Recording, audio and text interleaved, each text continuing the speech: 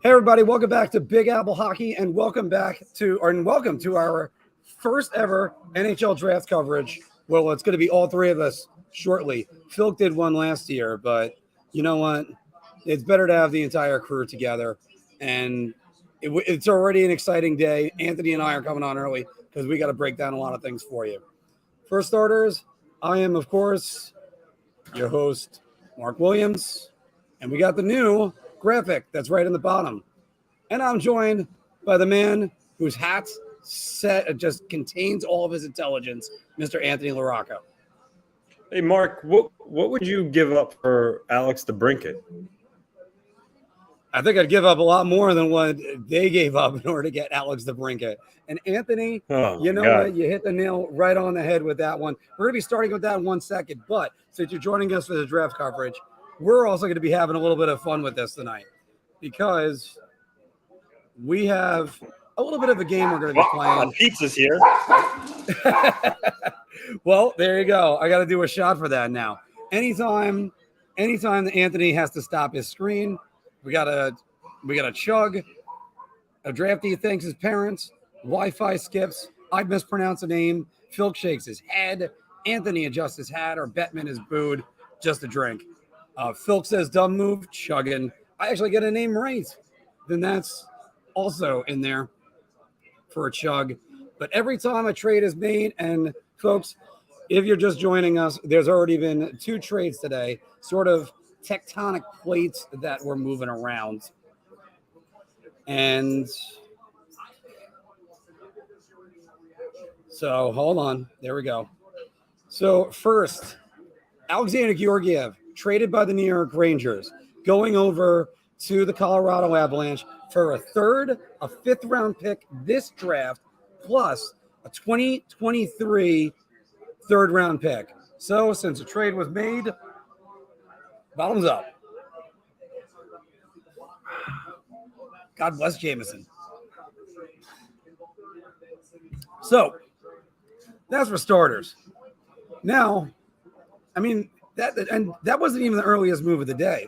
This one was right there. Chris Letang returning to the Pittsburgh Penguins, 6 years, $36.6 million. I got to say, I was a little bit shocked when I saw that. 6 years for a 35-year-old defenseman. That means all that's going to be on Pittsburgh's cap no matter what. They can't back out of it. So, I don't know. I was a little bit stunned by that.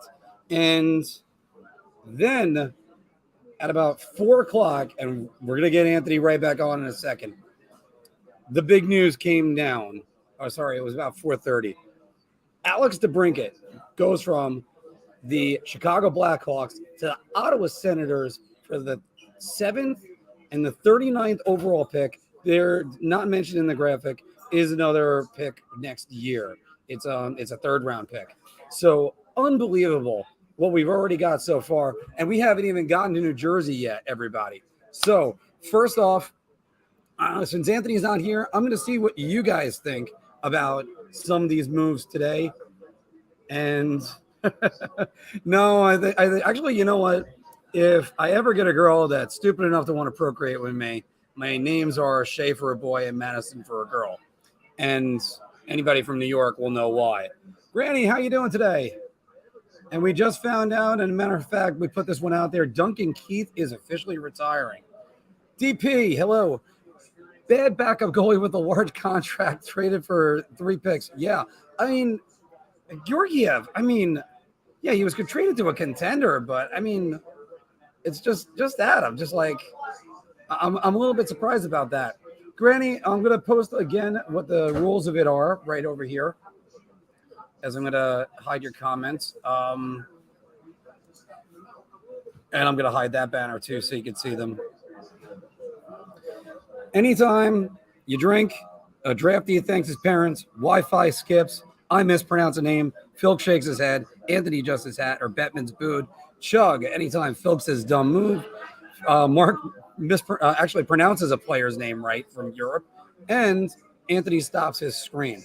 So, and a trade is made, we do a shot. I make a terrible joke, we do a shot. And when Filk is speechless, and Filk, as you guys all know, is very rarely ever speechless. So It's going to be a fun night. We're going to have a great time doing this. So, not sure if it's Justine or Justin. No, maybe I don't know. It's going to be interesting. All right. Well, Georgiev and DeBrincat trades. I can't believe, and Filk even had a little bit of fun with that this afternoon. Immediately he said "dumb move," and then it was "drink, boys." You know what, Chris Letang, great career, but it is very hard to believe that Pittsburgh's bringing him back for that much money. If you mean to tell me that he's worth $6 million in 3 years at the age of 38, trying to chase down Connor McDavid and Austin Matthews, please. There is no way that's going to happen. And it's a Crown and Dr. Pepper night. All right, Granny. And again, I hope everything's going well for you with the family and all. So I got the trade over here, and they put up our volume over here, so I hope that's not going to be too distracting. And let me know in case if that is a little bit distracting, everybody. By the way, so we got all of our draft coverage ready to go. This is already just a night that I can't believe. And there's still so many moves left to be done. I mean, DeBrincat going, and he's like, there will be. Arizona is actually interested in taking on Nemeth's contract. So that's what I've already heard. I think Pitt is interested. I think Pitt is signing now for an idea of a buyout eventually. Yes, but the thing is, post 35, those buyouts are all on that contract.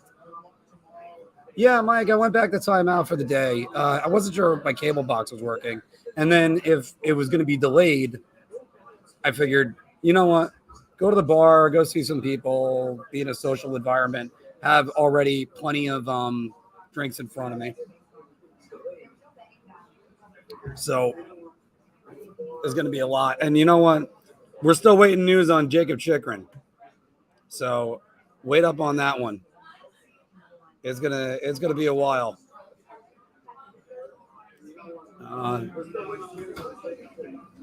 Thank you. My mom is still in rehab from neck surgery, but she's feeling better than she has in a year. That's great to hear. And you know what? A friend of mine had that on his back recently, and it's worked out really well for him. So that's great to see it. That's great to hear. So first off, everybody, do you think the Rangers are traded back into the first round tonight? We're going to get to hear them before the night's over. And wait on Anthony. And Anthony was all gung-ho. David, by the way, David, hey, welcome to the show. My first answer would be Strome. I have said this numerous times. If I was the GM, I'm Strome.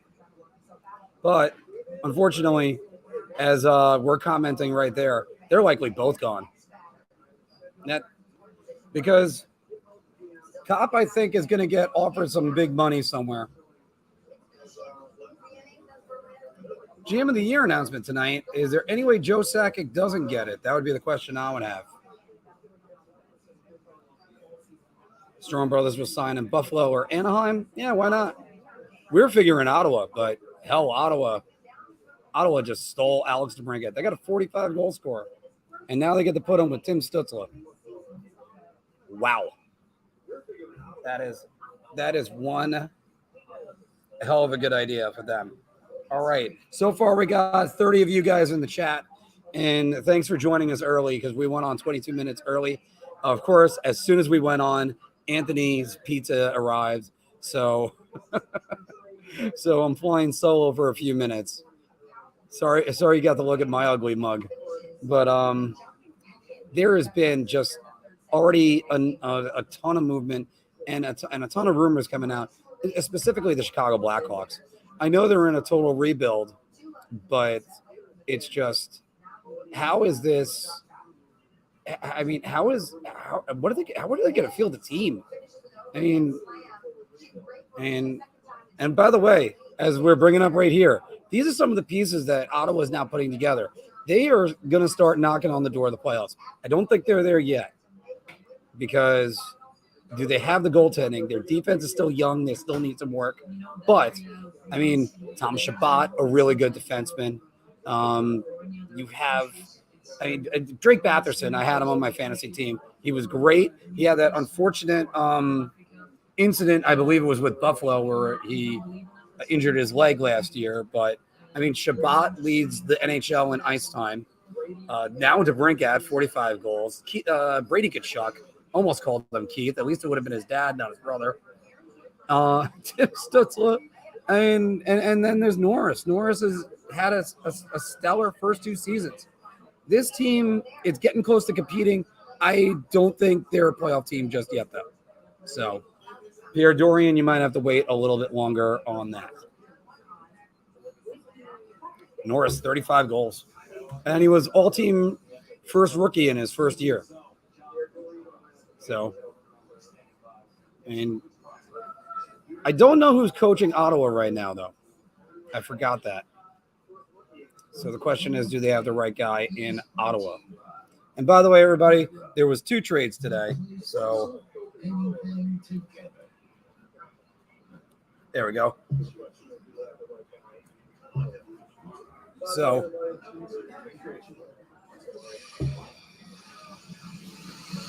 Batherson, 44 points in 46 games.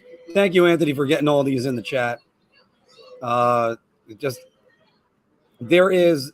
There's a lot of talent that's right there in Ottawa right now, and they're still going to be drafting pretty. Well, they're not going to be drafting pretty high today. Alex, hey, how's it going? I'm extremely pissed the Islanders didn't get to DeBrincat. Ottawa fleeced Chicago by not even giving up a prospect. Yeah, but I mean the 7th and the 39th overall, not exactly bad. I wonder if that means that the Blackhawks might try to package that to get back in late in the first round. Well, we're going to find out later, obviously. So there we go right there on that.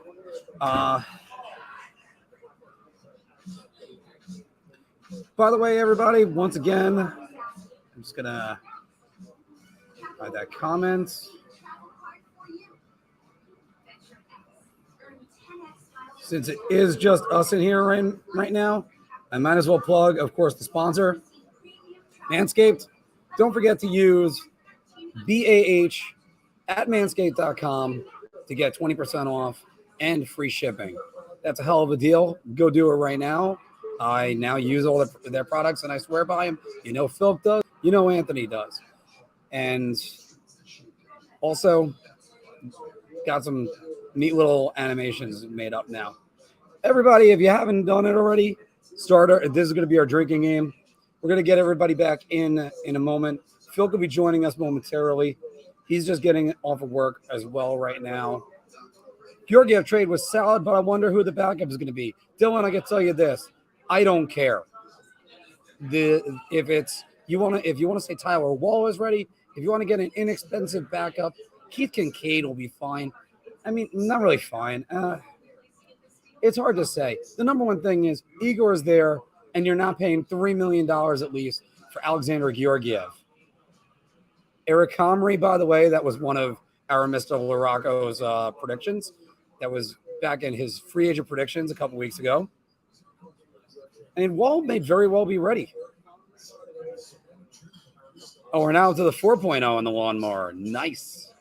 All right now I got 34 of you guys in the chat, and there's going to be even more 35 right now. And like I said, just kind of waiting on Filk and Anthony to get back on in. I am dumbfounded, absolutely dumbfounded. So wait, what about the Wild net? Don't they still have Talbot under contract?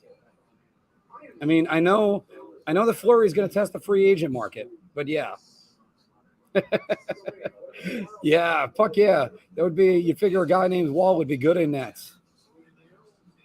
You know what, Brett? I think it's going to be interesting. There's rumors of the Rangers trying to get back into the first round. There's also rumors of the Rangers dealing some guys. Now, is that true? The last time we were talking about that, Fleury said it wasn't even imminent. By the way, everybody, don't forget also to like, share, and subscribe because it's what we need. We need more people in the cult, and we're starting to get it a little bit more. 41 of you guys right now in the chat. Oh, it is reported by Bobby Mack now? Okay. And yeah, they do have Jesper Wallstedt. So the goalie situation right now in Minnesota is fine. Don't expect everybody right away. Rick, hi. Hi, Mark. Rangers need a competent backup so they don't burn out Igor. Well, also don't forget, another thing about Igor is he likes to – that groin is precarious. And he usually needs about a week or two off. They do need a competent backup. Anthony has suggested Eric Comrie, who actually had a very good season over in Winnipeg, especially ending up. He's going to be an unrestricted free agent. Great guy for the Rangers to go out and go get, and it won't even break the bank. So, Point Mercer, Epic Apple Hockey. I demand today's host sing on All Lang Syne on October 1st, meet by September 9th. Sure. Is that supposed to be? That's the New Year's song, right? Talbot is signed for one more season. We got that one. So, Filk was in momentarily. He is just adjusting everything. So he'll be on in a moment. Again, just a tremendous tectonic plates that were moving around today. And I'm already 3 shots in. Wait till the Devils select.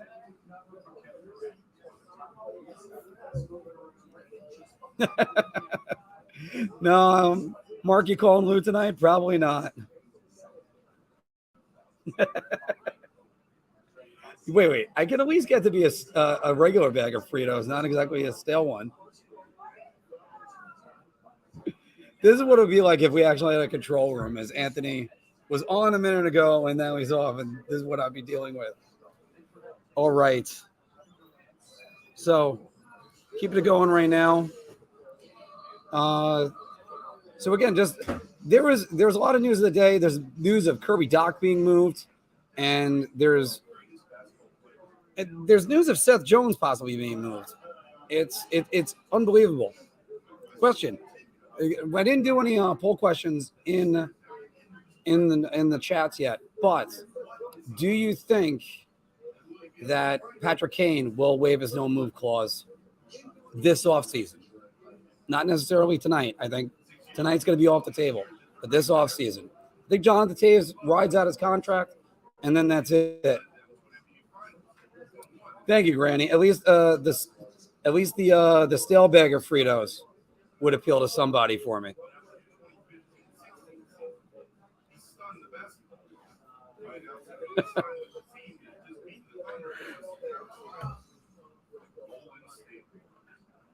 I demand justice for Savannah Guthrie, Knowlton Nash, Riley Mercer, and Mrs. Boyd. I don't know how to pronounce her name. And Jenna. And you know what? Sure. I don't know who any of those people are. Savannah Guthrie, I actually know. But all right. Chicago's having an Independence Day sale. Everyone must go. Everyone for a first rounder. Sure, why not? Although I definitely would not say that. Oh boy. Chris Frost. I think Toews and Kane will both waive and demand trades. Chicago will have to retain Sal around both. Yes, they will. They're going to have to. So, 37 of you right now. We're about 19 minutes in. This is what happens when other guys have responsibilities. I don't understand why DeBrincat, Dach, and Hagel wouldn't be part of the rebuild. That's a great question because they're all young. And, especially Dach. Dach was supposed to be this future captain material they were talking about when they drafted him. Are they not sold on him? Is that it?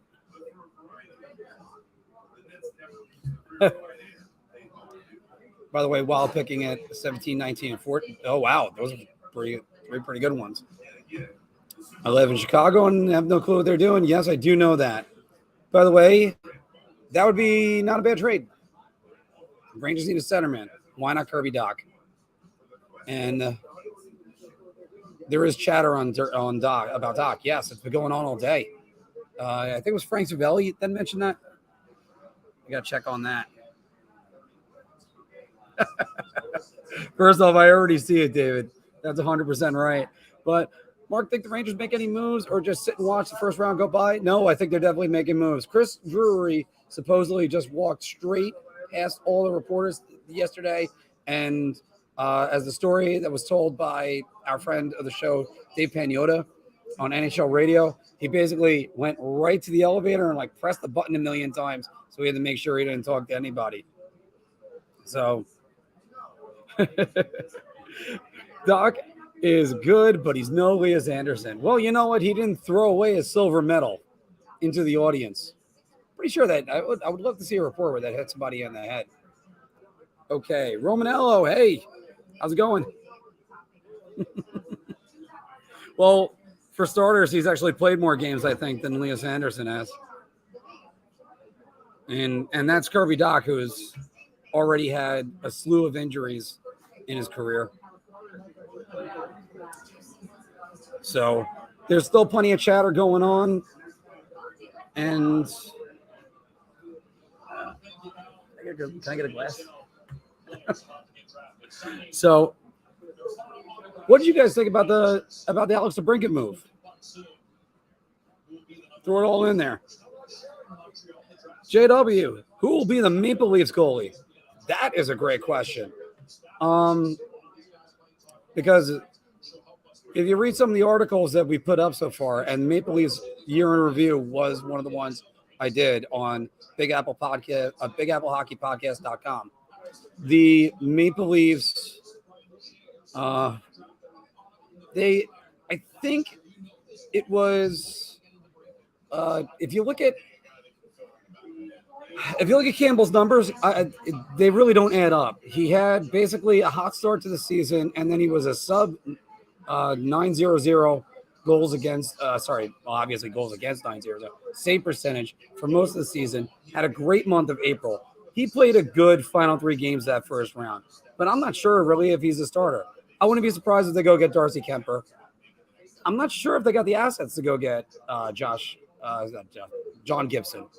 See, I almost did that right there. Anthony, back in yet? Anthony, Who do you think the Maple Leafs goalie is going to be? I think they're going to go hard after Darcy Kemper.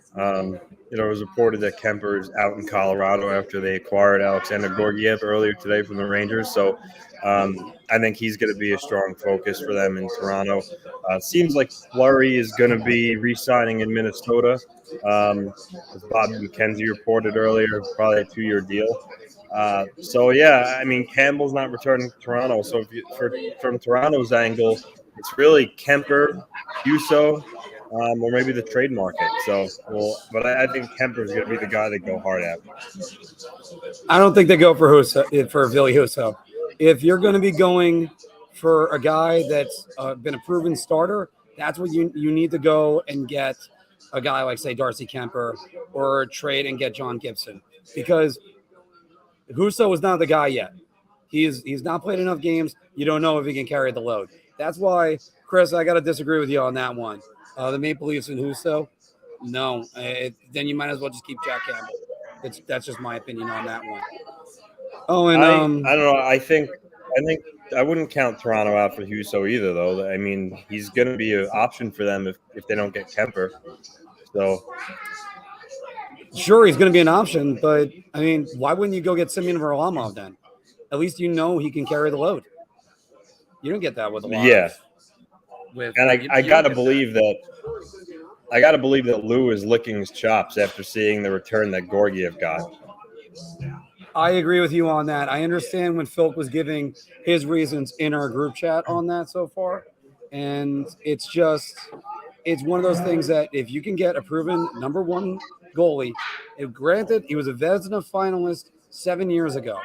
but I'd still rather have him right now. Maybe it's either that or go back with Jack Campbell. Instead of don't go for Billy Huso, go back with Jack Campbell. So, and by the way, I forgot to also say, JW Prince, welcome to the show. So I'll just answer this one real quick, Anthony, and then we're going to move on. JT Miller coming back to the Rangers? No. Moving on.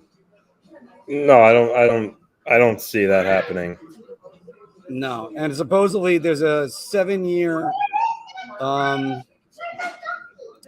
deal that's or 6-year deal that's there. I think it's 6 years between 7.5 and $8 million that's being reported that he's being offered right now. That's in Vancouver. That's a competitive offer. That's what they were saying. Yeah. Yeah. So, we'll go with Romanel's, but then Anthony, I want to get your opinion on a lot of the moves that happened today, because everybody heard me talk. They would much rather hear you. Did anybody see this? The city of Chicago Twitter actually? Yeah. Yeah, I saw that. Now and speaking of Chicago, I gotta wonder what's going through Patrick Kane's mind, because I know it was reported that the Blackhawks aren't even going to approach him about being traded unless he came to them and made it public he wanted out. But they trade the Brinket for peanuts. They don't qualify Dylan Strome, so he's becoming a UFA. They're apparently maybe shopping Kirby Dach. And I mean, so you're watching all this go on around you, and you got to wonder if he's thinking to himself, okay, well, enough is enough here, and asks for out. So I think that's something to keep your eye on as the offseason progresses.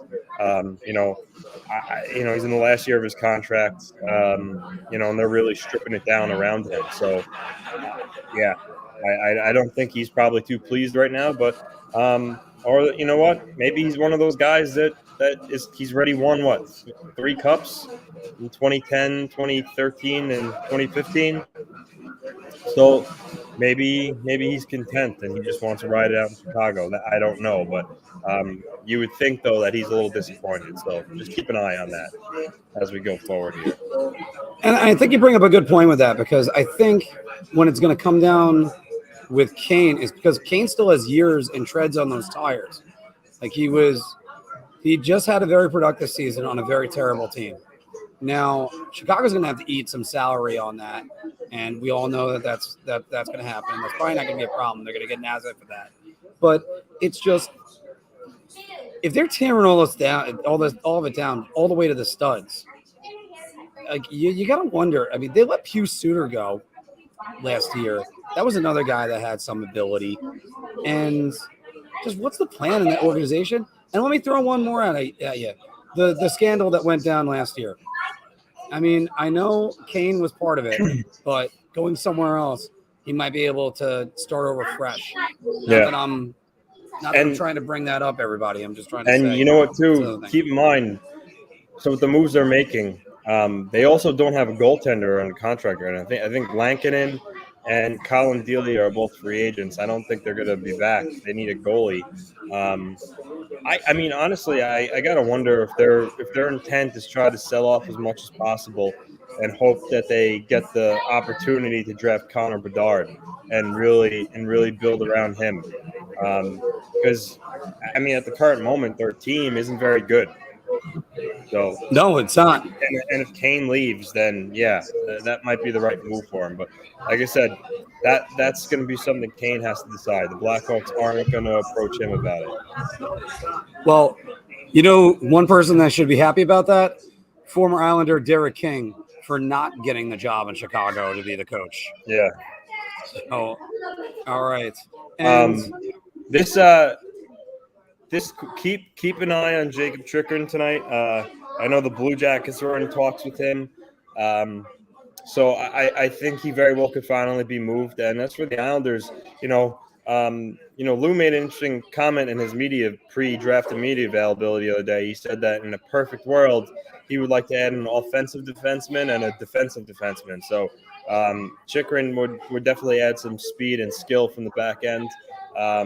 And even though they play different positions, you gotta believe that maybe the return on DeBrincat might affect what Chychrun could get. So, if the Islanders are dangling that 13th overall pick, they could help them land Jacob Chychrun. It just matters how much more the Yotes want in return. I always said Beauvillier made sense because salary cap wise, Chychrun's cap hit is 4.6 and Beauvillier's 4.1. So it kind of actually works out. So, but yeah, I mean, ultimately, I think I do that deal. But I just don't know what Lou's appetite is for trading Beauvillier. Well, I can tell you one thing. I think Chychrun goes tonight. I think all the trade rumors end tonight. If I recall correctly, if Arizona pulls off a first round pick tonight, that'll be 4 first round picks for them, and that'll be the first ever time a team has 4 first round draft picks. And the way Arizona's going, they need to do it. They need to right now. Another article that I have up on BigAppleHockeyPodcast.com.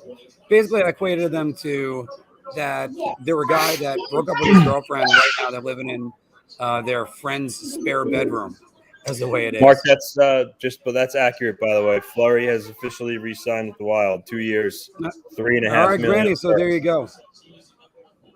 And you know what? Good deal for them. They get a playoff experience goaltender guy, 2 years off from Vezina. But you got to wonder at his age how much he's got left in the tank. That's true. I mean, he seems like he's a competitor. Keeps himself in good shape. So, I mean, I don't think he's a guy that's playing 60 games anymore. But I think he could form a 1A, 1B with Talbot. Anthony, I got to bring this one up to you. We talked about it in our group chat, but this one, Chris Letang, 6 years, $36.6 million deal, and it's all guaranteed. It's all going to be on the salary cap because it's over the age of 35. Your thoughts on that? It's a bad move. I know Letang has been there his whole career. He's revered in Pittsburgh, but at 35 years old, to give him a 6-year deal. For a guy who's also kind of been injury prone over his career, I don't think it was a good move by general manager Ron Hextall.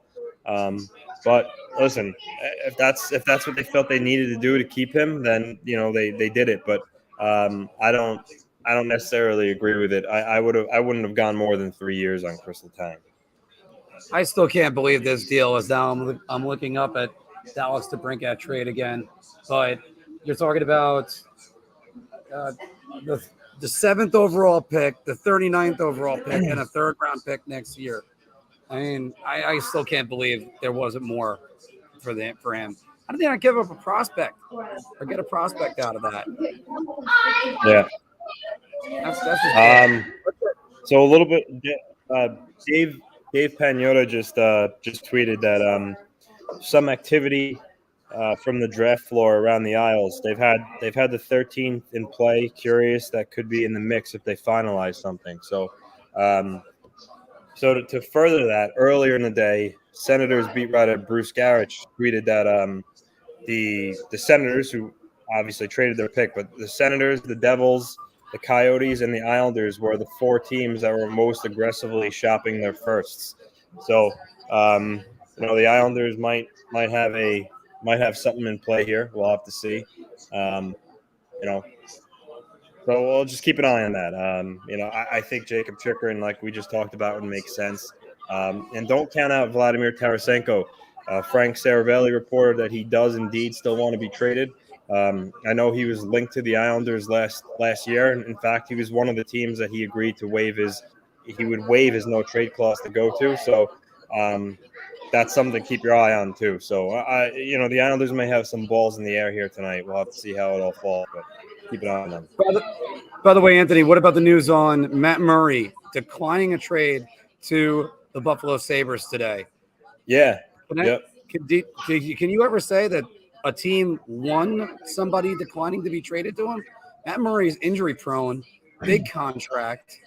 Like, what were the Sabres thinking? Well, I got to tell you that the Senators are lucky that he turned that down, because in that deal, they would have went from 7th to 16. And if they did that, who knows? Maybe the DeBrincat trade doesn't happen. So they might have lucked out there. But, Matt Murray not wanting to go play for Buffalo, I mean, listen, it's his right. That's what trade protection's for. He exercised it. And let's face it, Buffalo, it's not the most desirable city. It's cold. They've been kind of a tire fire for the last number of years. So I don't blame him for not wanting to go to Buffalo. Yeah. Marchman or Domi in Toronto? Do you think Max Domi goes back home? He could. I think I had him in my predictions. I think I had him going to Seattle. But Max Domi is one of those guys that, I think it's a plan B or plan C for a lot of teams. I think in free agency, if they miss on a couple of their top guys, he's a guy you kind of fall back on. As Mike is saying right now, wouldn't it be funny if the Rangers replaced Ryan Strome with Dylan Strome? Yep. 4 first and 4 second, by the way, for the Arizona Coyotes. That is just unbelievable. And we were trying to go to Montreal for the draft. I'm kind of glad that we weren't able to. The way the airline situation is would have been a nightmare for me to get back to work tomorrow night. But you know what? We can always cover a draft just like this. It's fine. We'll get there. Don't worry about it.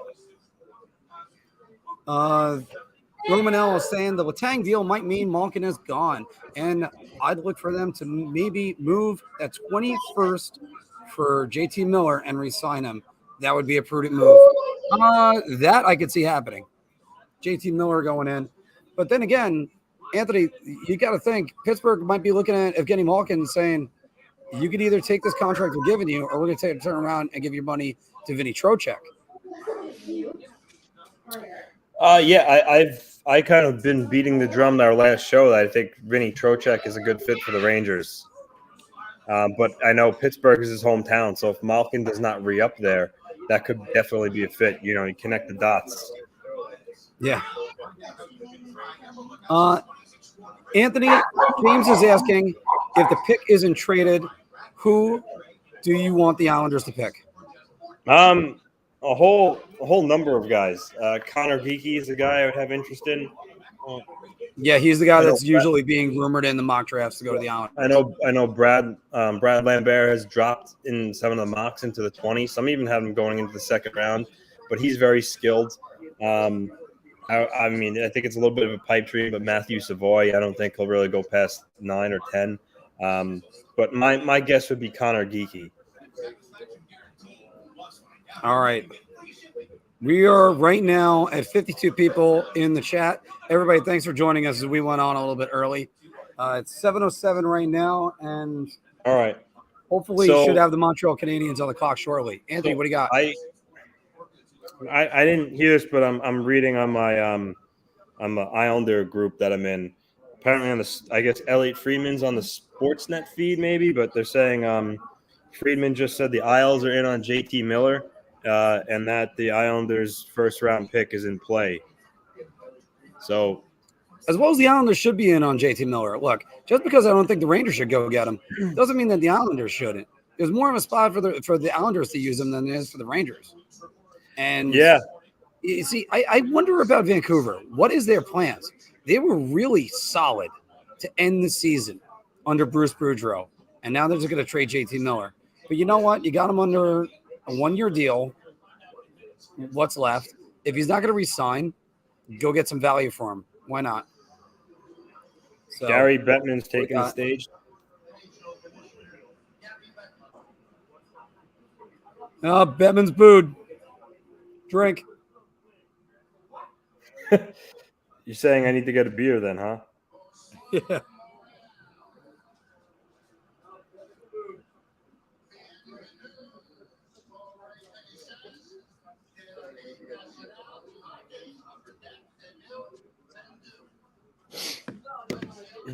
By the way, hey, John.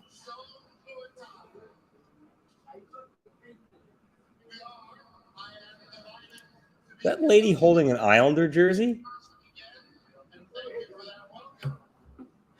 Somebody's holding an Islander jersey on the stage. That's definitely an Islander jersey. What? Oh, Mike Bossy. Oh, okay. Maybe. I mean, that's the only connection I could come up with.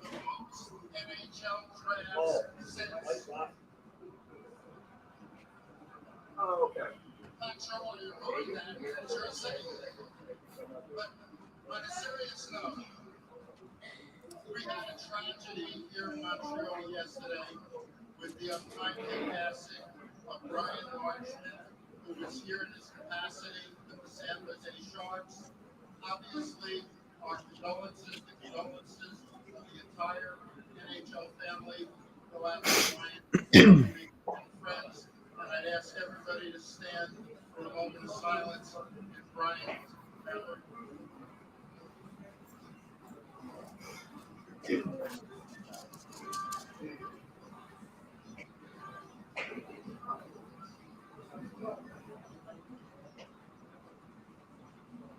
Thank you.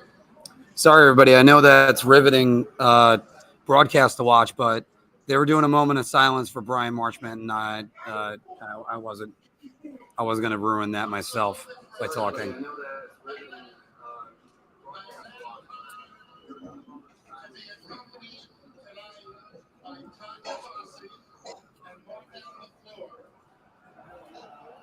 Yeah, can I kill the volume on it? No, kill the volume on that one.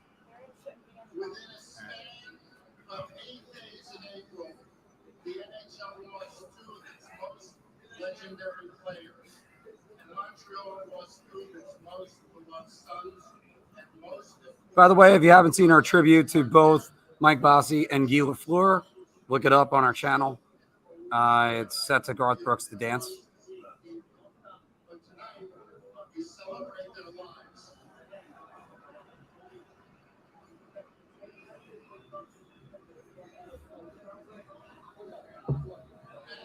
As I have a shot ready to go, Anthony, as soon as the Devils have to pick. Can you imagine if Montreal decides to try to get the – there was a rumor Montreal was trying to get the second overall pick. Yep. And if they were going to do that, they were possibly going to be trading Caden Gooley to get back in. Mm-hmm. If that happens, the Devils suddenly, like, I don't know if you can see the look in my eyes. I'm just like, I'm unbelievable.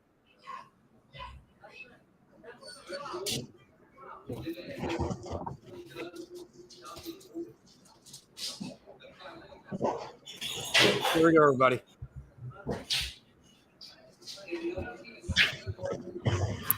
I'm still digesting the reports about JT Miller and the Islanders. I don't know.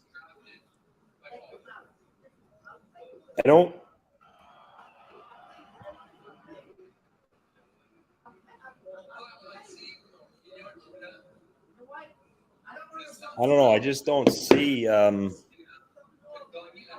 don't think Miller is gonna repeat that year that he had last year. I definitely don't think he is going to, but if he does,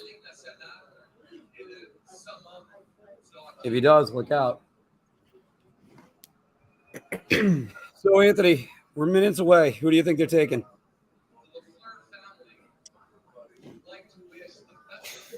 Slakovsky. Right now, that is who I have in the queue for them. So we will see if that happens.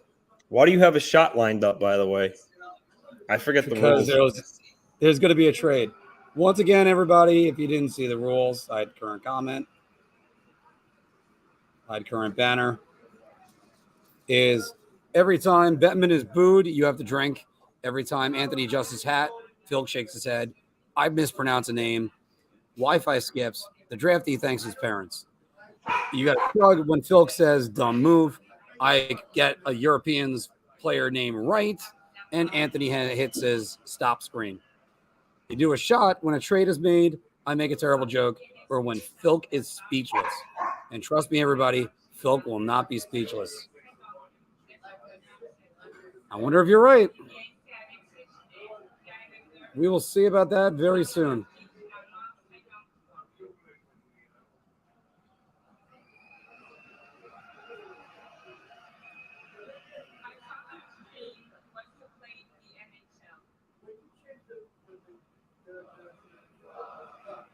And yeah, they're all chanting Mike Bossy's name right now. They really love him in Montreal.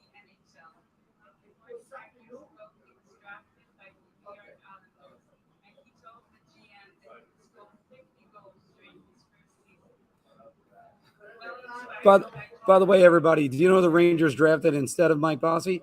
Ron Duguay and Lucien Dubois. One name you know and could like. The other one's Lucien Dubois.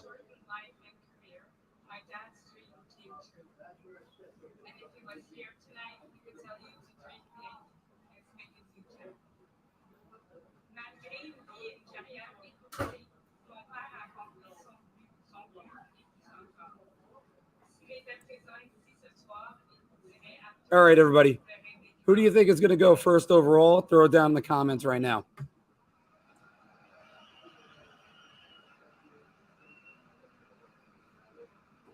Anthony getting up, does that count as him stopping his screen? Bettman's booed.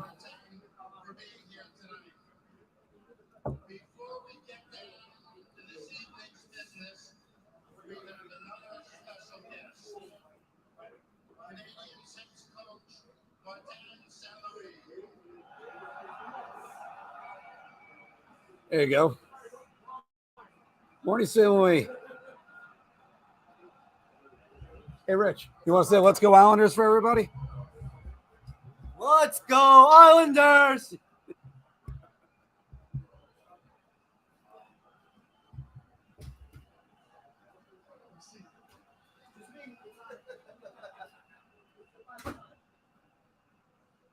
Man, he looks like a guy that should be the head coach of the Canadiens.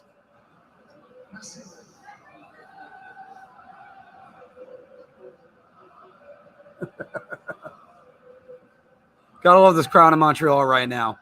45 are you in right now? Thank you very much. Although we just went down to 40. That number will go up later, so we don't have to worry too much about that. Further this goes on.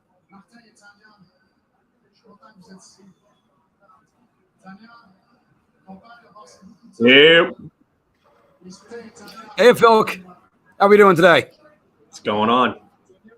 Well, first off, by the way, Filk in a letterbox format and looking good. Thank you. Thank you. So, yeah, interesting stuff going on tonight. I got removed from the stream for some reason. So.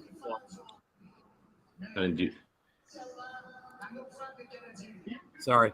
Everybody, of course. I got the new banner. Sure out of the three of us, I can tell you that right now. So.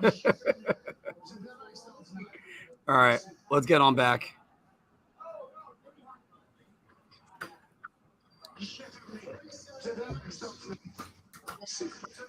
Let's see what happens here. Phil, who do you think is going first? I think Slakovsky's going to go first. So do I. I believe it too. I think they want size, and he just oozes size, skill, and talent. I mean, what else do you want from a player? I mean, he's already like 225 pounds, somewhere in that range. And 18 years old, that's only going to get higher. He's probably going to top out 6'5", maybe 6'6", if he continues to grow. And it's amazing to think about because he's already got NHL size and talent. You just have to work on the skating, and the skating, as you can tell, as we've seen with some of the Rangers own guys, it's something that needs specific work.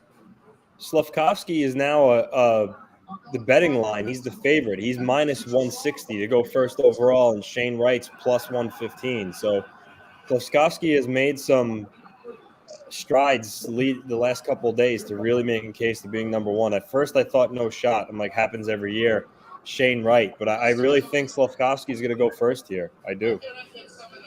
I think so too. I said on Twitter a while back that this draft reminds me of 2001. Remember how, like, for a long time leading up to that draft, Jason Spezza was pegged as like the number one guy, and they were talking about him as possibly being one of the best prospects probably since Eric Lindros. And then all of a sudden, Ilya Kovalchuk just came out of nowhere and was taken first overall. That's what this reminds me of. Come on, make the fucking first pick already. Let's go. I do enjoy how much I have to talk about this to try to draw it on for us. So I just wonder whether or not we're going to get such a visceral reaction as you gave last year, Filk.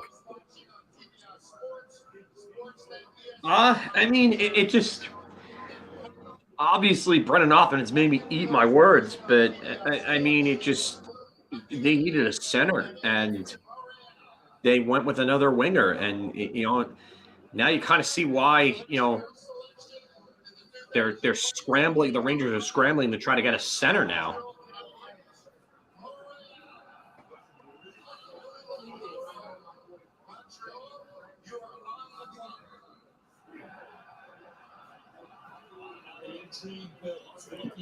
All right, everybody, here we go. This will be our first selection, and we got some good animations that are ready to go. It's going to commercial before the pick. Of course, Suspense. It is. Filk, once again, these are the rules for the drinking game. You got to do a shot when a draftee thanks his parents. Wi-Fi skips. I mispronounce a name. Filk shakes his head. Anthony adjusts his hat, which he's doing right now, so I got a drink. And Bettman is booed. I don't have beer. Then you're going to have to deal with the water. And I actually get a European name right. Looks like I'm drinking alone, guys. Gee, that doesn't make me look like an alcoholic. And of course, and this is what this is all about. And I got a shot. He's sitting here, Filk. This shot is waiting because I don't think the New Jersey Devils keep that pick. At this point, I do. I mean, now that the Brinket's gone, I do. Yeah. You think they take one of the defensemen? No, I think if Slakovsky's not available, it wouldn't even shock me if Logan Cooley went to. Okay. Well, in Corey Proman's last mock that came out yesterday, where he had Wright going fourth, he actually had, in this situation, Slakovsky going first. He had the Devils taking the D, not Simon Nemec, the other one, the Czech. David Juraj. Yeah, he had the Devils taking him. So, I mean, I'd be surprised though if Shane Wright is still there at 2. I can't see the Devils passing up on him. But maybe they do. I don't know. Yeah, but the problem is the Devils already have.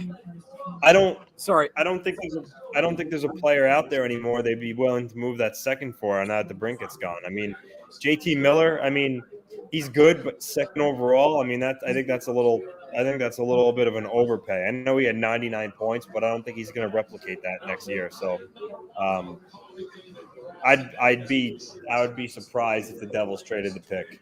I would.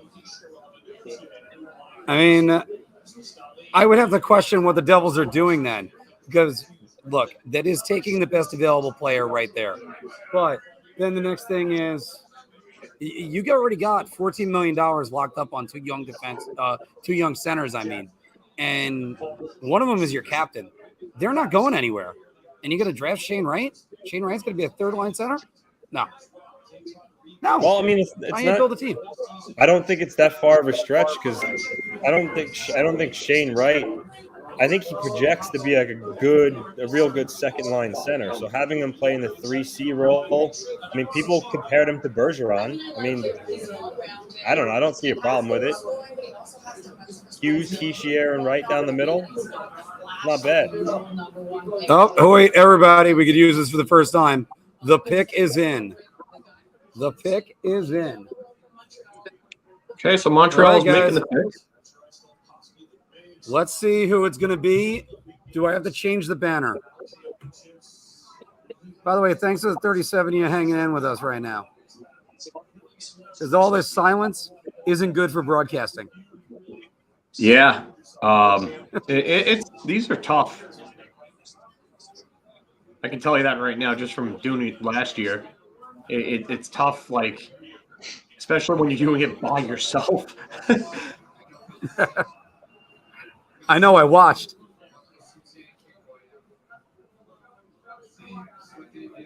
Let's see.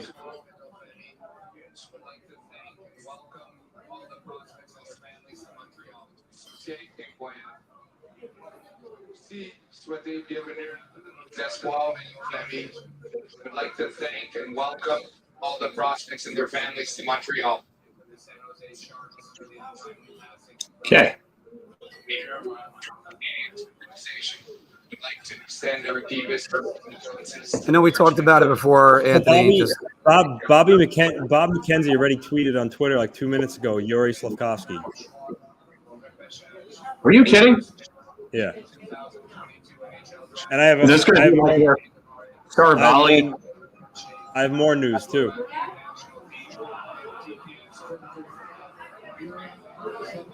Yep, Slakovsky. There it is. Slakovsky is going. How about you guys? Slakovsky. All right. And I didn't screw up his name. So And nothing is official yet, but it seems like the Islanders and the Canucks are completing a trade. Seems like JT Miller may be headed to the Islanders. Really? Wow. Elliot Friedman says, as we wait for the first pick, not sure of all the particulars, but believes something is up with Vancouver and NYI. By the way, if Shane Wright played in the QHL, sorry, the QMJHL, does this happen? Can't help but ask that. Sean, hi, welcome to the show. He's physically ready for the NHL. Looking at his stats, he's a high-level player and generating the cycle, and he has high possession time. Thanks, guys. The puck to make these highlight middle plays. So great Montreal, but I think everyone going into the season. Anthony, that's actually huge news right now. You're saying it's according to Bob McKenzie? No, according to Elliot Friedman, he's saying that there is something up between Vancouver and the Islanders. And this is his second tweet. The first tweet about 10 minutes ago was that the Islanders' first is in play and they're interested in JT Miller. So I'm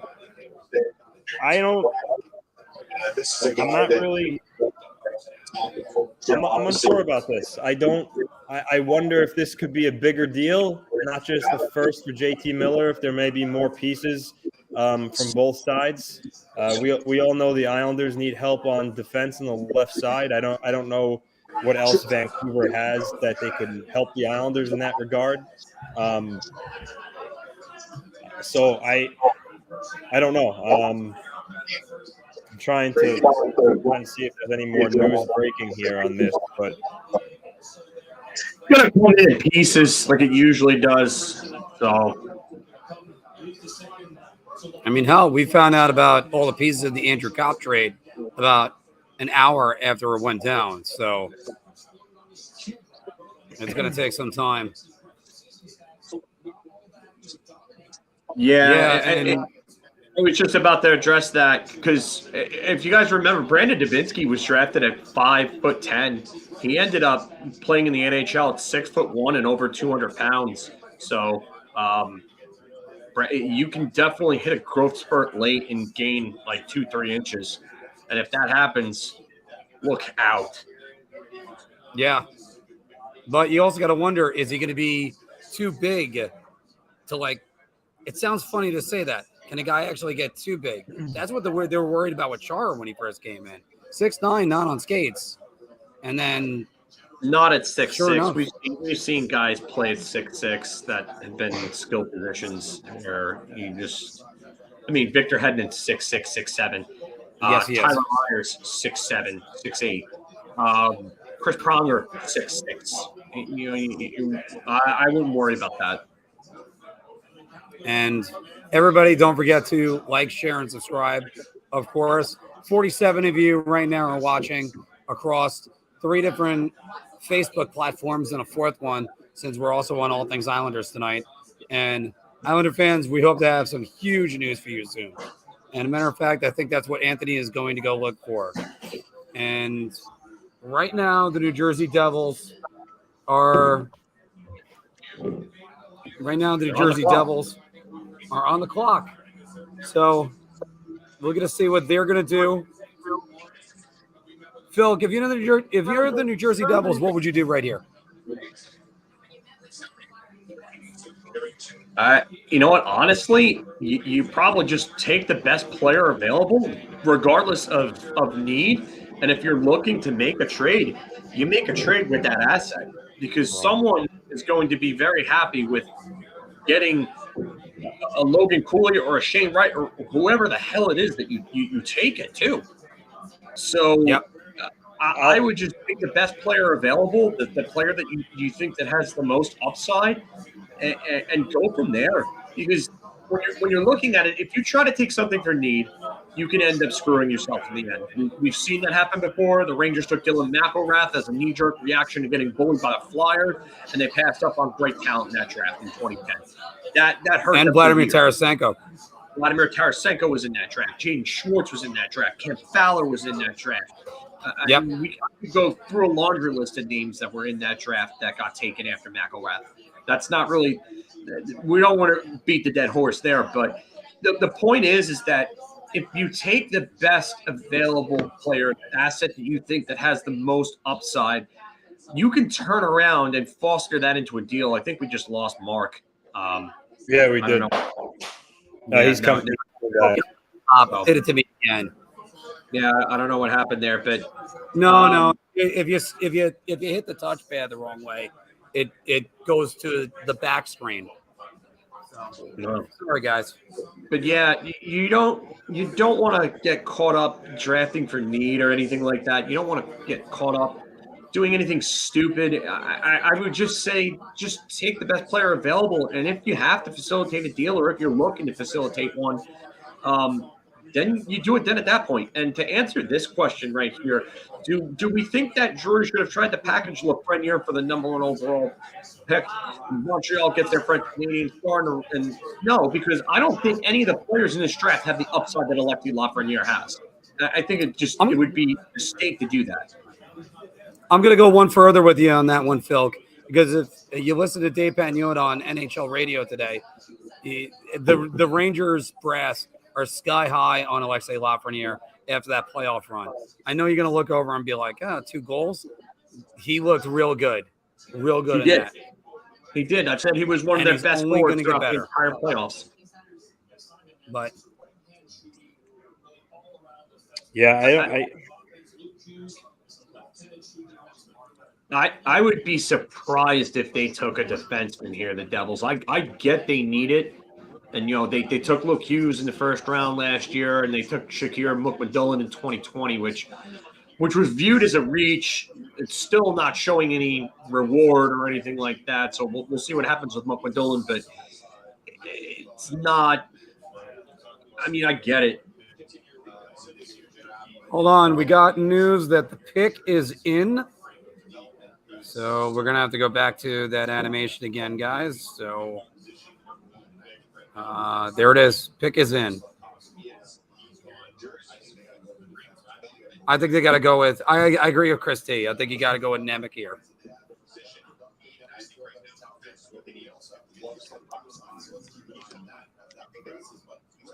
I don't think you go with Shane Wright. Now, if you're the Arizona Coyotes, there's a shot right here waiting for it. Pick is in, so they didn't trade down. Promin might be going 2 for 2 here if he has the devil. If the Devils take Juraj, I don't know, but Juraj or Nemec The crazy part about this draft is that there was no consensus on anything, nothing. So this draft is so wide open from, I would say 1 to 6, 7, 8, somewhere in that range. was all wide open. And then everything after that is a complete, I would say it's a crapshoot. We got 70 of you guys watching us right now. Thank you very much for joining us. So much. And Just went down we're waiting to 55. see who the New Jersey Devils are about to take. Stay with us right now. Oh, Marty Brodeur is making this pick too. Huh. Well, they had to get the French Canadian. Well, I mean, but he did it for Jack Hughes too. I know, but I'm just saying it's you got to bring in the Montreal-born star. Bobby Mack once again saying Simon Nemec is going to be the pick.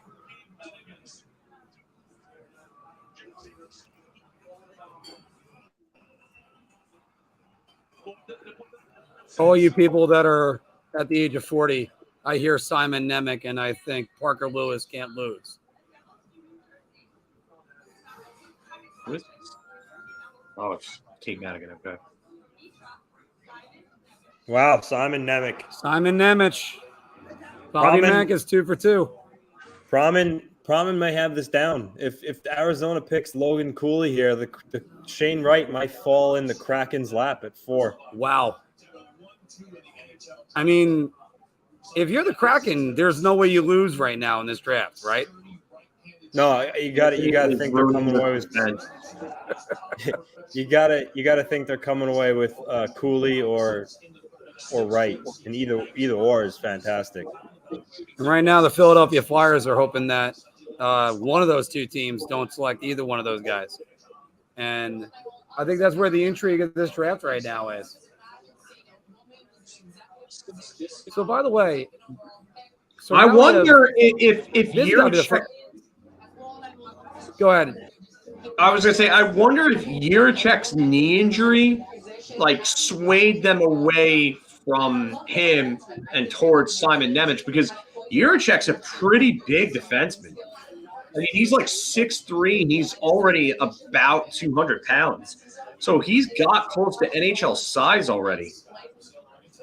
I'm going to go out on a limb, by the way, and say this is the first time 2 Slovakian players were drafted 1 and 2. It is. Yeah, pretty sure it is. Yeah. All right. I'm still trying to get more info on this Vancouver Islanders trade. Keep working, Anthony. It's what you're great at. One of our contacts texted me and said, "Think so, waiting to confirm." When I said Miller going to Isles, so I just now do you guys think that there's, if it is JT Miller, which it seems like it will be, if this will cost the Islanders a first, or if this is a hockey trade of some point where they get to keep their first pick. Definitely. The question is, does it cost them defer? Anthony Beauvillier, likely. I don't see it, Josh Bailey being in that deal. Well, here's the thing. JT Miller, just real quick, his cap hit is 5.25. I mean, the Islanders right now have $12 million worth of cap space. I gotta think if Miller's coming, that the Canucks are taking back a contract. It's probably Beauvillier that's got to go back in return in there. But Beauvillier would definitely have to go back. You would say the guy first Beauvillier and then something else on top of that. Yeah, I mean, I don't know. I mean, he could be a UFA in a year. I don't know if Lou would give up a first and Beauvillier for a guy who could walk. They're going to might already be talking. Beauvillier's got to go back for space purposes. For space purposes, yes, yeah. I would think, yes. And I honestly don't think that Vancouver is going to think of that as enough. They were demanding Braden Schneider and other untouchable Ranger assets from the Rangers. So, I mean, I wonder what else the Islanders have that can really get that deal done. Guys, correct me if I'm wrong on this, but Granny's asking this question: what's the youngest age someone could be drafted? I believe 17. it is October. Yeah, I think it's October 1st is the cutoff. You can be 17 when drafted, but I think you have to be 18 by that October. Or the cutoff is weird because Alexander Ovechkin is technically an 85, I believe, and he was September 85, 04 draft instead of the 03 draft. And after all, Alexei Lafreniere was going to be too old for the previous year, and Filipino is one of the youngest Rangers ever drafted. So he's in there too. So could Roddy be in that trade or Atu Ratu? That would make sense. I mean, Vancouver would need a centerman. It makes sense. He's one of the Islanders' top 3 prospects, I would say, but I just don't know the value that he has as compared to, like, I would say a year and a half, 2 years ago, you know?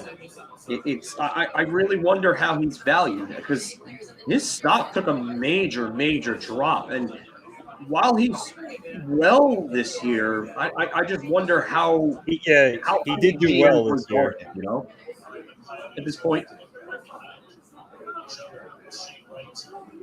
I don't know. By the way, Emily Kaplan actually framed and lit well tonight. This is a good point here.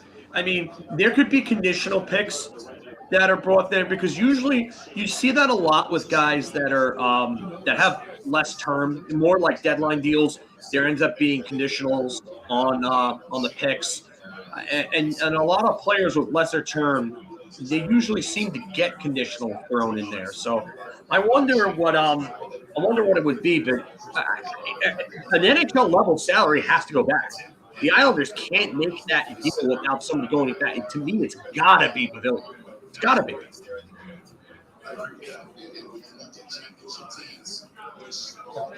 I have to agree with Chris T right here. I think Logan Cooley might be the one that's gone.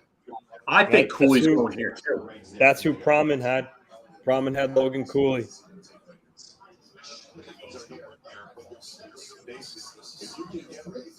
Oh, hey guys, I'm sorry. I did not get the pick is in. Logan Cooley. Don't ruin it for everybody beforehand, Anthony. Let them all see it first.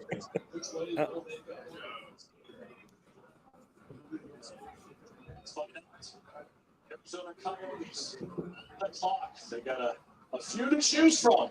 Which way will they go?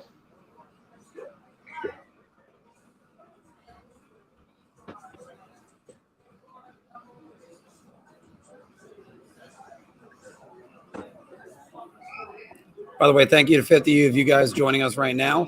Don't forget to drop us a like. We only got one so far on Facebook. Yeah, please like, share, and subscribe. Definitely would help us out. We were at 70 people before. Yeah, don't worry. We'll jump up when the Islanders get close. Javier Gutierrez looks sort of like a cross between a shaved Pierre LeBrun and EJ Radic.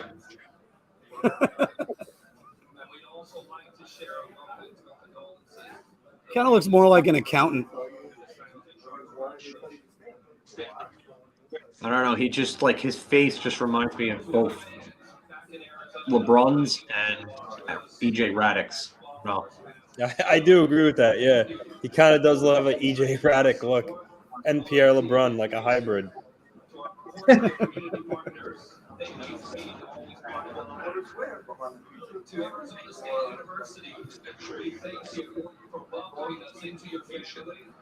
Arizona State University. Thank you for letting us use the spare bedroom.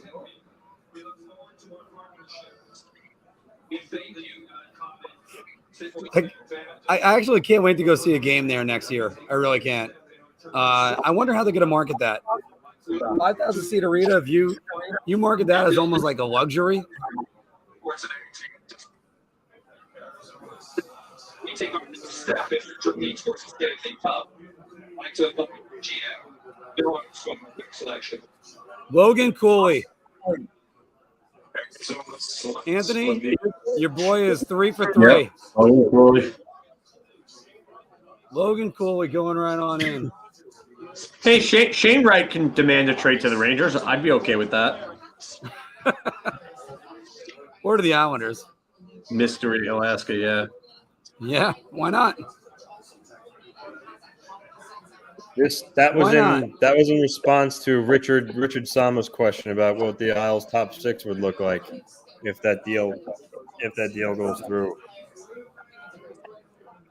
I'm So, curious Yeah, that about would that. be a pretty good top 6. You get to move Anders Lee down to a second line.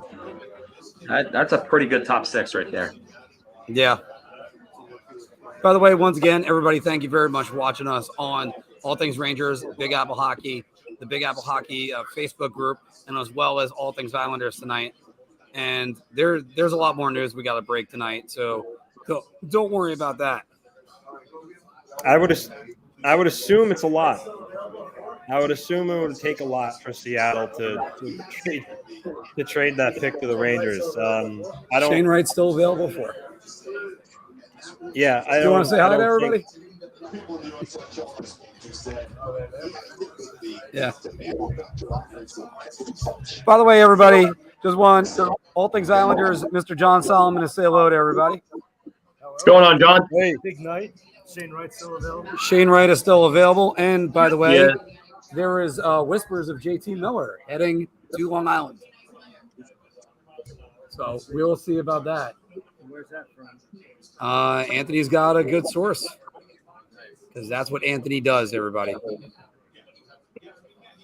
I see it say the pick is in. Is that for Seattle or is that for Arizona?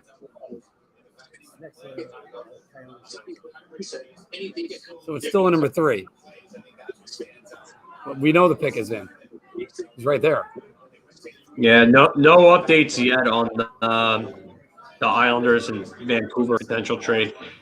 Okay, so right now, guys, we're looking potentially at Shane Wright going right now. So if Shane Wright goes right now, that means you have Matty Beniers, Shane Wright, Yanni Gourde right down the middle for Seattle. You got to love that Shane center. Wright plays this year, though. But we're talking about him within a year. Yeah, Whoa. I mean that's good. That's good center depth. Hold on.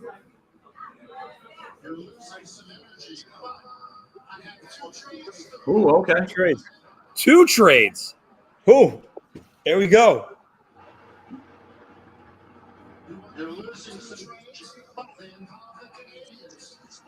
They involved the No. Canadiens. Did they move up to get Shane Wright? There is No no way. Oh, uh-oh. What? Wow.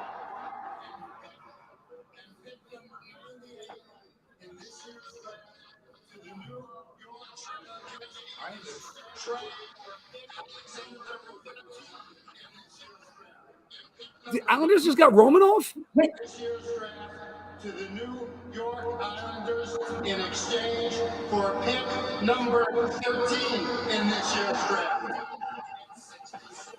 Wow.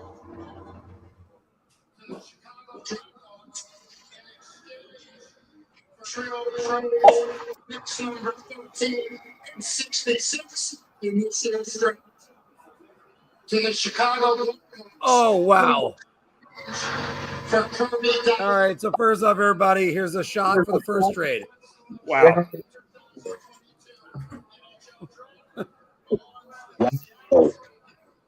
Okay. Okay, so we're going to catch everybody up on everything in 1 second.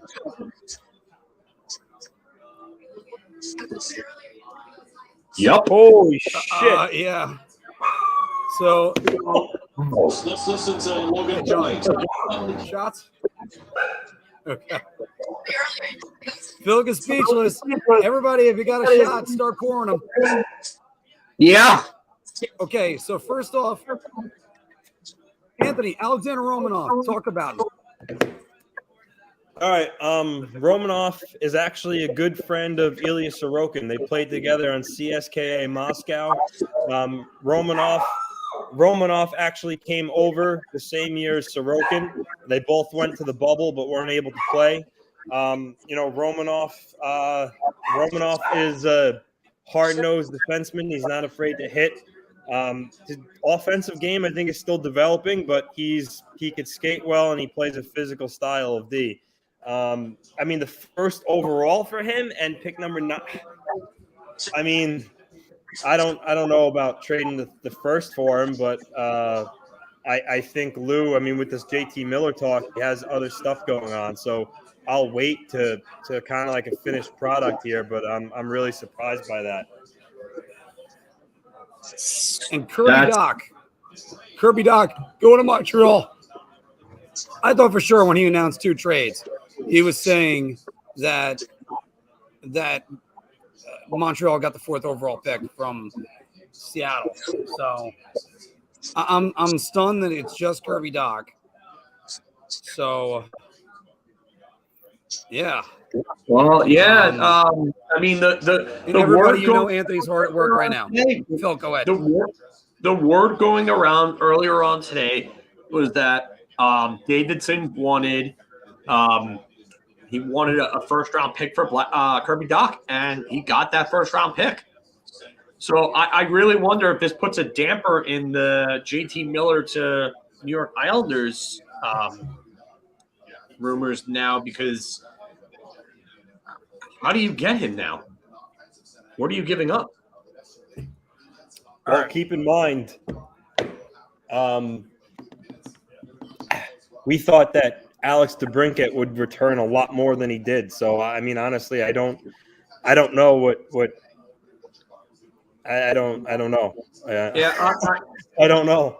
I get what you're saying, but at the same time, if you've heard the asking prices from Vancouver on JT Miller, you would understand where I'm coming from. Yeah. They wanted something like Schneider. All right, guys. By the way, a year and a first round pick for JT Miller. Just wow. But what's the upside on Romanov, guys? Top 4 defender, physical 2-way defender that can move the puck well. I think he's probably a 30 or so point defender at best, but he can move the puck well. If you want, I don't want to sound like I'm trying to culturally appropriate anything just because of the nationality or the ethnicity, I should say, but I think a very fair comparison for him is actually I'm drawing a blank on his name. Wait, which guy? What's that?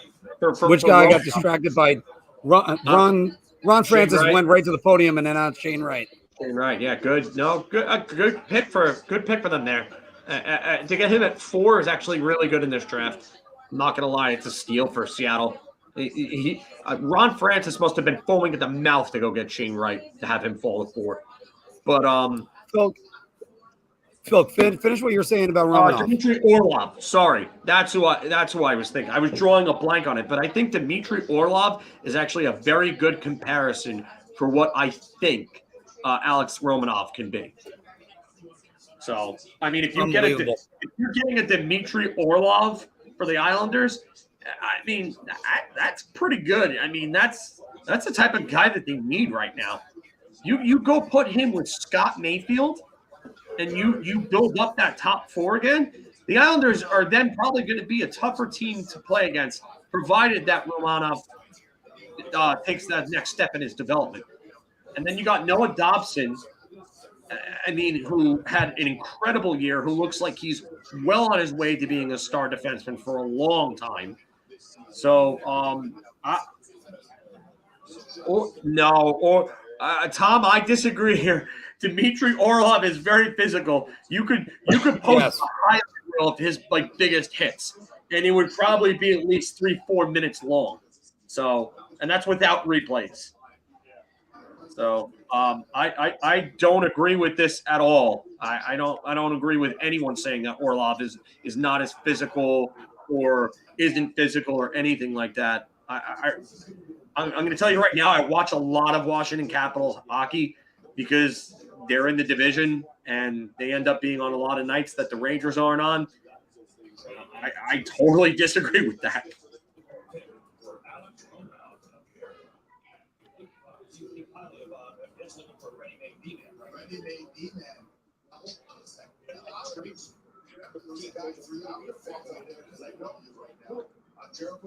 I think the Islanders lose that trade, but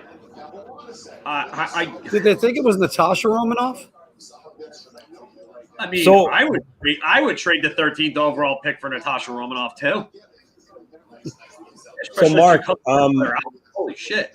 Mark, remember Hold before Phil came on, I mentioned Kevin Kerr said in Lou's media pre-draft media availability yesterday or 2 days ago, he said in a perfect world he wants to add a offensive defenseman and a defensive defenseman.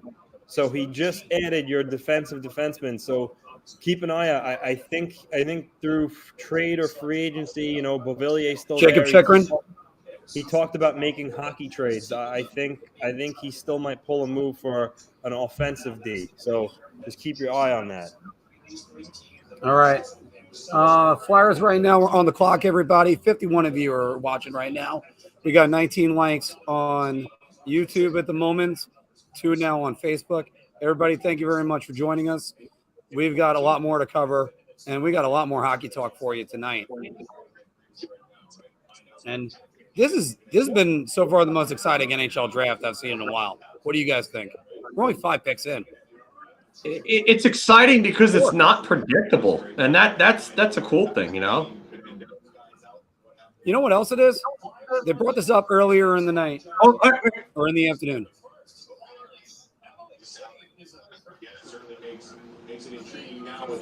So I mentioned this. Flyers are on deck. That's always fun. I mentioned this before, guys. Shane is a How does Patrick Kane? I know it was stated that Patrick Kane had. Let me know if he thinks his parents. The Blackhawks said they weren't going to approach Patrick Kane about being traded. He would only be moved if he came to them and made it known he wanted out. What is he thinking right now? You just traded a 24-year-old Alex DeBrincat. You just traded an even younger Kirby Dach. Dylan Strome wasn't qualified. I don't know what's going on in his head. Like I said, he's already won 3 cups. I don't know for him if he's satisfied by that. But you got to think that he may at this point just want out now. I mean, the Blackhawks. I 100% agree with you, Anthony. 100%. Can Buffalo be in play to get him? Go back to your hometown. That old story. DP just said, Biron this comment. Biron said the Rangers are happy because this means Kane will be available. It means Patrick Kane will be on the market. I think he got Biron confused with Boucher. Boucher's right now on TV on ESPN. I think he meant to say Boucher. I was trying to tell you guys to stop because I couldn't hear the TV, and Marc just kept talking over me.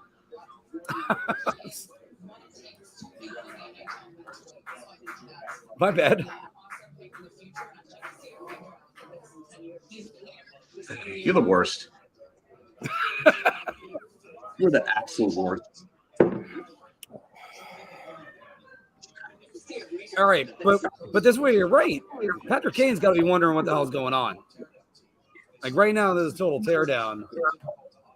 Pick us in, everybody. I don't think they go after Patrick Kane.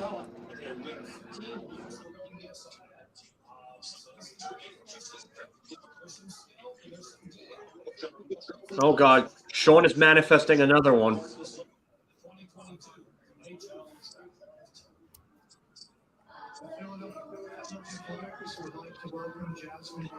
I still think the Rangers make a big move. I just don't think it's Patrick Kane. I don't know what it's going to be. Too many wingers.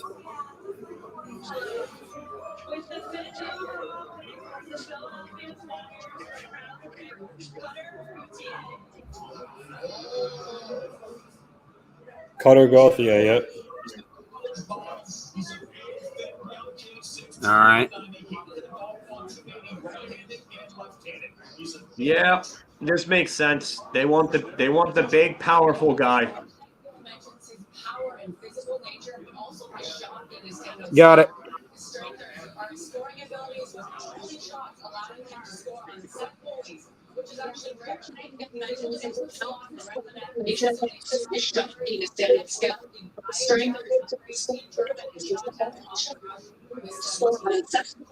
Which is actually rare. If they put in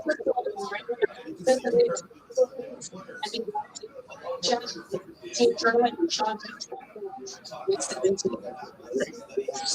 Do they have a comparable player to him yet?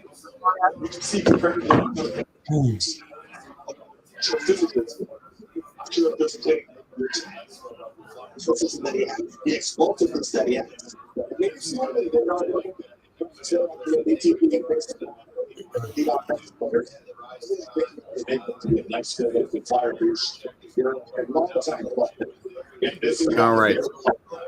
So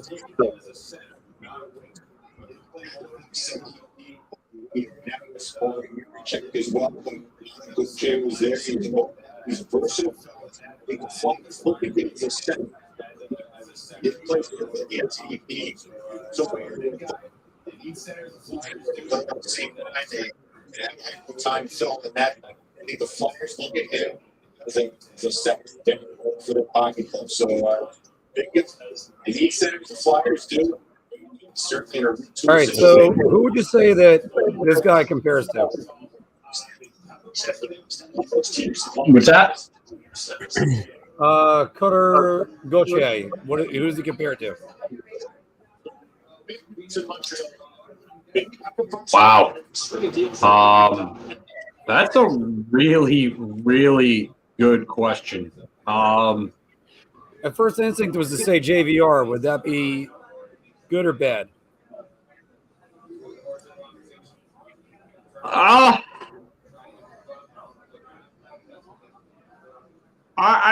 mean that could be a good one. I think he plays that type of power game. I mean, I think he's a little more physical though than what JVR was. I think he plays a little meaner. So maybe a JVR with a little more of a mean streak. Because JVR uses his body to really kind of shield the puck and win down low battles and everything like that effectively. But he's not like somebody that goes around like a Milan Lucic throwing his weight everywhere, you know, or an Eric Lindros or something like that. So far in our poll, good move, bad move. The Islanders trading the 13th pick for Alex Romanov is right now bad move, 64%.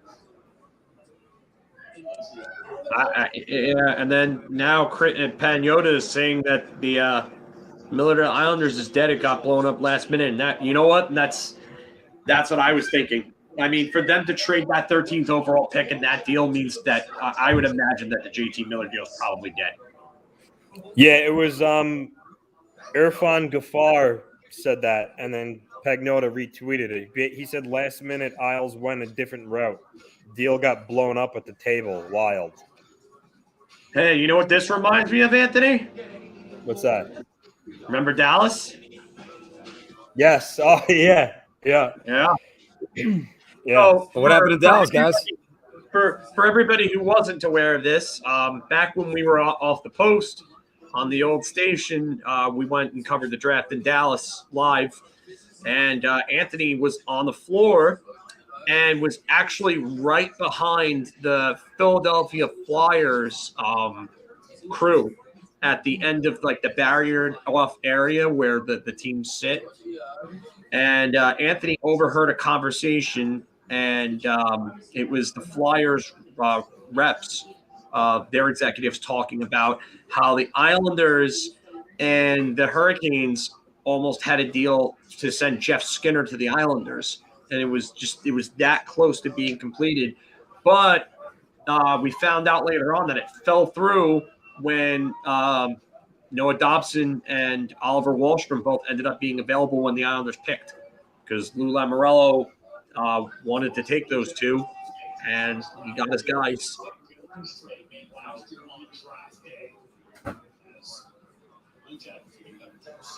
That's amazing. The fact that both those guys fell to the Islanders, because I didn't think one of them was going to. I thought the Rangers definitely taking one of them. Yeah, this deal was terrible for Chicago. You gave up a first-round pick. All right, you gave up a first-round pick, the 6th overall pick, Adam Boquist, and a bunch of other assets for Seth Jones. Ew. Thank you, Richard. We appreciate that. Thank you, Rich. Davey, what do I think? The Ottawa trade? I think that's a steal for Ottawa. Like, they didn't even 100%, Davey. 100%. One piece for Alex DeBrincat. Yeah. By the way, I must mention how it's great to have the Triforce together once again. Yeah, this is good.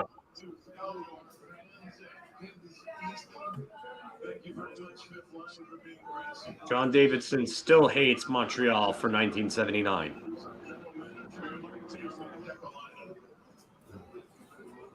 I still wish he was the president of the Rangers.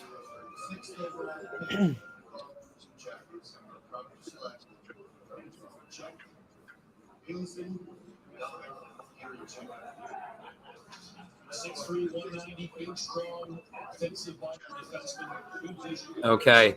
Filk, you said Juracek's knee injury was a problem. Go on. Well, he had a major knee injury, and I was just wondering if the Devils went with Nemec over him, because the two of them were like right there, like this with each other in a lot of rankings. Like if you looked at a lot of different mock drafts, Juracek and Nemec were like hand in hand. They were like peanut butter and jelly. They were literally right next to each other in every mock. I think most mocks that I've seen, I should say, not every mock, but I was exaggerating a little bit there. But Juracek could end up being the better defenseman out of the two of them. I think he's got a better shot. I think he's got more size. I think he's a more physical defender. I think Nemec is a better skater. Yeah, I think Nemec is a better skater too. I really like Juracek. I really do. I think he's going to be a tough defenseman to play against in the NHL. And it wouldn't shock me if he turns into a legitimate top pairing defenseman. Maybe not an elite one, but a legitimate top pairing defenseman. Because I really don't know. This draft isn't deep with defensemen as far as I know. So I would say Juracek and Nemec are really the two guys that really have the chance to be the best defenders to come out of this class. But I mean, I wouldn't be shocked if Juracek ends up being the best defenseman in it. All right, so right now we're 6 picks in. 40 of you watching right now. Thank you guys very much. Thank you, Julian. And thank you, Pete. Appreciate that. Thank you. You guys can see Anthony diligently hard at work at the bottom, scouring Twitter and all of his inside information. What doesn't make sense to me is that, so the deal blew up with Miller and the Islanders went a different route. But Miller and Romanov are two totally different types of players. So that's why it makes me believe. I don't know if the first was necessarily tied into Miller, because it's like polar opposites. You're thinking about trading your first for JT Miller, and then instead you trade it for Romanov. So to me, it almost seems like that they were different pieces, and Lou just for whatever reason decided to go a different route in terms of maybe there's another player instead of Miller that he'll go after instead. I don't know. Again, they're two totally different types of players. I can't see why it would be the same pieces in each one. So, I guess we'll have to see. Time will tell. But nonetheless, doesn't seem like JT Miller to the Islanders is happening anymore. Well, I get it. It's definitely confusing. Well, then the question is where for JT Miller? Could be anywhere. If it doesn't happen now, is there any place really that he goes? I know one of the guys said Pittsburgh Penguins before. I sent my iPad.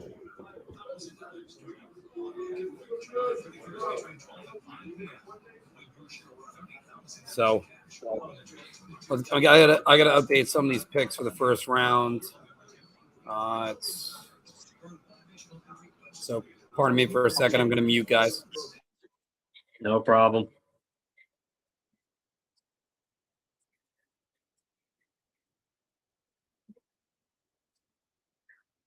I gotta unmute for a second. Anthony, stop the screen.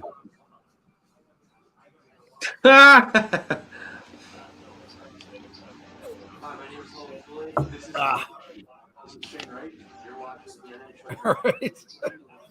By the way, in case if you guys want to play at home, we do have these rules over here. I just hide that comment from Pete and then hide that banner.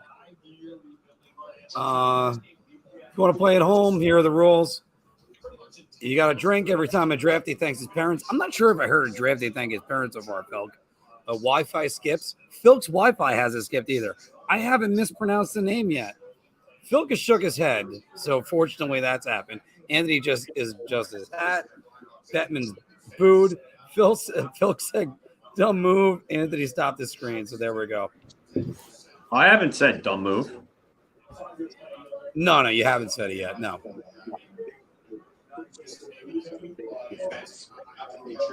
You did in our group chat. I did it just to be sarcastic, but I know it was hilarious. But the Islanders giving up the 13th overall pick and that for Alex Romanov, dumb move.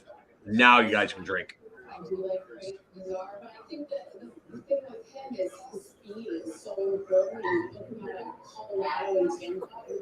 That was drink, not chug, Mark. I thought that was a chug. That wasn't a chug. This is what happens when you have an alcoholic as a host. Anyway, good job. Who am I missing?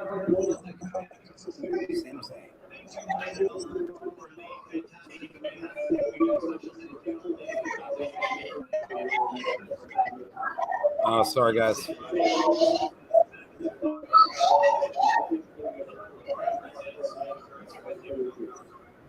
I wonder if they take Connor Geeky here.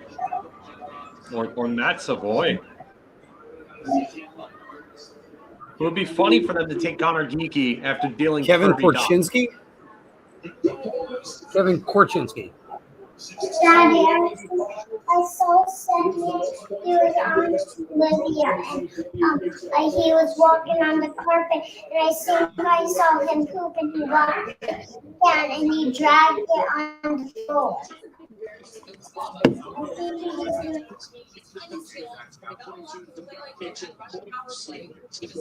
Anthony, if you don't mind me saying, she's the cutest.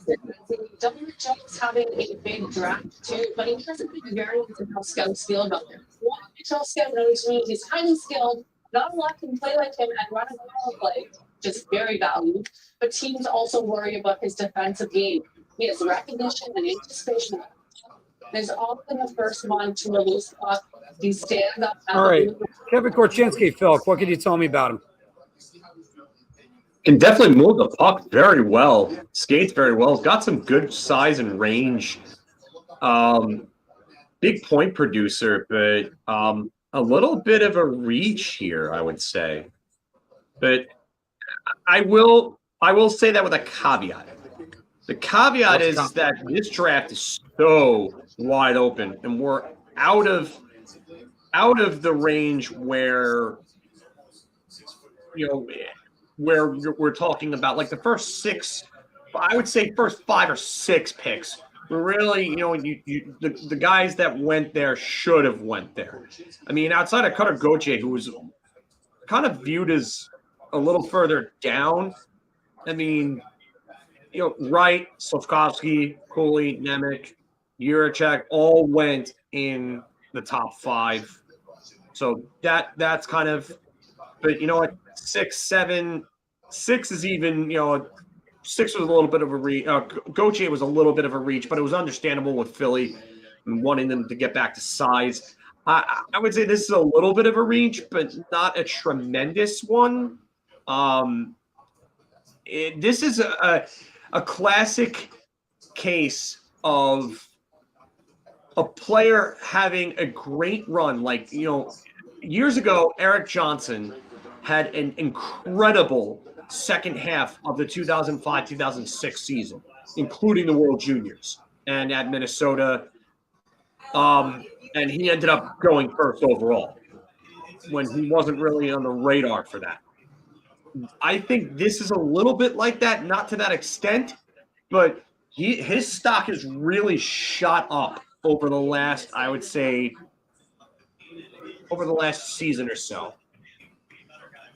But definitely the playoffs really got him as high as he went. I don't think if he has the playoffs that he had in the WHL, you're not looking at him going 7. You're looking at him going more in like the teens, probably. So you had instead, was it Pavel Mintyukov? I'm drinking. Don't worry about it. I mean, I thought, especially after DeBrincat went, that they would have taken a winger. I thought Matt Savoy actually would have been a real good pick for them too, because they needed a skill center. I just don't. There's rumors of Dylan Strome. They're not gonna sign Dylan Strome. I mean, they needed center depth. They needed something. So, I mean, Connor Geeky or Matt Savoy would have really been good there. I'm actually still surprised they didn't. They just letting Dylan Strome go for nothing. They couldn't find a trade partner. That's just weird to me. I don't know. I mean, it's weird. Sometimes the trade opportunities are just not there, So, but we could definitely work on getting Steve in, Richard. We'll definitely work on that. And then if Othman was drafted this year, do I think he'd go higher than where the Rangers drafted? Absolutely. Othman with the year that just had would have been a top 5 pick in this draft.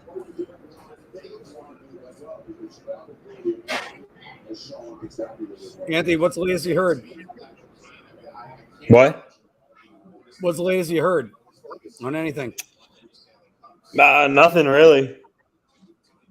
All Nothing right. right now. Yeah, it's kind of quiet. I mean, some other news that are out there is that Filk, Forsberg, and the Predators are less than like $1 million apart. So you got to wonder if they're going to meet somewhere in the middle around $8.5 million, and the deal's going to get done. The word is that the feeling, I should say, is that it'll be done very soon, and a lot of people would be shocked if it's not done by the end of the weekend. So that's really something that's out there, but I'm not hearing anything else. Detroit Red Wings. Got to wonder what they got. They got a fully stocked cupboard. Oh, Marco Kasper. All right, Filk. What do you know about Marco Kasper? Well, I mean, if you want a good offensive facilitator, a guy who can really make offense on his own out of nowhere, I think this is your guy. I mean, he's got a ton of skill, a ton of talent. I mean, I've seen people compare him to guys like Braden Shen, JT Miller. I think he's more talented than someone like Shen.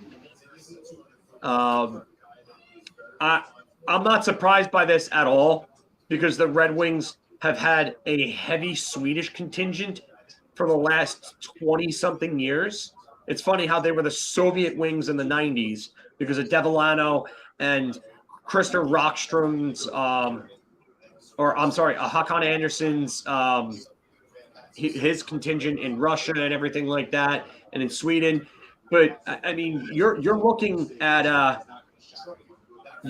real good skilled player coming out of Sweden. So he played for Rögle, funny enough, which was Moritz Seider's team, and that's another reason to not be surprised by this pick because he saw him because they scouted Seider. They were watching Seider while Seider was playing there, and there you go. So.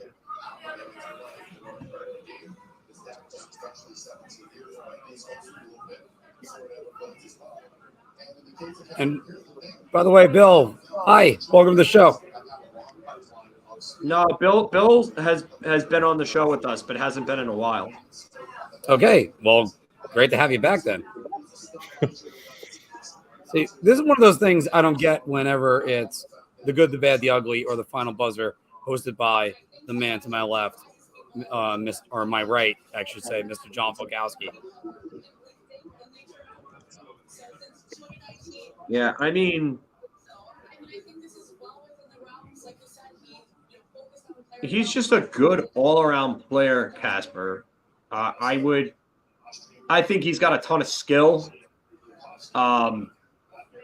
Everybody talks about Shane Wright being a real good all-around player, but I think there might be more offensive upside with Casper. I might sound crazy, but I think there might be. Then again, we could all end up being wrong, and Shane Wright ends up exploding offensively at the NHL level. I mean, it has happened before. So, well, he's going to be playing behind Matty Beniers.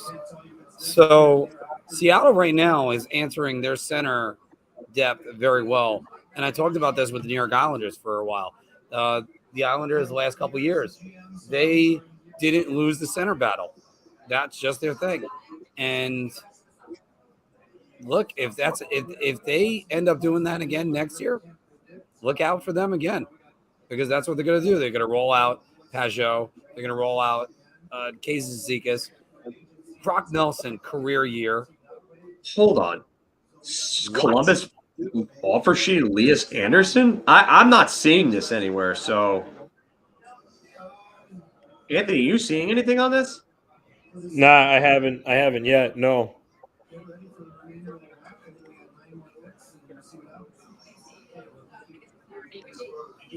Because I can't help but say the word why.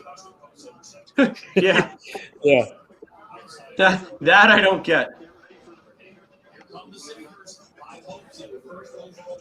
All right, the pick is in for the Sabres, everybody. Got to go back to the animation.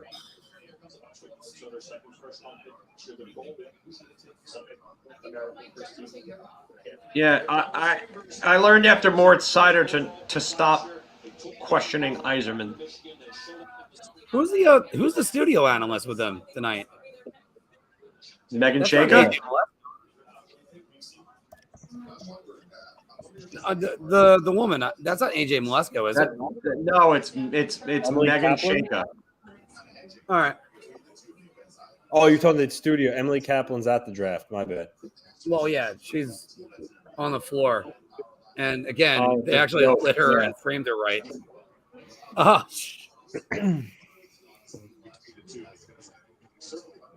About to say. Hey.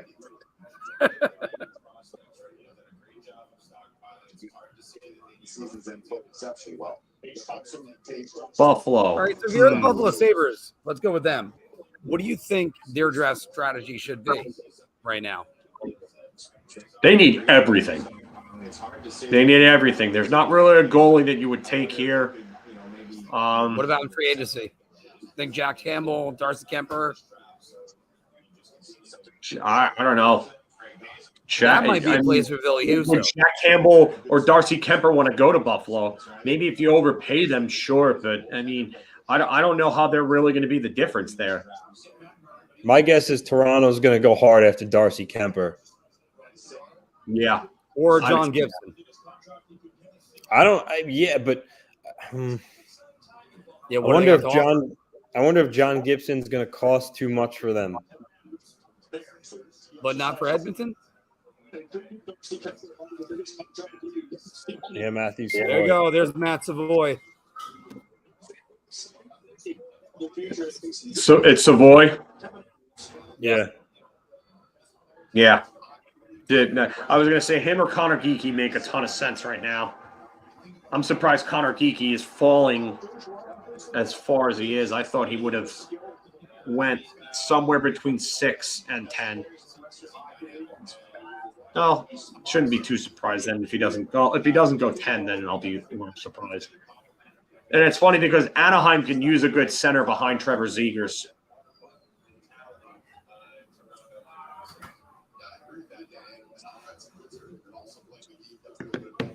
By the way, right now we have 39 people in our queue. And just want to let you all know once again, Anthony. Yeah. Doesn't he remind you a little bit, and just not as good of a skater, obviously, but doesn't he remind you a little bit of Matt Barzal in the way he plays Matt Savoy? A little bit, yeah. Yep. Yeah, I could just see little things that Matt Barzal does that Savoy does as well, just not to as nearly as good of an extent, I should say. I agree with that. But like the way he handles the puck and cuts and just makes those plays in tight spaces like Barzal does. Yep. Just he's a skilled, shifty guy. It's a good pick for Buffalo. He's got a lot of talent. Yeah, absolutely. Absolutely great pick for Buffalo. I mean, you have Cousins, Savoy, you have Peyton Krebs. Yeah. I mean, that's 3 good centers right there. And you could always move somebody like Peyton Krebs to the wing or something. They got a good scorer in Tage Thompson, who really broke out this year. Yeah. He could score. Huge. So Buffalo, it's their goaltending. They brought back Craig Anderson, but clearly he's going to be more of a backup. They really need to find a goalie, whether it be Jack Campbell or Darcy Kemper. They need to get someone. Billy Husso.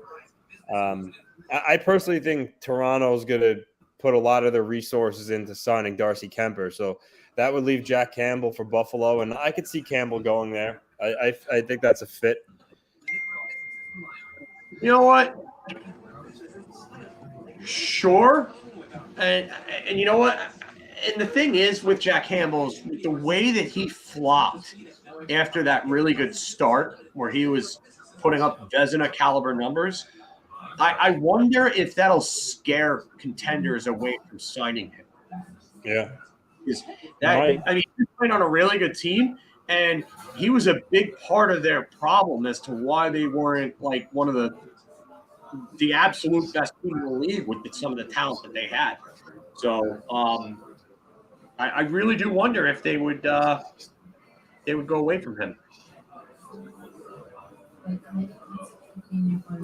But I mean, if they're going to throw away money, Buffalo, at a goaltender, I mean, money talks.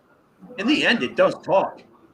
And if you can just if you could give a goaltender the Kool-Aid about how we're going to be a good team in 2-3 years, we're going to be a contender. You might be able to convince one to sign there if the money is right. Well, Filk, that's actually where I'm bringing up this point from this article that's on BigAppleHockeyPodcast.com, is because they use 6 goalies, 6 different starting goalies all throughout the year. You can't have a successful organization that way. If they stabilize the goaltending position, they're a lot different. You can't. It just it's You're not going to win. You're not going to win that way. So, by the way, I got to say, Connor Geeky here. It makes too much sense. I'd be shocked if it's not. apparently I'm going to be ready to chug it on the beer. Filk, so the pick is in for Anaheim. Are they going to have every season ticket holder say the pick is in again?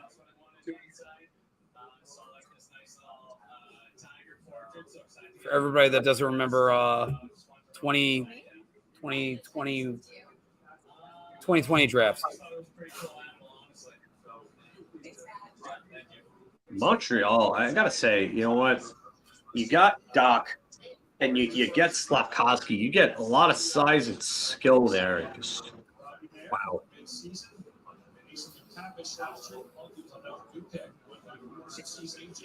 So, by the way, everybody, 38 people that are watching right now, check us out for our free agent live stream a week from now, Wednesday. There's going to be a lot more breaking news, and you're going to see a lot more work from these two guys that are right here. And me, I do things too.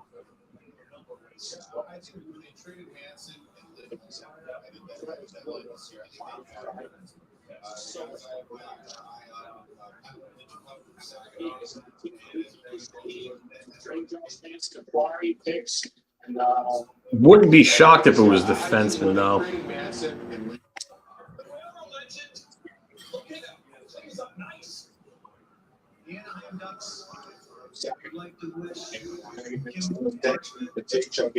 Yeah, I was going to say Denton Michachuk was someone that I think could be there. Minyakov could be a good one. No. There you go. There goes Mentikov. Yep. Yeah, you guys are way ahead of me. I don't know if I'm way ahead. Just a little bit ahead. But nonetheless. You're probably about like 30 seconds ahead of me, at least. All right, so Phil, tell me about Mentikov. You've got a good Russian defenseman who played in the OHL with some size, can move the puck well. He's got an edge to him. The smarts are there. And I wouldn't be surprised if he's one of the first NHL-ready players out of this draft. I really wouldn't. All right, that's big news. Why? Something about his game just seems like it could translate into the NHL quicker than some of the other guys. Aside obviously from having size, they list him at 6'1". I've seen a lot of places list him at 6'2".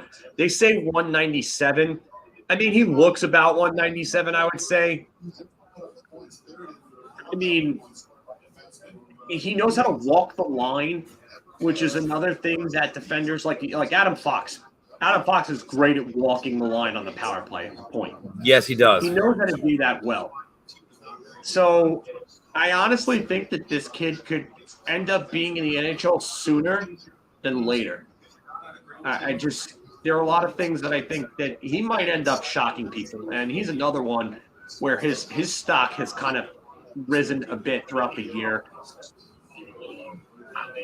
I like him. Evidently, and that's what's great. Guys, I will be right back in one. Where'd Marc go? Yeah, I think this is another thing. I mean, he's got really good offensive upside, and I think he'll end up being one of those guys who can really hold on to the puck very well. I like that about him.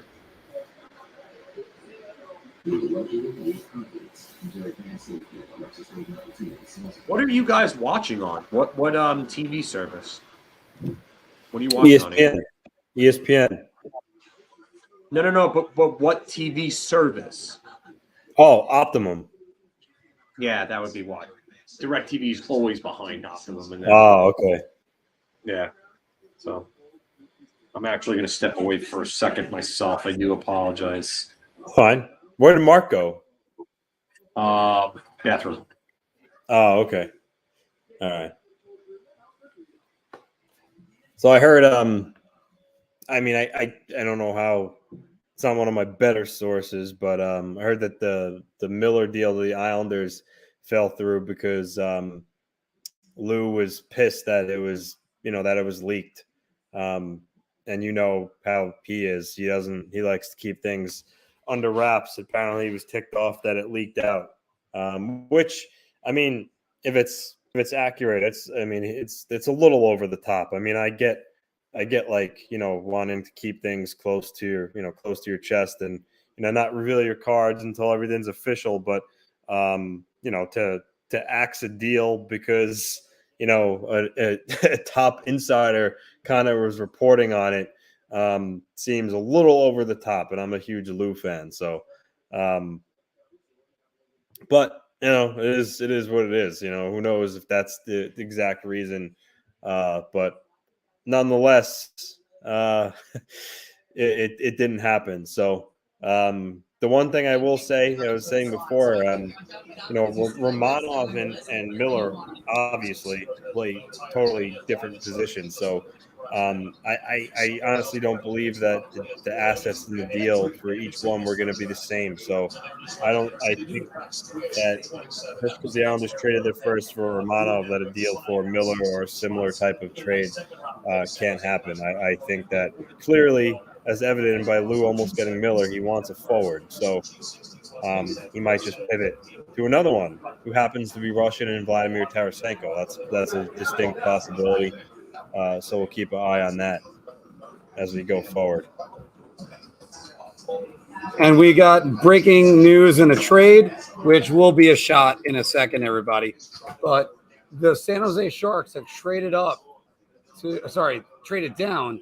The Arizona Coyotes have traded up to 11. Anthony, what can you read with this? Who do you think Arizona could be eyeballing if they're up here at 11? Frank Nazar, center.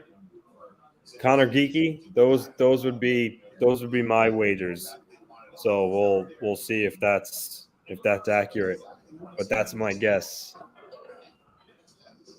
You wonder if they have a defenseman in mind, especially if they're trading Jacob Chychrun. You wonder if they have a defenseman in mind. Maybe. Yeah, I mean they also need help. They really need help everywhere. But 3 picks. I mean, I guess 27-34. That's a good pick. That's a good deal for San Jose because San Jose is a team that really should rebuild, and they can use as many young assets as possible. So to get 3 picks for one, and 27 and 34 really aren't that far apart. So I kind of like this deal for San Jose. Yeah, so do I. And also, everybody, by the way, 2 things you have to know right now. As Anthony said, Lou is upset that the deal went public. So there's a horse's head in someone's bed tomorrow. But also that likely be Elliot Friedman's bed. But the pick is in, everyone. Arizona has the pick in. No, they don't have a first this year. It went to Andrew Winnipeg Kopp. in the Andrew Kopp trade. Yeah. Which for me, if Kopp leaves, that kind of sucks. But I mean, listen, it is what it is. My guess is Frank. My guess is they're going Frank Nazar here, but we'll see.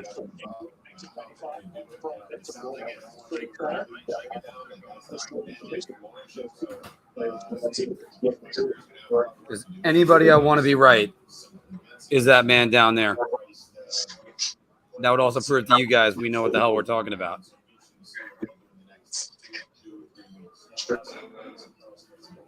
That would be a good for them. I do think he would be a real good one for them.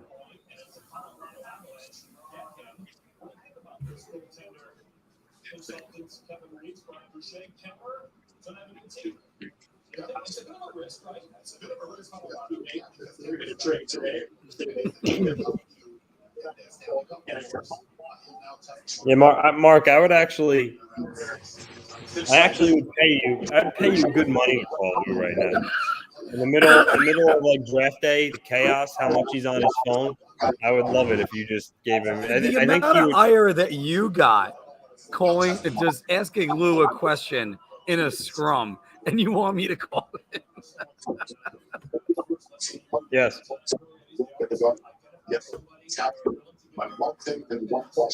And by the way, Jacob Chikrin's still on that roster.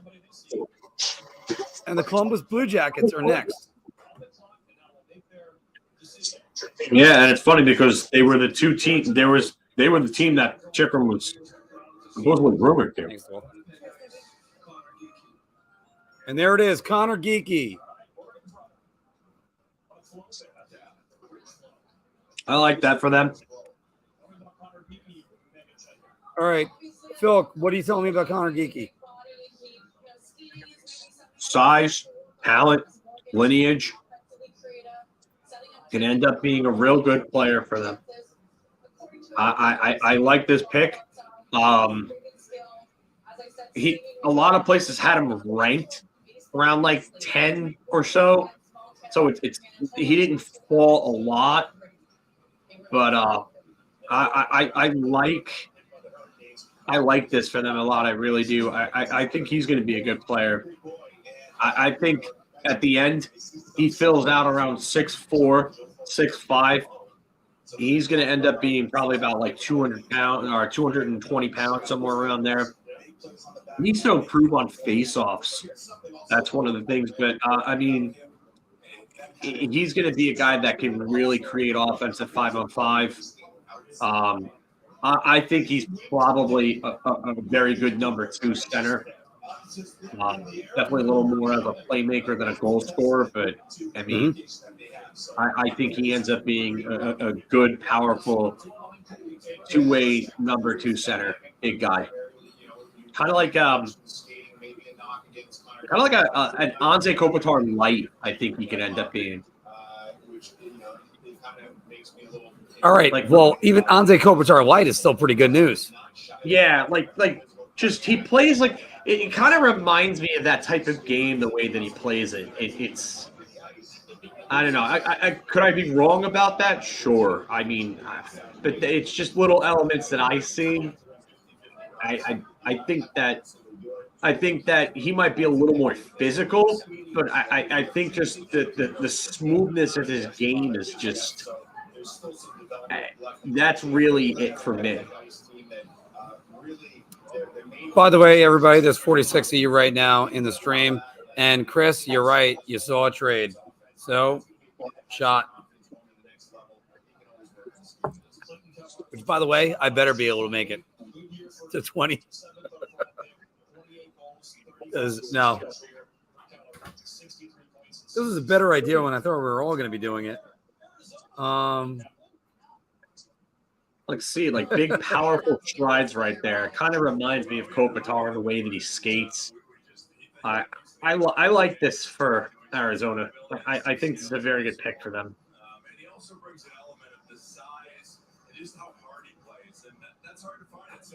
How are your strides when you play?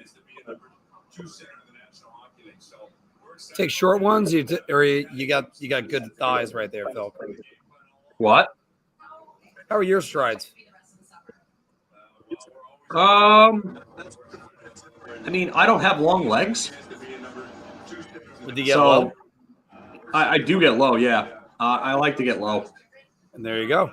It's all about core. It really is. It's all about core. So I would definitely get low.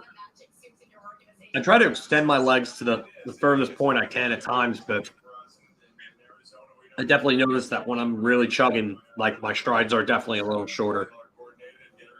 Yeah. I always worked on my thighs, like all in high school and everything. Even still, at one point I was squatting almost twice my body weight.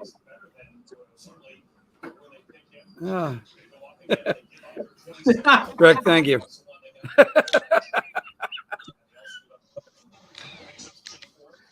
Not even close. Fortunately, Sean, not even close.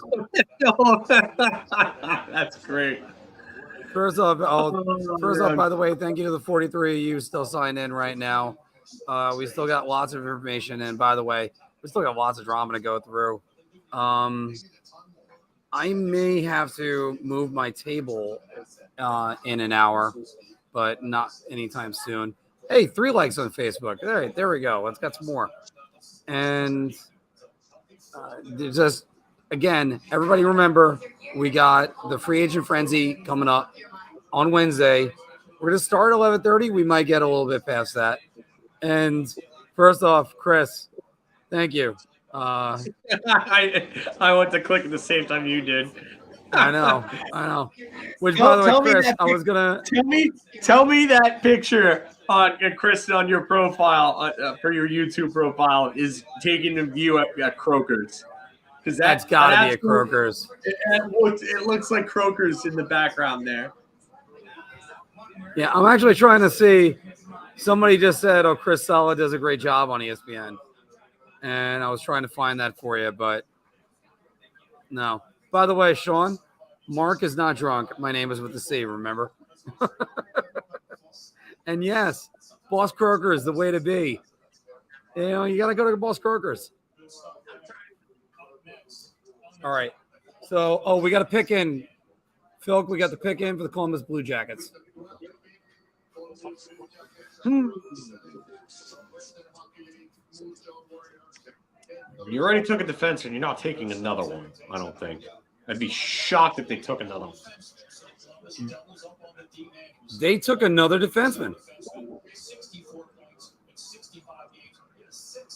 I got to get his name down, and I don't want to spell it. So. Well, they took Matejchuk, okay. There it is. Like this. Yeah, they need defense, but I'm just shocked that they took a second defenseman here. I mean, and a second defenseman, like as low as what they took him. I mean, does that make any sense?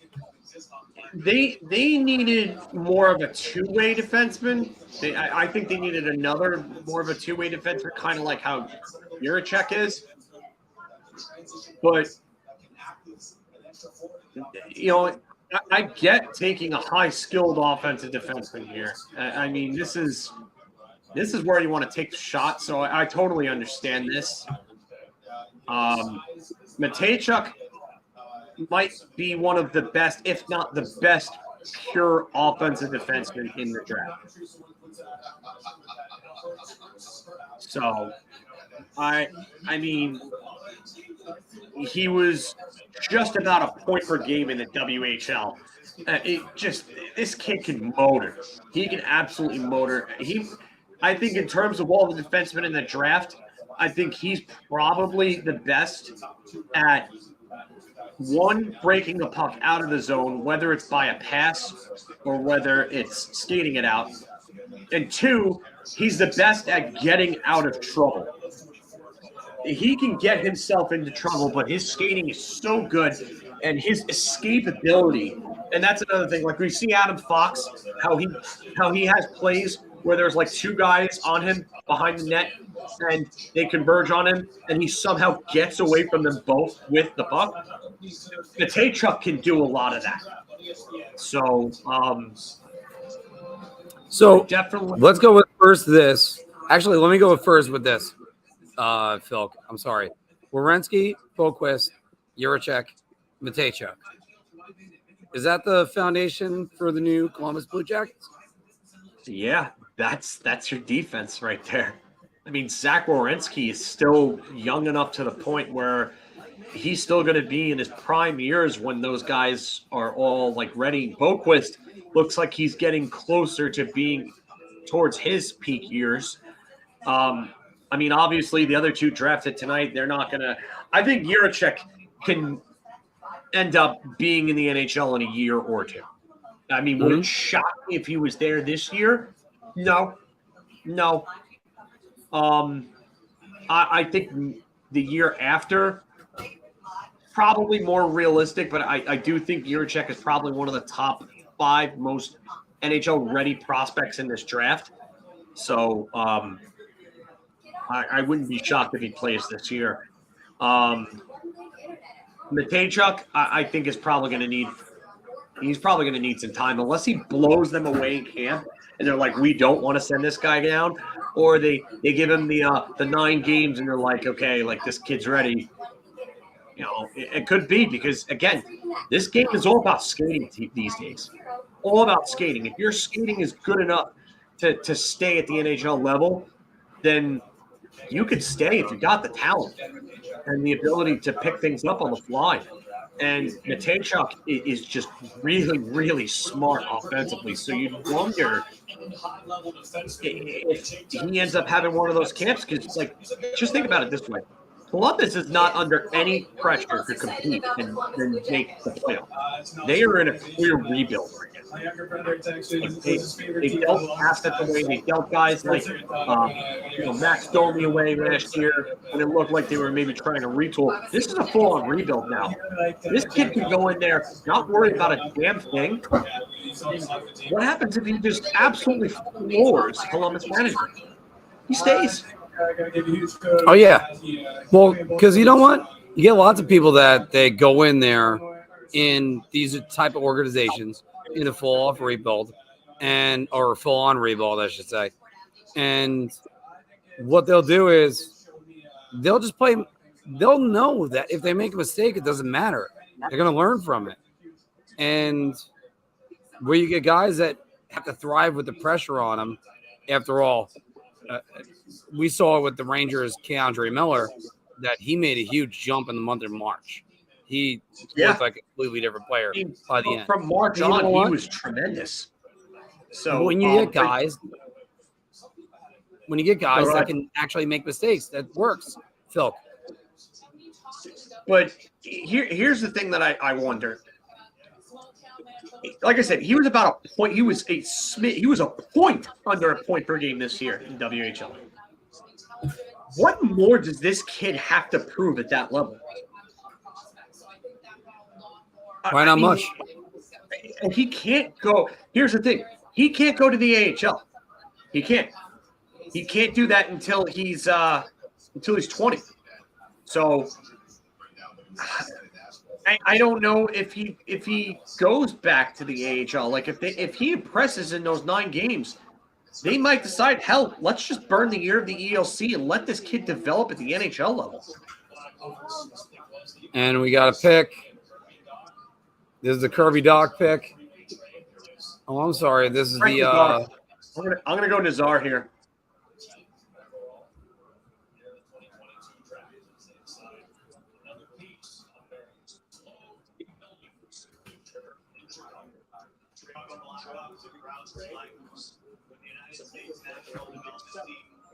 I would say Nazar. I don't think Kamel's going to be the pick.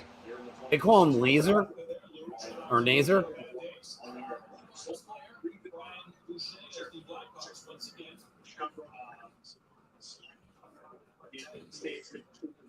All right, well, I'm getting it on there. Okay, yeah. You know what makes me happy, Phil? Somebody just mispronounced his name more than I did. Me. Well, no. Is it Nazar or is it Nazer? I say Nazar, but it could be. I've heard different pronunciations, so. Filk, the president of the United States, called the captain of the Detroit Red Wings, Steve Wazierman. So we'll find out how it's pronounced. Yzerman's a hard one, though. If you don't know that name, yeah. I mean, that was really, really bad, but that's another story. So, yeah. So again, Montreal went from getting the 13th overall pick for Romanov. By the way, I'm going to go check on our poll right now on that. We have 56% saying bad move. I really wish I got Anthony's take on that. I don't know. Get Anthony's take. It's a good move. I really don't. I like Romanov, but like for a first round draft pick and a weak draft. For a first round draft pick, no. By This the way, reminds me of 44 like- you watching right now. Thank you very much. Now down to 40. Guess I shouldn't thank people. This is it. Steep.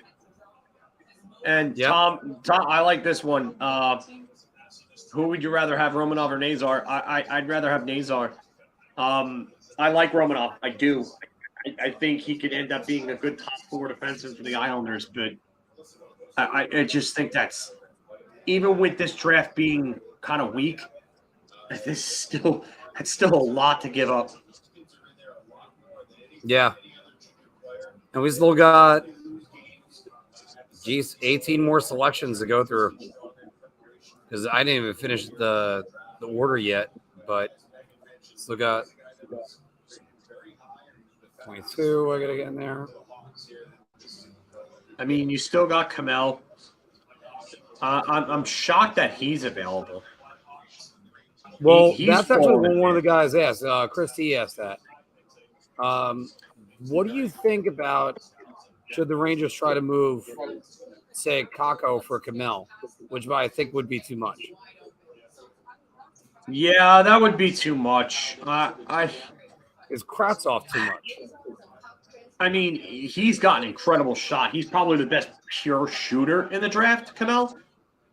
But I mean, and he's probably, I would say, the best pure goal scorer, best pure shooter in the draft.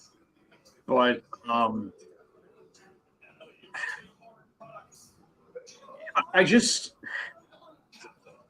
he's one of those guys that knows how to find dead space.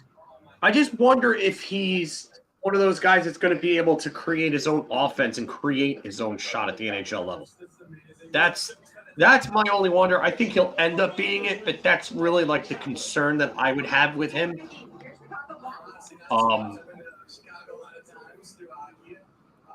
Yeah, I don't think the Rangers should do that for Kamel. I mean, if they wanted to give up something else to get him, okay. But Kakko, no. I still think that there's a level that Kakko is going to get to, and he's going to shut a lot of people up. I really do think that. I got to agree with that 100%. And the reason why is because, look, everybody that watches our podcast knows I have the eye test says Kakko is going to be that good. But for me, I mean, a first-round draft pick, you're resetting the clock. That's what it comes down to. And I just can't – I can't justify on a team – let's be honest about the Rangers. Rangers have a win-now philosophy. So you can't reset the clock. I'm sorry, I got to cut you off here. Because this is the best comment I think I've seen in regards to this whole situation with Pete. The Rangers need to treat Kakko the way that Carolina treats Seth Jarvis. And I couldn't agree more. You put him around good talent, and you're going to get better results from him. And this is what I've been saying for 2 years now. 2 years now I've been saying this. Not even before I jumped on this with you, is that you have to put players in situations where you enable them to get more out of themselves. You have to optimize their situation. You have to put them in a good situation in order for them to produce. You can't throw them on a fourth line in a defensive role, getting 13 minutes a night, and expect them to produce points. It's not how it works. And Filk, we've gone on that through nauseum, about how you need to give people chances to produce. That's just how it works. And too often, guys go, it's just like it's a fantasy video game mentality. In video games, you're going to get a guy that got their ratings already done, and you're going to say, that's what they should be. The problem is they're not. And they have to develop. Yeah. You got to give them time. And you got to give them chances. I wouldn't be surprised if they take Kamel here because I think Blake Wheeler is gone at the very least. Marc Scheifele or Pierre-Luc Dubois can be gone as well.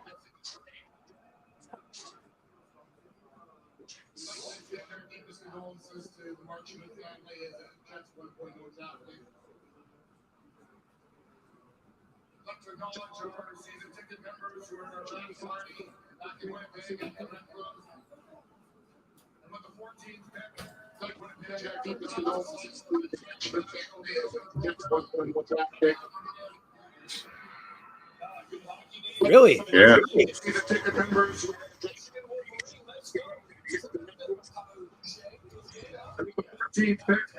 When the Jets are playing to select for the U.S. National Development Program. Okay, Phil. Tell me about Rutger McGrady. A little bit of a reach. I wouldn't say a crazy one, but a little bit of a reach. Very good heart and soul type player. I wonder where the upside is with him, like where it ends. Like I've seen some interesting names thrown around in terms of comparisons. Mark Stone being one of them. Like that's a weird one to get. Not weird, but kind of an interesting one, I should say, to get. I wonder if the offense is enough at the next level, really. But he's got size. I mean, he's already NHL ready in terms of size. I think he ends up being maybe like a second line winger, somewhere in that range. But I mean, he does a lot of the little things that you need to win. And I like that about him. He's probably a future captain of a team one day, though. I will say that because he's somebody that I think he's a real leader of men type, is what I'm trying to say. Already committed to Michigan, by the way. Yeah, he's going to a good program. He's going to a really, really good program, probably the best program in the nation right now. I mean, with their obviously super stacked team that they had this past year, you could see why players want to go to Michigan. I mean, the skating is really the biggest concern. It's the biggest concern with it. Is does he end up fixing that? Does he end up fixing that? And yeah, Ryan Callahan is a guy that I could definitely see. I could definitely see that type of thing. Yeah, and I understand people saying, that it sounds like Wheels Anderson's. But I mean, I think it's a little bit of a reach here. I think that there are other players. I think Kamel would have actually been a real good pick for them, but with him, with what's going on in Winnipeg and their supposed leadership and culture problems, I can definitely see why they took a kid who is regarded as probably having one of the best characters in the entire draft. Like he is a full-blown character guy. Like I said, this guy is definitely somebody you want in your locker room, and he's definitely going to be someone that I think that shows up when the game is on the line. You really need like a big hit or a big play. He might even score a big goal for you. He may not be one of your top offensive guys, but I think he ends up being one of the key players on the team. Look, what does this comment mean? Luke should run less out of town. He's like a worm inside an apple. Les? Who is Les? I'm having trouble with the Les. Is that one of the? I don't know what they're. I don't know who he's referring to by Les. All right. Well, let's go further into this one. So if Kreider isn't moving, is going to move, and Panarin's already on the second line, That leaves Loft in no man's land, no power play time, less development. Tommy, that's why I keep saying Ryan Strong can't come back, because Loft needs to move to PP1. If it's not him, it's Kako, because they need to do that, because they have to do that. This is why I've been saying for a while that the Rangers are going to have to make a move. They're going to have to make a move because they have a bunch of assets. They have a logjam on the wings. Someone is going to be dealt. And I'm not just talking Vitaly Kravtsov. Someone is going to be dealt. I don't think it's Alexei Lafreniere. I think if anybody gets dealt, I don't want this to happen, but if Kaapo Kakko, if they found the right deal for him, I think they deal him. I could see it. I hate that, but the Chris Kreider deal, and as great as Chris Kreider was this past season with the 52 goals, I don't think you're replicating that, and I think it actually hurts the franchise going forward because you might have to get rid of one of these young talents because you're not going to move Chris Kreider now. You're not. You got to remember, Chris Kreider not until 2024. Chris Kreider is less than 200 goals away from being the top goal scorer in Rangers history. If he stays throughout this contract and stays at a 30-goal or better, let's just say a 35-goal pace or better over the next, 4 years or more, he probably ends number 2, if not number 1 all-time in goals in Rangers history, and then gets his number retired. Hey, Filk, let me throw this one out at you because Mike is throwing it out at us right now, which is Loft did talk about when he got drafted about moving to center. Could that actually happen?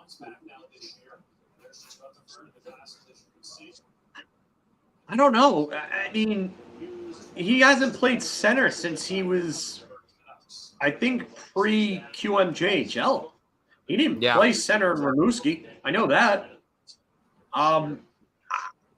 Could you do that? Sure. I mean, he is a playmaker. You could experiment with it, but I really wonder how well that would actually work. And yeah, I mean, if Alex Lafreniere could play center, it would go a long way for this team. We got another pick that got in. Jonathan Lekarmaki. Oh, Lekarmaki. Wow. Okay. Oh, thank God I got it right. Not surprised. Unfortunately, I had to chalk for it. And yeah, I'm with Pete on this one. There's already a severe face-off issue on the Rangers, so I don't know if Lafreniere would be good enough there.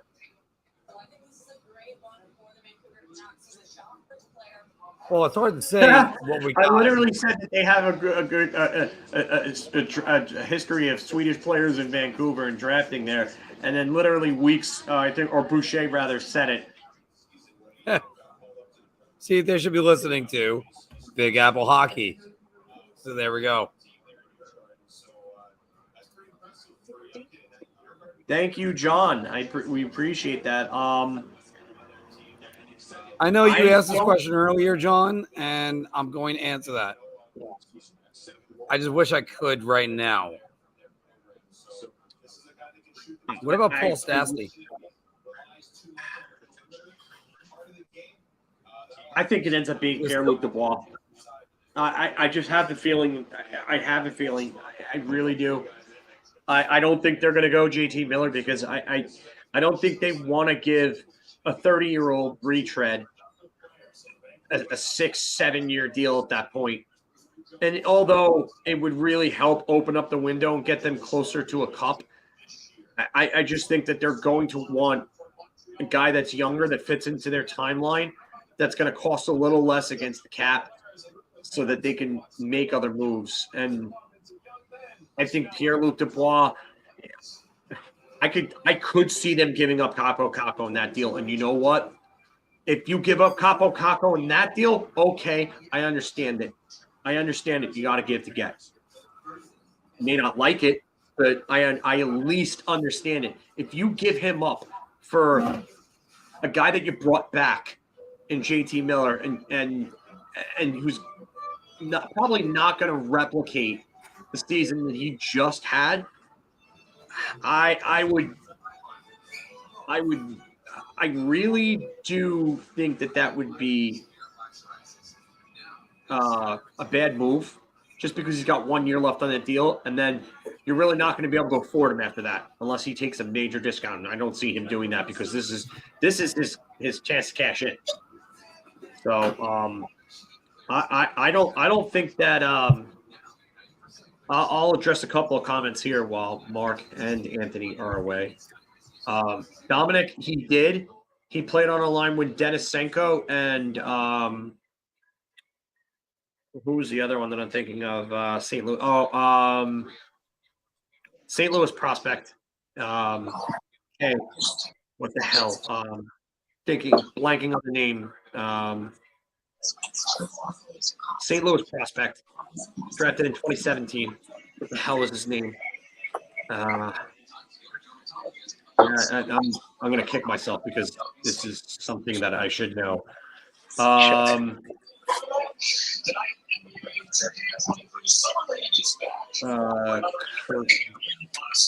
trying to think of one for you, Filk. No, it's not Thomas. It's the kid they drafted at the end of the round that year. Barbashev? No, it's not Barbashev. Russian kid. No, begins with a K. Begins with a K. His initials are KK, I believe. All right, I'm blanking on that. I had to move my my laptop to make sure that I had power. St. Louis draft pick 2017.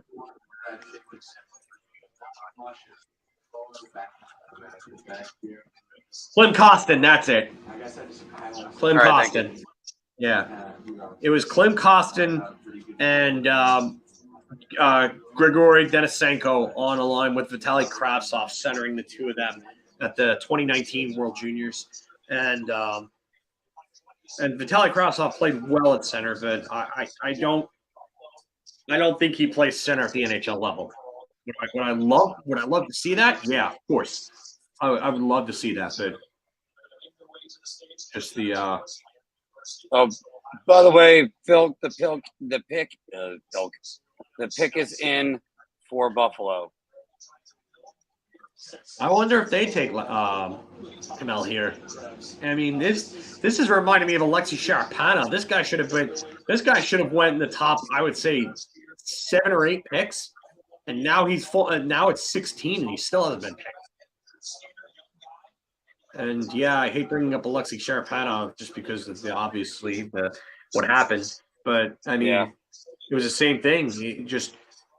I remember Pierre Maguire blowing a gasket about how he was falling and he couldn't understand why and how this was ridiculous. And then he was like, the Rangers have got to take him here. They've got to take him. And the Rangers ended up taking him.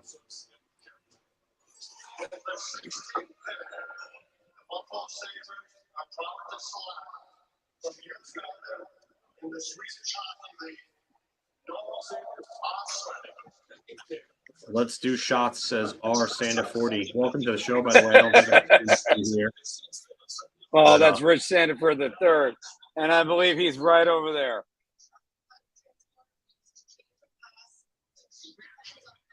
All right, Phil, what can you tell me about Noah Ostlund? Wow. I'm sort of surprised that they took him here because I really thought they were going to go Kamel. But, I mean, this is a talented kid here. I like he plays a little bit like a water bug. But he knows how to find dead space. And he might be one of the smarter players in this entire draft.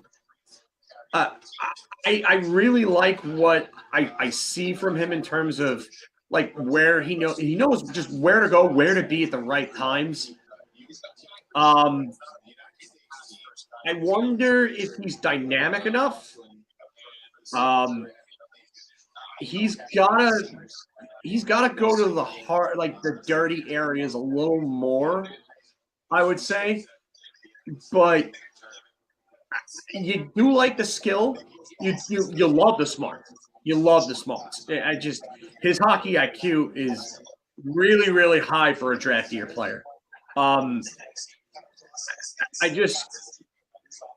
really wonder if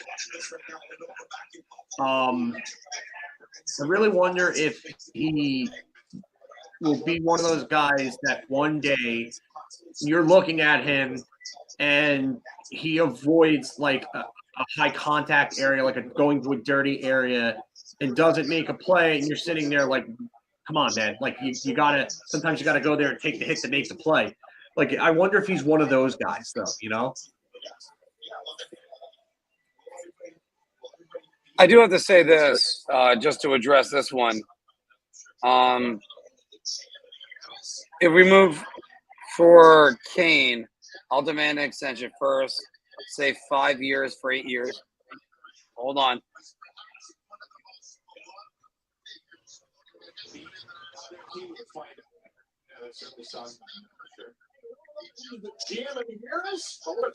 General Manager of the Year is about to be announced. This has got to be Joe Sakic, right? I would imagine. Like, I mean, his team was second overall, and then they won the cup because of every move he made. By the way, thanks for joining us. 53 of you right now are in the queue, and I gotta say that's too big of a package, Romanello, to give up for Kane, and I don't think the Rangers can afford 5 years, $8 million each. It's just it's not gonna work. I think it's too much.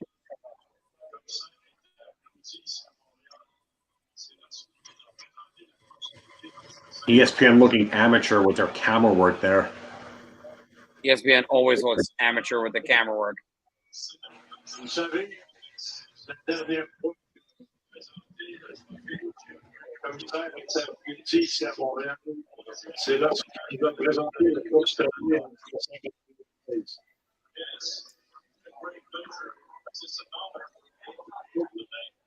C'est un grand honneur pour moi d'être ici ce soir. You guys could look less ominous bringing over shot.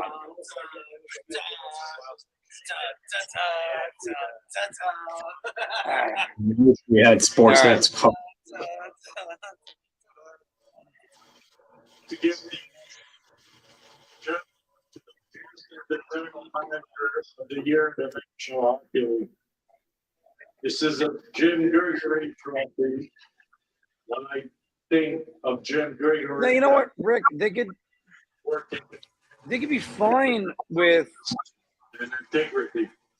a younger center. By the way, Pete, I think Casey Middlestad's found his way out of Buffalo now. So this is what I think about that.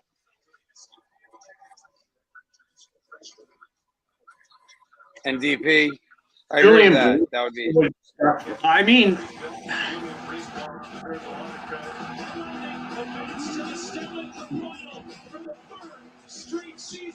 it's got to be Sakic. It has to be Sakic. 119 points. They made the conference finals. If Chris Drury won it, though. I mean, yeah, I agree with that. You're looking at a lot of moves. And A lot of moves. In team history, and then you got David, wait till the next 2 episodes, and then wait till number 5. I wouldn't be surprised if it was Drury. Wouldn't. But It's just Sakic. One of these guys, it's Sakic. Yeah. I'm watching on Optimum too, by the way. The winner is the great Joe Sakic. Jesus, Yeah, you I mean, were that- like 30 seconds I behind. mean, he earned it.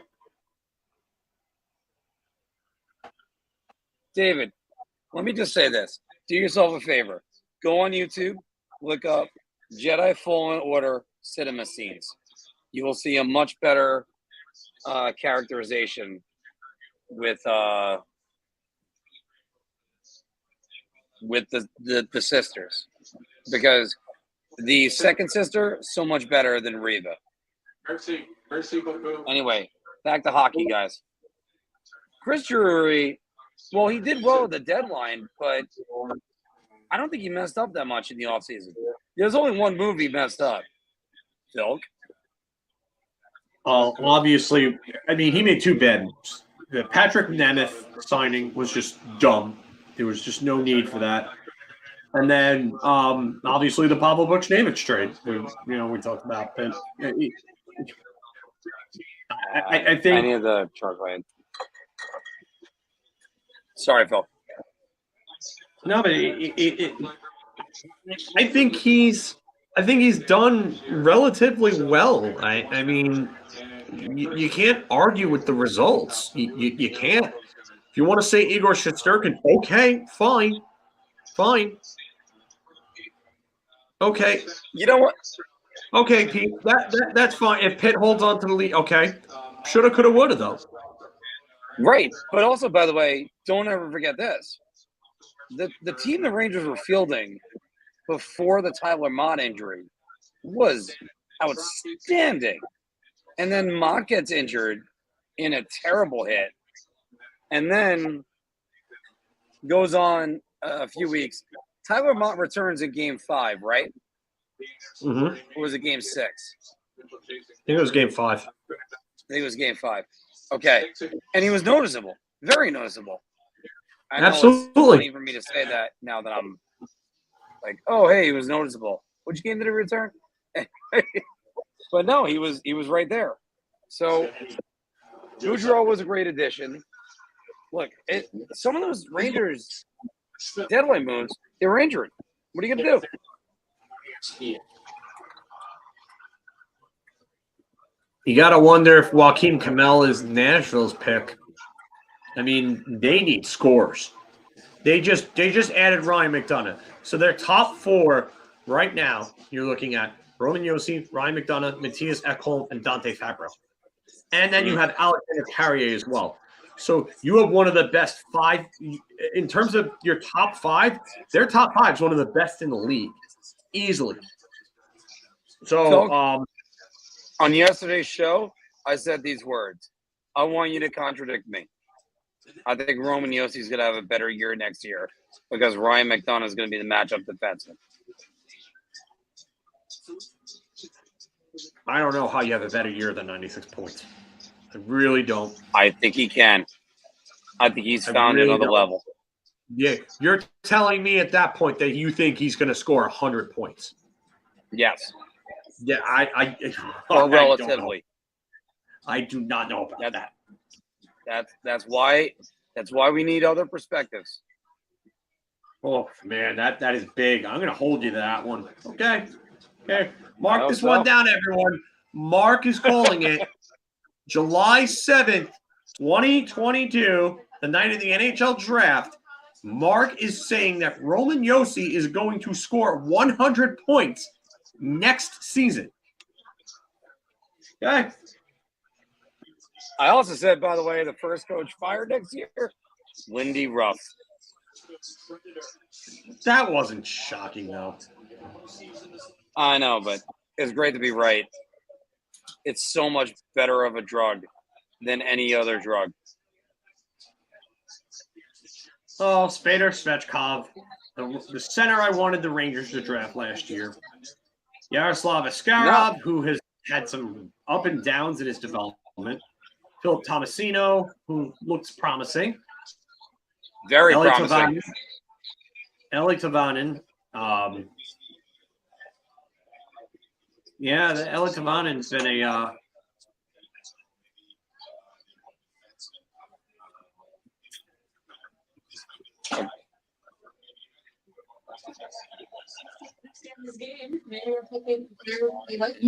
I think Phil, You're who do you think is off. the best available pick right now?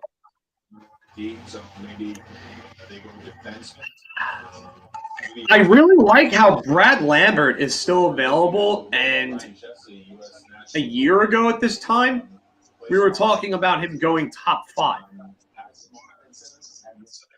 So, I mean, I know Nashville really doesn't need centers right now because they have, obviously Duchesne, Johansson, and Tomasino.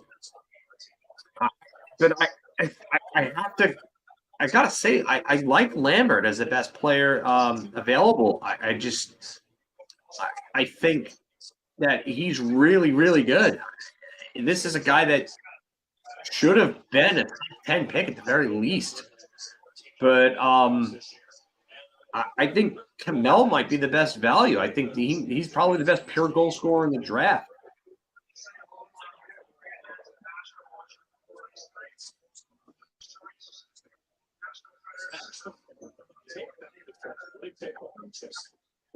I don't think. All right, there you go. There's.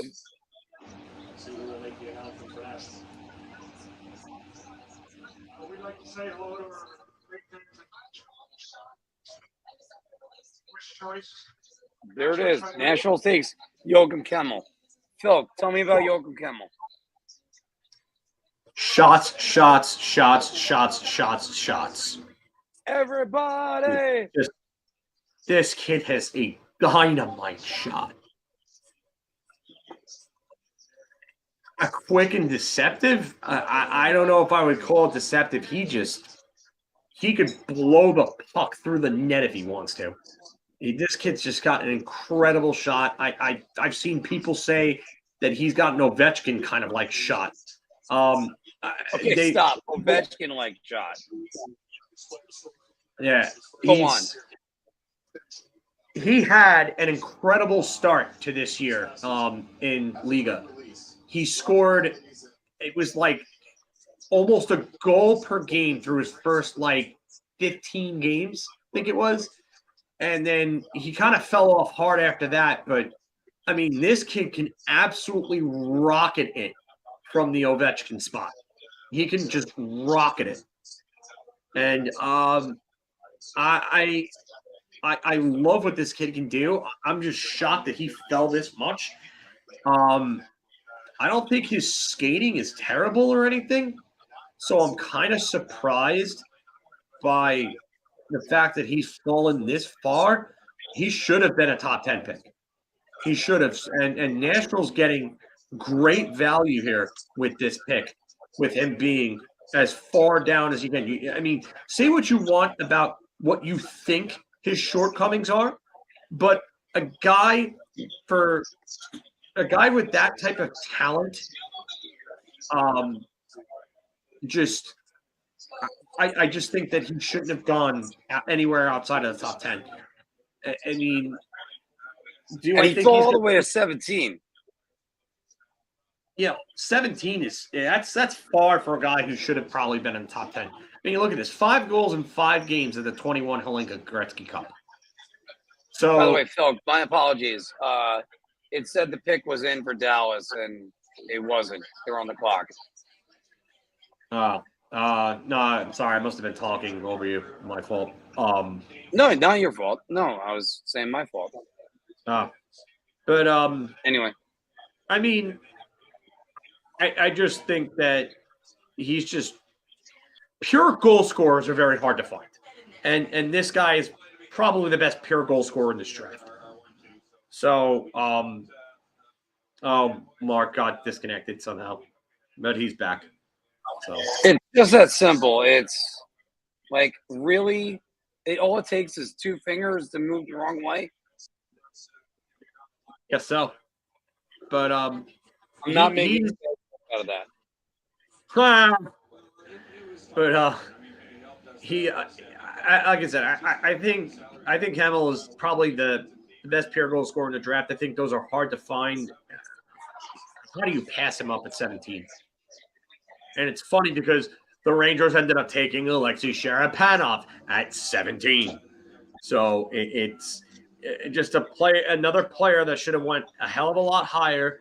That had some warts to it, had some warts to him that people were wondering about, and it's just going to be a great value pick for Nashville. I mean, this is a guy that you're going to need, especially with someone like Philip Forsberg leaving, probably or possibly leaving. I think it's a really good pick. Well, again, how does a guy fall that far with a shot like that? That's why when you said that, this is a guy that could shoot the puck through the net. I'm sitting there going, how the hell is that possible? That he would ever fall that far? I didn't think it. But here we go. Yeah. Well, here we go.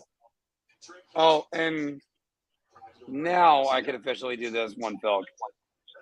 That the pick is in.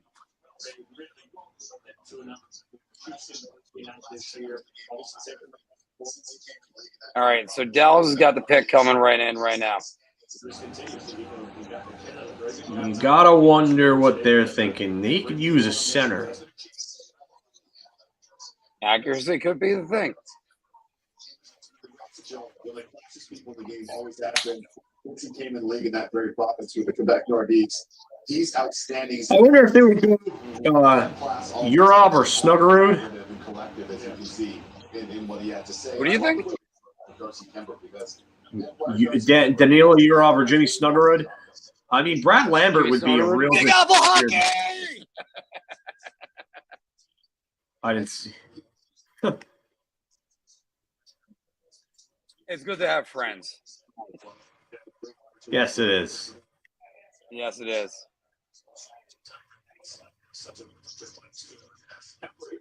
The first time for a team, and then return call the season into the Emmy. Jagger Firkus would be a real good pick here too. I think maybe a little bit of a reach, but he's got some tremendous skill.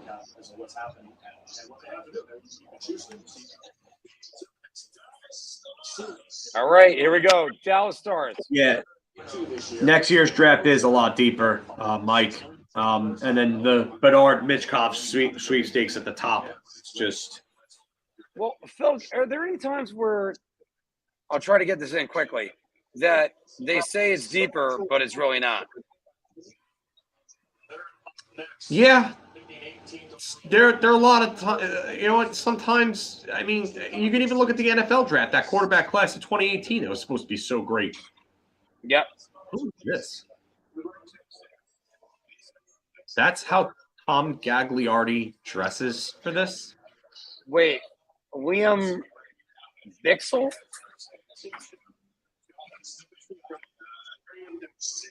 Right. I need to make sure I got this name right. Also because my vision is a little bit blurry at the moment.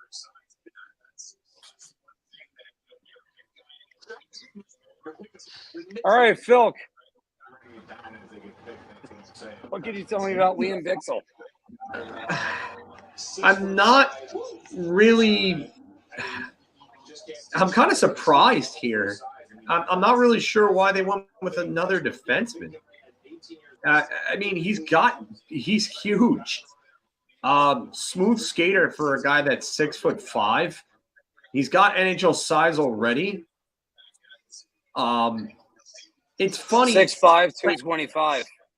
Yeah, I mean, it's funny because he sort of reminds me of Moritz Seider in a way.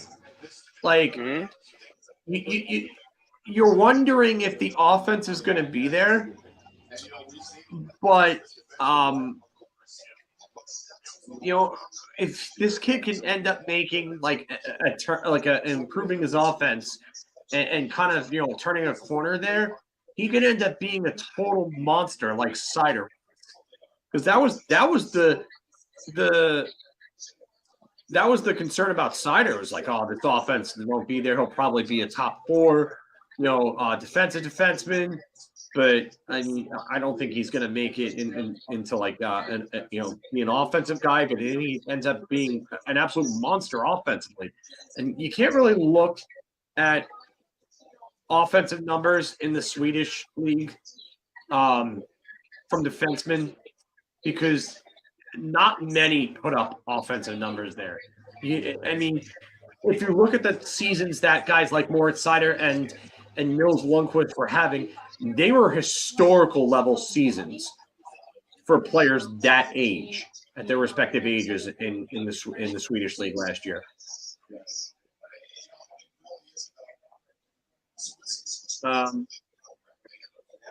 I do think he could play in the NHL sooner than later, just because even if the offense isn't there, his defense will probably be good enough to land him a spot, and he's very mobile for a guy his size. Very, very smooth skater. So you have to wonder if he makes their lineup next year.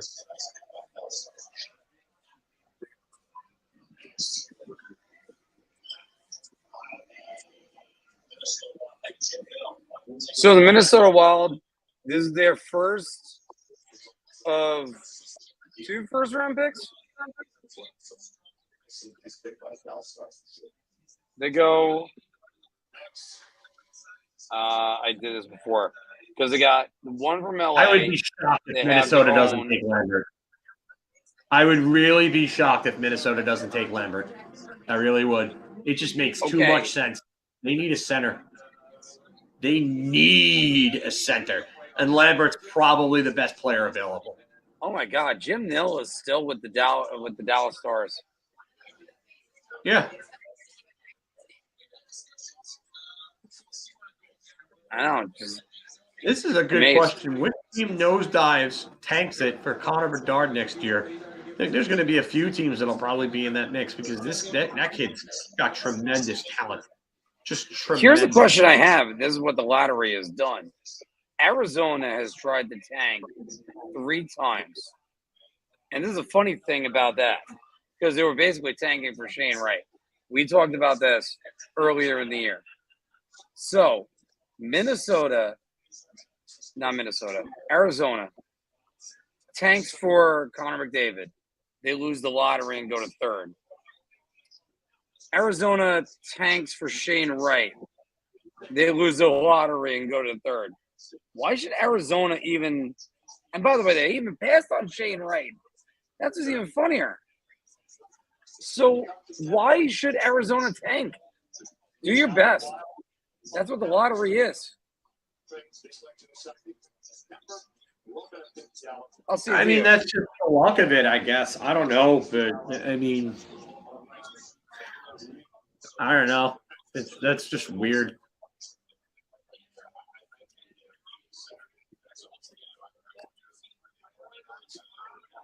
By the way, Dominic, thanks for joining us right now. 41 of you are still with us right now on the NHL chats and on YouTube and everything else. I gotta say, because as far as the New York teams go, this is a boring draft for the New York teams. For everyone else, this is electric. Like, this draft has been everywhere. What do you think about this draft so far, Bill? Well, like I said, wide open. I mean, everything was wide open. A lot of the trades and everything happened before the draft, which kind of, I mean, it's cool for during the day, but I mean, like, you want some action during the draft itself so that the special is fun. Because we haven't even heard many rumors after that JT Miller rumor died. Mm-hmm. So, I mean, well, those of you. Go ahead. No, it's kind of sad in the sense that we just haven't heard anything from anybody since that rumor fell apart. But I mean, tell you right now, as a Ranger fan, you didn't want to see him go to the Islanders. That's for sure. Sure as hell did not want that happening. You just wonder if the Rangers end up circling back around to him. I'd rather Pierre-Luc Dubois, but it just Liam Ogren just went to the Minnesota Wild. Phil, what do you know about Liam Ogren? I mean, he was a captain of Sweden's under U18 team, and he had 2 goals and 3 points in the win over Team USA when they played them.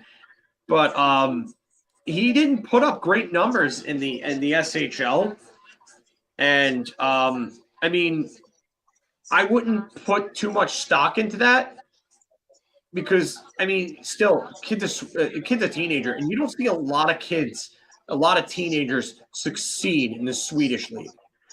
So I wouldn't hold that against him, but at the U18 level, he's produced well. He really has. At the U18s, in the U18 level for Djurgården, I mean, he had 13 points in 8 games, and then this past year, 33 goals in 30 games, including 58 points for the Djurgården junior team. So, I mean, he's got good size. I mean, some places have him at 6 foot, some places have him at 6'1". He's about 190. I imagine his playing height and weight will probably be about 6'1", maybe 6'2", and about 200, 205 pounds, somewhere around there. Probably going to be somewhere close to like Alexi Lafreniere's size. All right, because Phil, I got to say, because they're listing him right now as 6 feet, 201. Yeah, the reports are all mixed in height and weight, and that's really the thing. But like he's a solid player.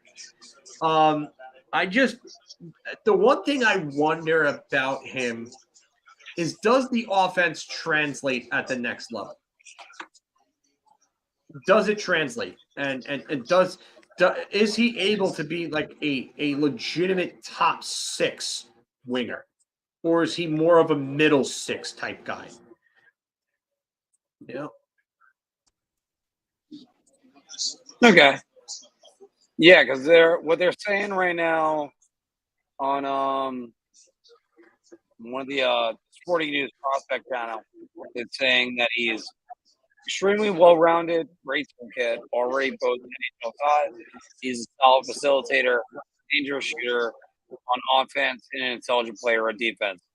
Why does that sound like Nils Lundkvist to me, by the way? Wait, what? Liam Ogren's scouting report says that? Oh, yeah. Extremely well-rounded player with a great toolkit, already boasts NHL size, solid facilitator, dangerous shooter on offense, and an intelligent player on defense. You said it sounds like Nils Lundkvist's report? No, I mean, just in general. Sounds like what players would describe Nils Lundkvist for scouts. Are you thinking Elias Anderson? No, I'm saying Nils Lundkvist.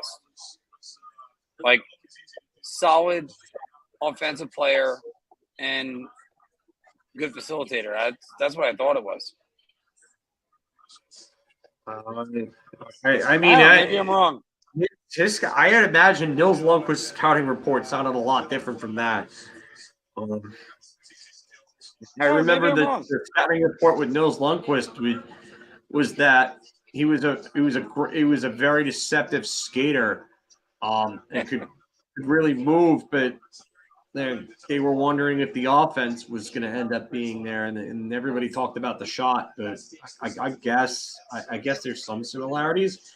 I don't know, but all right. Well, Jez is saying it's a good pick, so there we go. I think that it's a decent pick. I mean, it's, again, you got to remember it's a later first round pick. It's a pick in the second half of the draft, or second half of the first round. So I mean, if you want to take a guy that word, what pick us in for the Washington Capitals. Keep going, Filk. I mean, at this point, if you want to take a swing on a player, you take a swing. If you want to take a solid player that you know is going to be a player that may not have the best upside, but you know he's going to be a key contributor, nothing wrong with that either.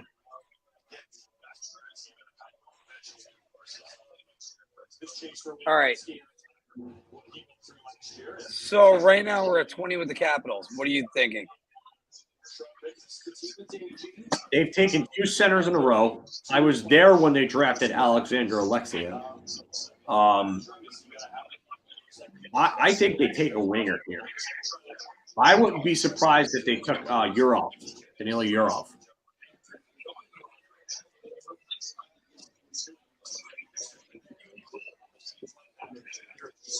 By the way, do you think the Rangers trade back into this draft?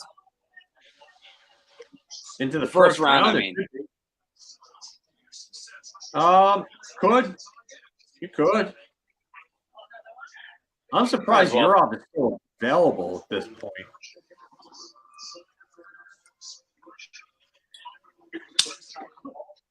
Nicole, you want to say hi to everybody? Yeah. Who's that? That's Nicole. She's one of the bartenders over at Timeout. Nice. Here in Hicksville. She's very nice. Everybody, you'd be happy to have her. They're one of the best bartenders around, not named Marc or Ollie or Oli at Boss Burgers. Oh, my God. Stop tooting your own horn. What? I could honestly say that. Ivan Yurchenko. So they went with a different Russian. Okay. Okay. Ivan Yurchenko. Dynamic player. I mean, he can really drive to the net and score. I mean, there's definitely some dynamite offense with this kid. He's got a really good shot. I mean, this guy just knows how to score goals. I think he was one of the better goal scorers in the draft. But I'm with Weeks on this one. This is a steal here. I think he should have went higher, but that's just me. Okay, so does the war play into this? I don't know. Maybe it does. But, I mean, he was also diagnosed with Hodgkin's lymphoma. So okay. That's another thing. And that probably played a little bit. Another thing is that he played in the VHL, which is second-tier league. So, like Vitaly Kravtsov a few years back when the Rangers drafted him, it was hard for them to get a grasp on him. And I actually talked to Sam Cosentino at the draft. I interviewed him at that draft. He was nice enough to come back to our media row and talk with me for, about like 10 minutes. And I asked him, I was like, what was it about Vitaly Kravtsov that has given Ranger fans and everybody else mixed signals on this guy as to where he should have went? And sometimes when you go up and down in those leagues, in the Russian league, like he played in a Russian 2 league, which is the VHL. But, I mean, he put up points and he scored goals. But he is strong for his size and he knows how to score goals.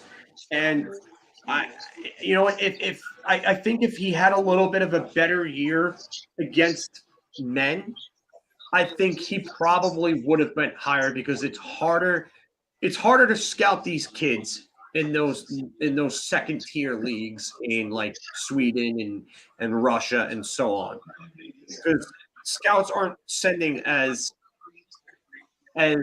much of a contingent to watch players at those levels. So that's, I think, part of the problem with this kid, because I think he's super talented. I think he's going to end up being one of the better offensive players in this draft. I mean, and he's got a real good compete level. Like, he's one of those guys that he'll put you through a wall. He will put you through a wall to make a play. So, yeah, I definitely like this kid.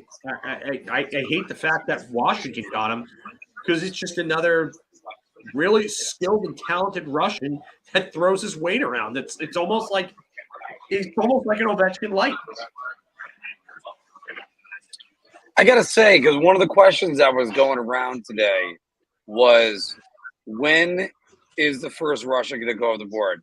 Can you believe the first Russian went off the board at number 20? I can believe that.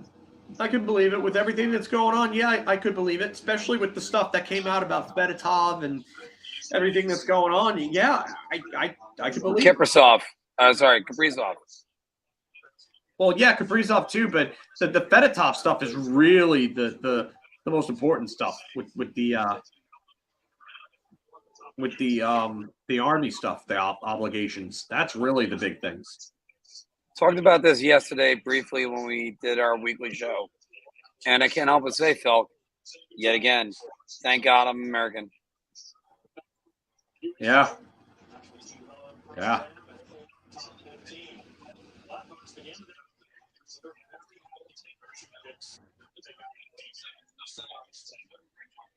Oh, we're getting the news. The pick is in.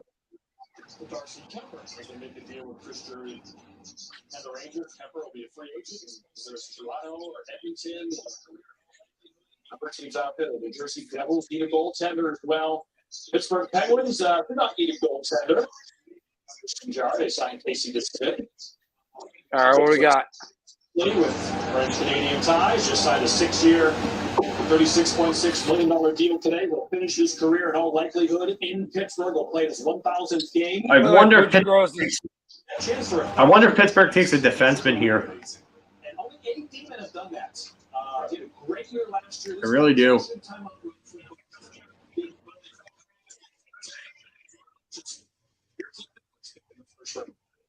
So they re-signed Chris Letang to announce the pick. I wonder if Ryan Chesley would be the guy. There's Ron Hextall with the Penguins. They see Brian as well. Chris Letang's also on Our first pick, 3-time Stanley Cup champion and Montreal Canadiens, Chris Letang.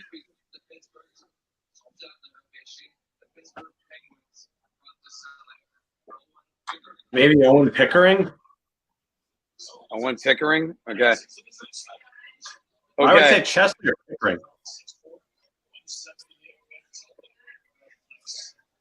Phil, what can you tell me about Owen Pickering? Oh, it ended up being Owen Pickering? Yep. Oh, okay, wow. I didn't even I was just guessing whether either Chesley or Pickering, but I think Pickering's got some size, man.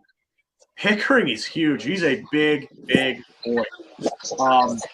You want somebody who's really smart and handles himself well. Pickering's the guy there. I mean, he can move for a guy his size. He's somebody that I think a lot of teams would have loved to have. I'm surprised he actually fell as far as he did because he can really move the puck for a guy his size. He's got a great shot. I mean, he's long and rangy, and he actually closes gaps pretty well. I do like that with him.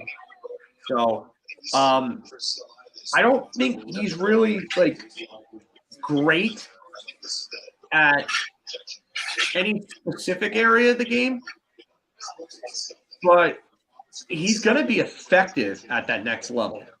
So, like, I think he ends up being like maybe like a second pairing defenseman. Like, I wouldn't be surprised if he ends up being something like Colton Parayko. Phil, take a look at this comment. Heard that the Islanders had a deal for Tyler Myers, and Lou got pissed that the deal was leaked, so we nixed it.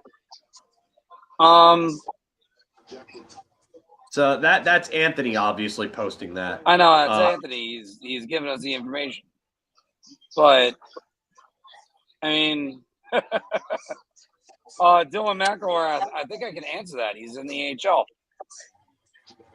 I think he was a captain of a team in the AHL. But going back to this, because this is more important. If Lou Lamoriello is just nixing deals because they're getting leaked, he needs to get the hell over himself. And if that's the case, he needs to get over himself. I think this is a bit of a smokescreen. I think it's that they're getting leaked and they're trying to drive up the price on Lou. Because come on, you don't be Lou Lamoriello and get pissed off just because somebody said you kissed and told. He's absolutely tight-lipped. He is very tight-lipped. He likes to operate. I know he's tight-lipped. So I could see it in a way. I mean, it's very petty if that is the case. But I don't know. I think there's probably something else that happens.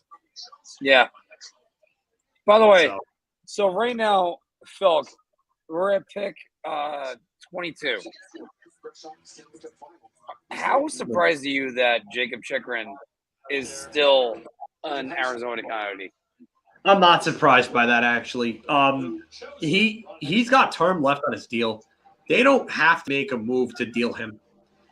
And I do think Arizona's going to sit back and wait until they get an offer that they feel is worth moving him for. Obviously, Marc got disconnected again. You love fingers. Yeah. So, I tell your friends. Yeah. But I would have to say, I would say if anything, I mean,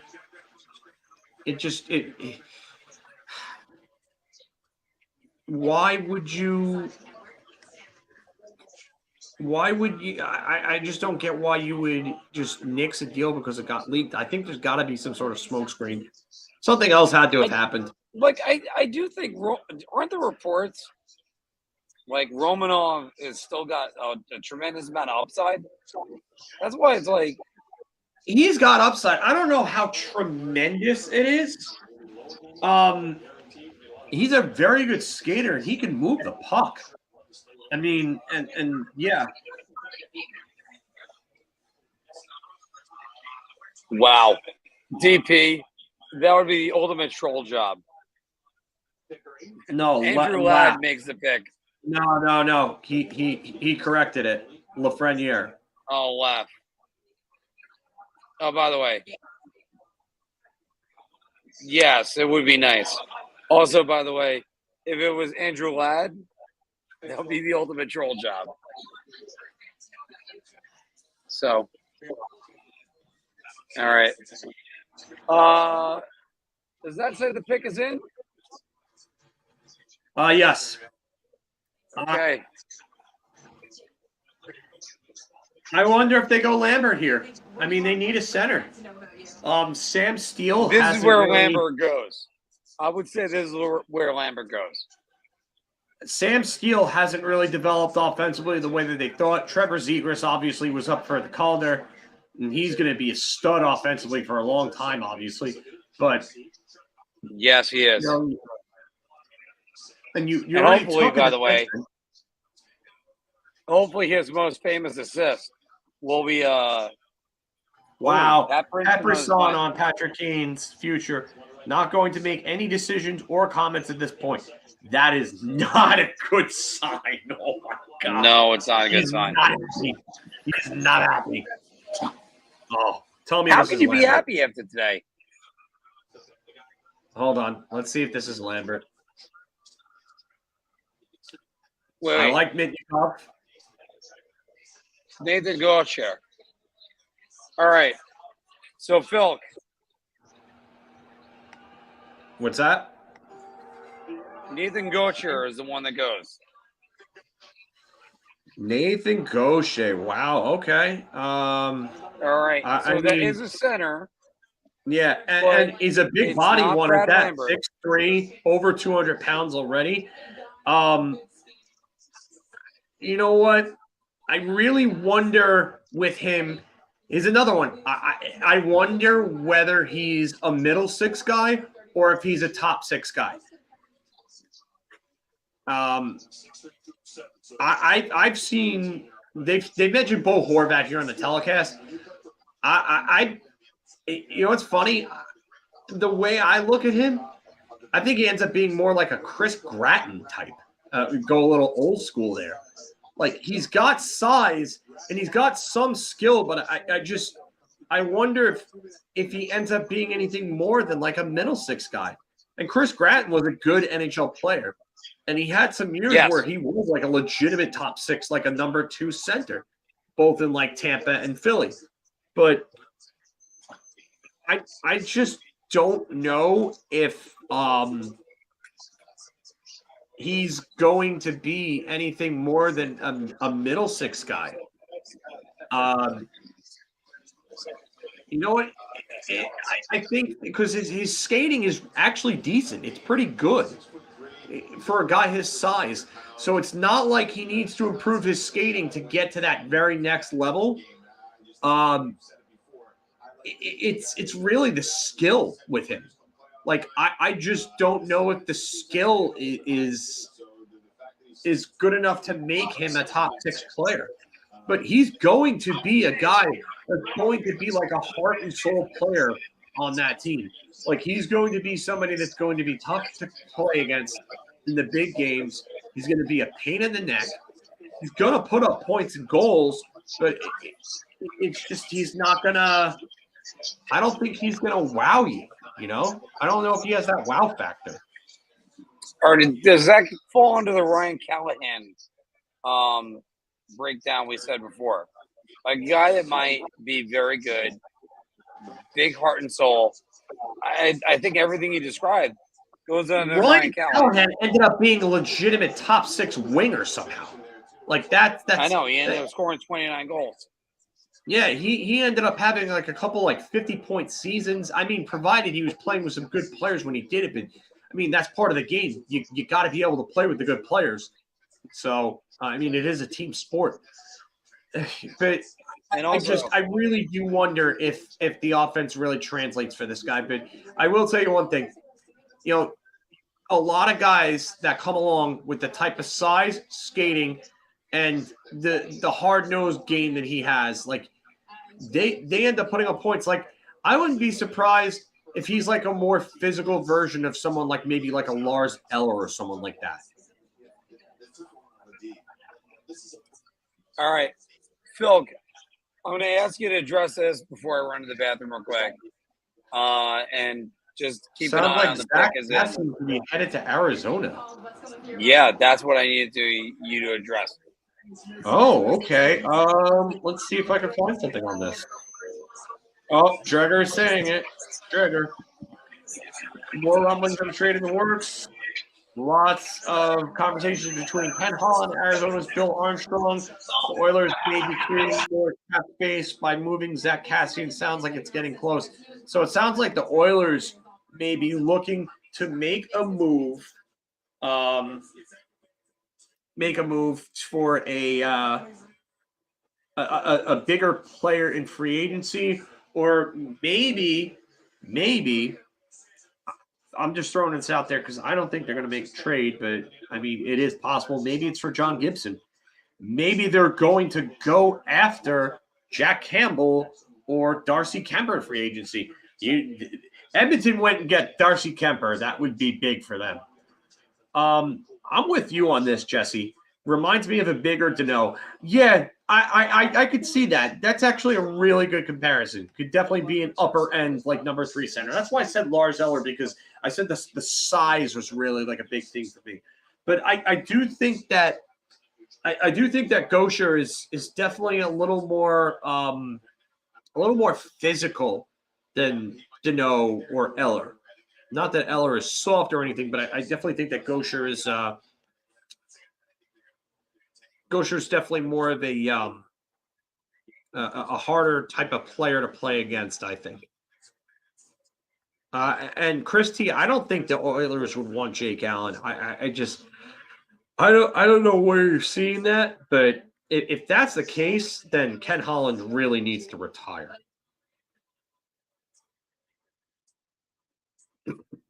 Excuse me.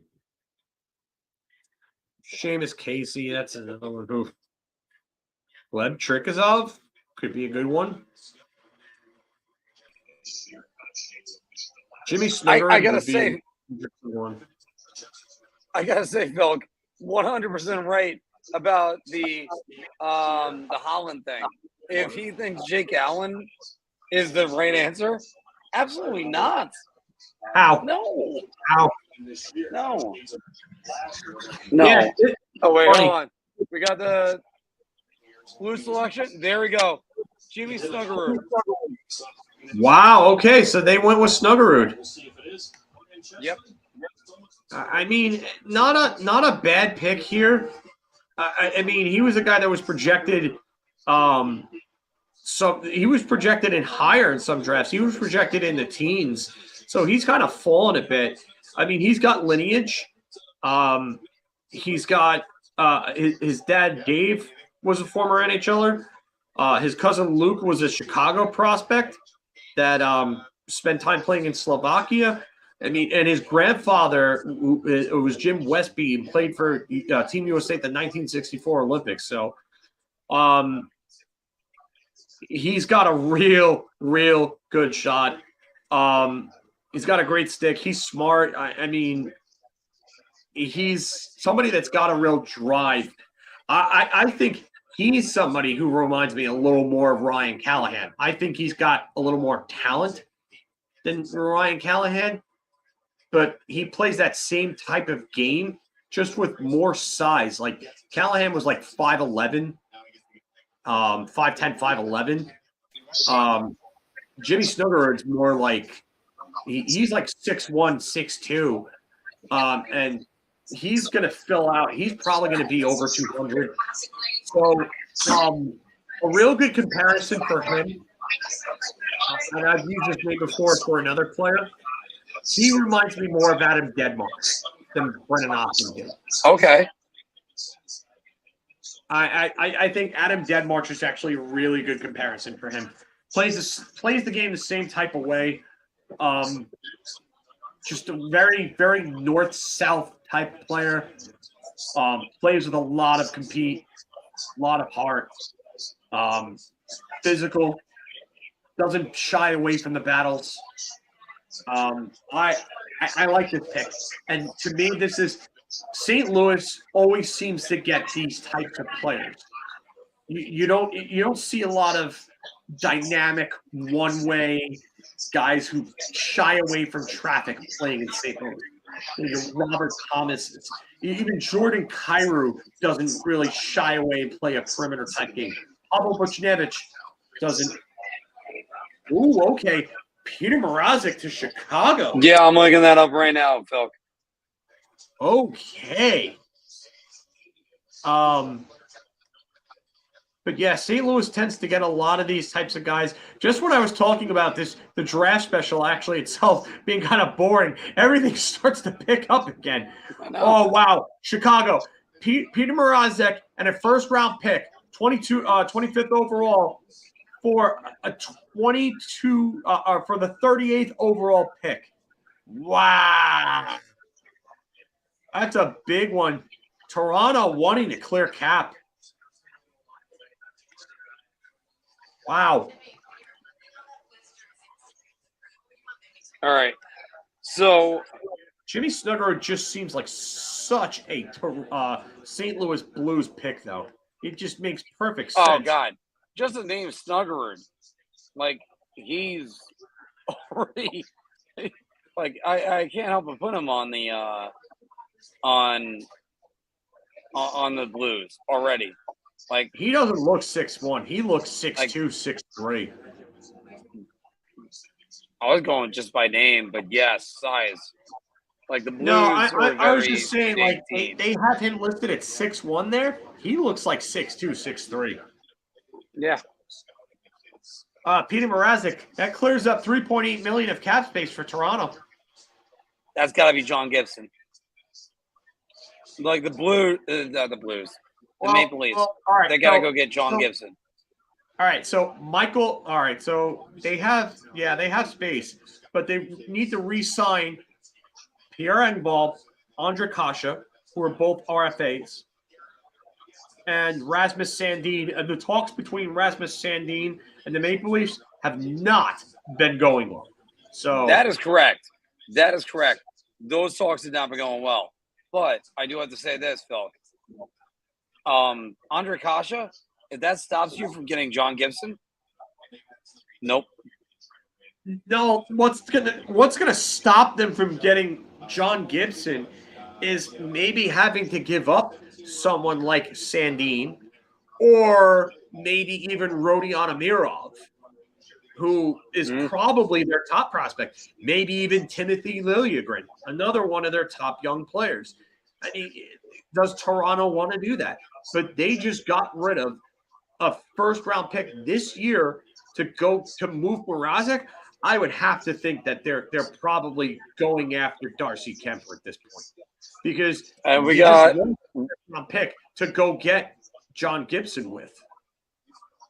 By the way, the pick is in for this has got to be Lambert. Minnesota Wild. It's got to be Lambert. I wouldn't be by the way, surprised how much if further can these are. Lambert fall? And also, by the way, to justify the Islanders even talking about him. I wonder if they go Europe here, though, because they don't mind Russian wingers, apparently. They took their time with Kaprizov. He came over, and he has been worth every damn second they waited and every penny they are spending. So, Phil, what were you just saying? Europe. Where did they go? Europe? What? They went to Europe. Vanilla Europe. Oh, God. Magnitogorsk. Just, he's not your typical Russian either. He really isn't. Go why? Why isn't he your typical Russian? Because everybody thinks a typical Russian plays that soft perimeter game. Yurov doesn't play like that. I mean, he's somebody that can carry the puck into the zone. He's got good size. He doesn't shy away from physical hockey. I mean, a lot of scouting reports on this guy said that based on like his skill alone, he should have been a top 10 pick. He should be a top 10 pick. I mean, when he went last year at the under 18s in Dallas, I mean, Ivan Mirshenchenko, who went before, and Shane Wright were two of the best players at that tournament. Yurov was right there with them. So I can tell you right now, like, he is not somebody who you would take a look at and you look at his game and you're like, oh, he's one of those guys that shies away from contact. He's one of those guys that is going to play along the perimeter. No, anything but that. Oh, wait, hold on. We got a trade to announce. It's the Mrazek one, they think.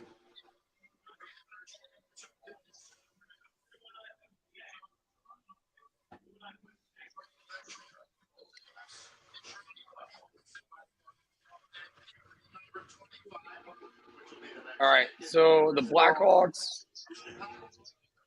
acquire the 25th pick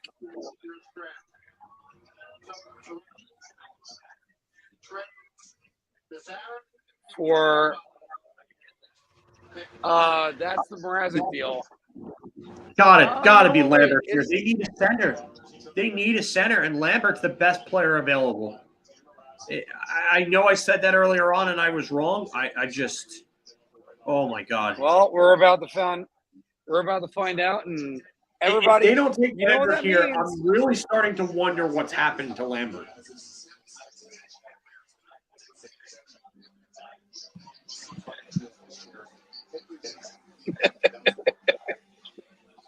My roommate's telling me that our catchphrase should be "bah," because every time somebody agrees with us, Big Apple hockey. I'll answer this question for Chris T.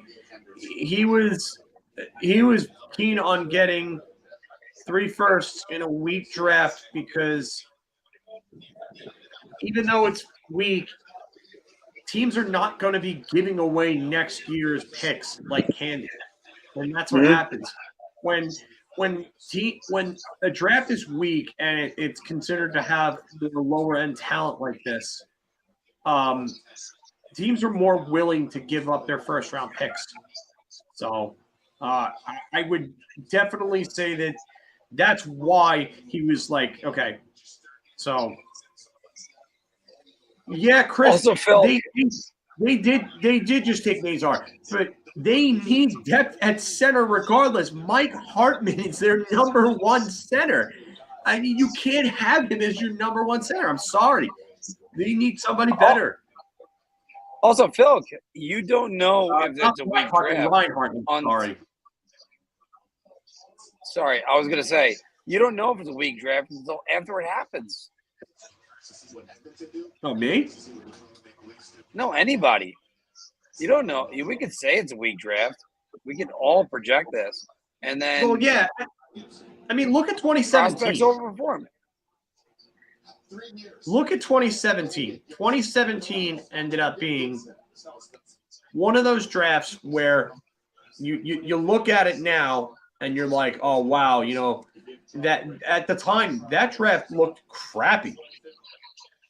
But you're looking at it and look at that draft. Look at that first round. So Nico Hischier goes first overall. He had 60 points this year. Miro Heiskanen went 3, and he's a number 1 defenseman already established. Cale Makar just won the Norris. Nice. Elias Peterson won the Calder in 2019. And then he's really overrated. Oh yeah.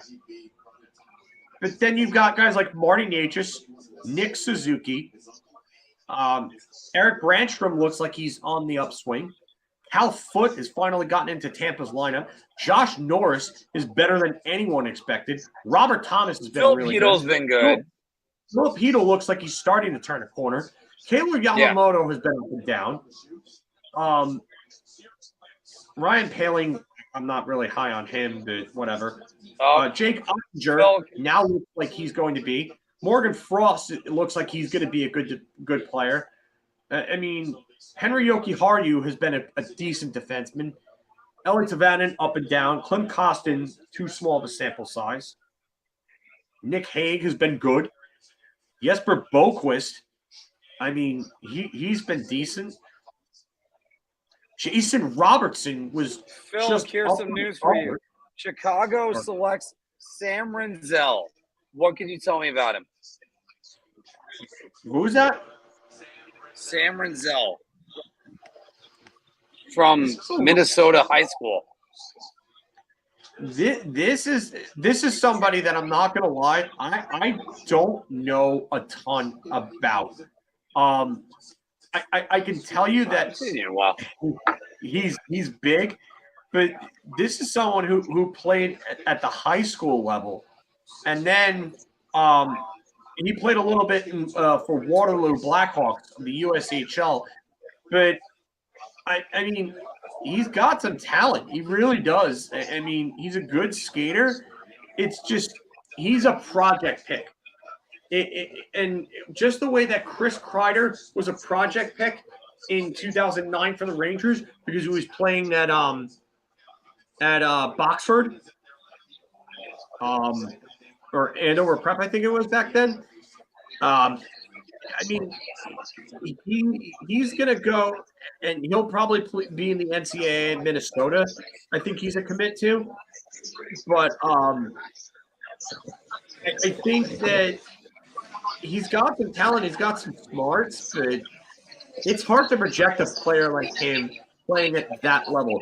But for me, the one thing I will say is that if they think this highly of him to take him with having played only maybe 20 games in the USHL and then playing the other half of his season in the high school league, I mean, they've got to see something. They've got to see something incredible. because you rarely see high school level players taken in the first round. You rarely see them. So,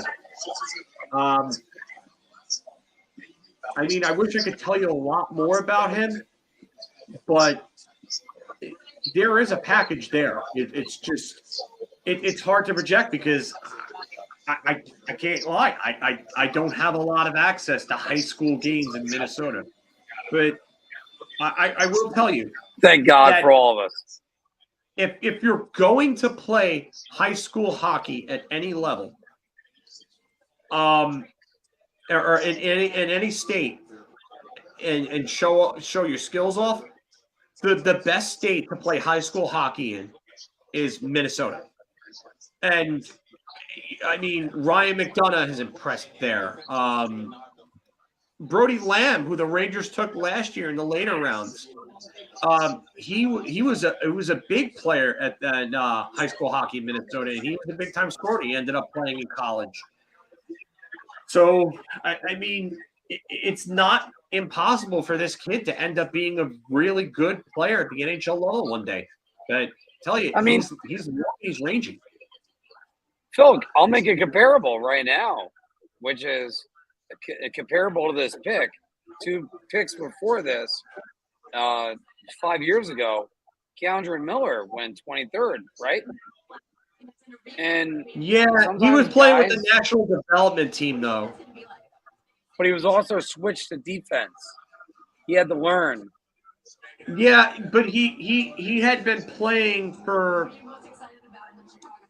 This was his 5th year playing defense. So 22. I'm just saying that this is him learning, and like you're saying before, that Sam Renzel has got a lot to learn going up to college and all that.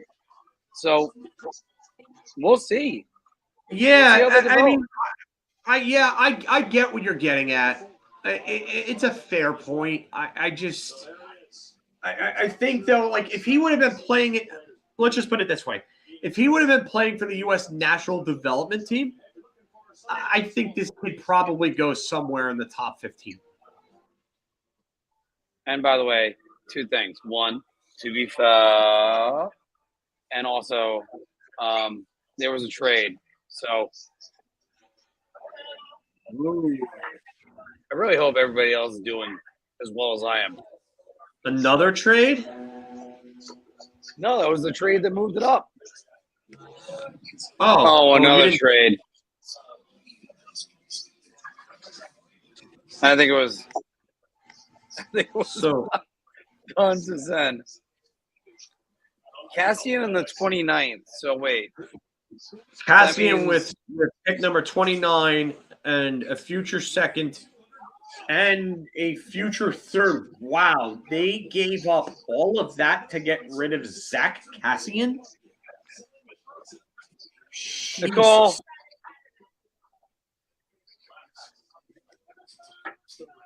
I can't. I gotta obey by the rules. Wow, I can't believe they gave up that much to get rid of Zach Cassian's contract. Like $3.2 million. Please make this happen. I could already see Anthony in our green room.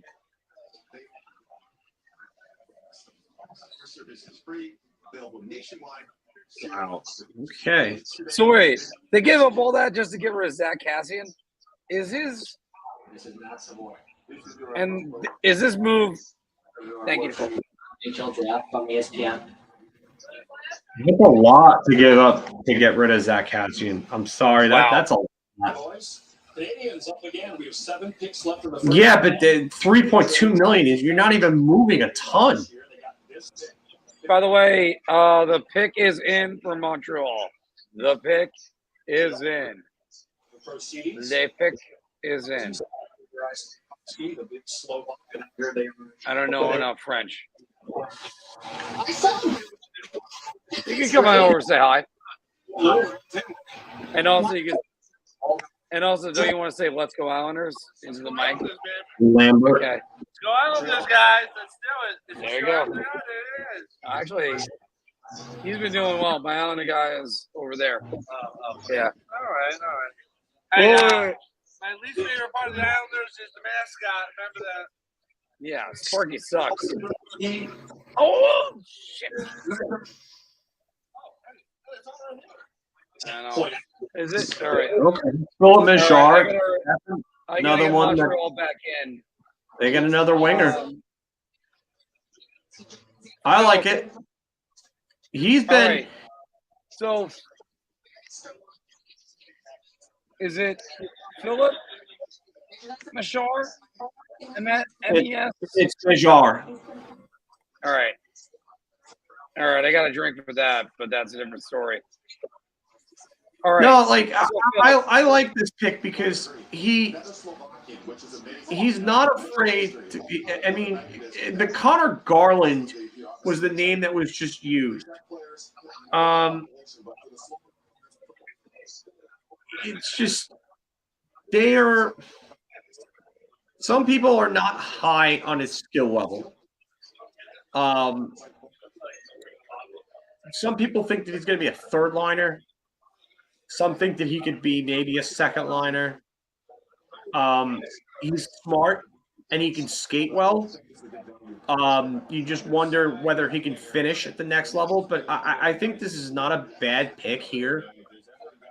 I mean, it's at this point, I think you just want to get guys that can really help you win games. I think this is somebody who can. Just because I think he's going to be somebody that's not going to be easy to play against. I think he's more of like a middle six type guy. Gives you a little bit of offense, good defensive play. I wonder. I wonder again, another one, and I know I've been saying this a lot, and it sounds repetitive, but I really do wonder if the offense translates at the next level.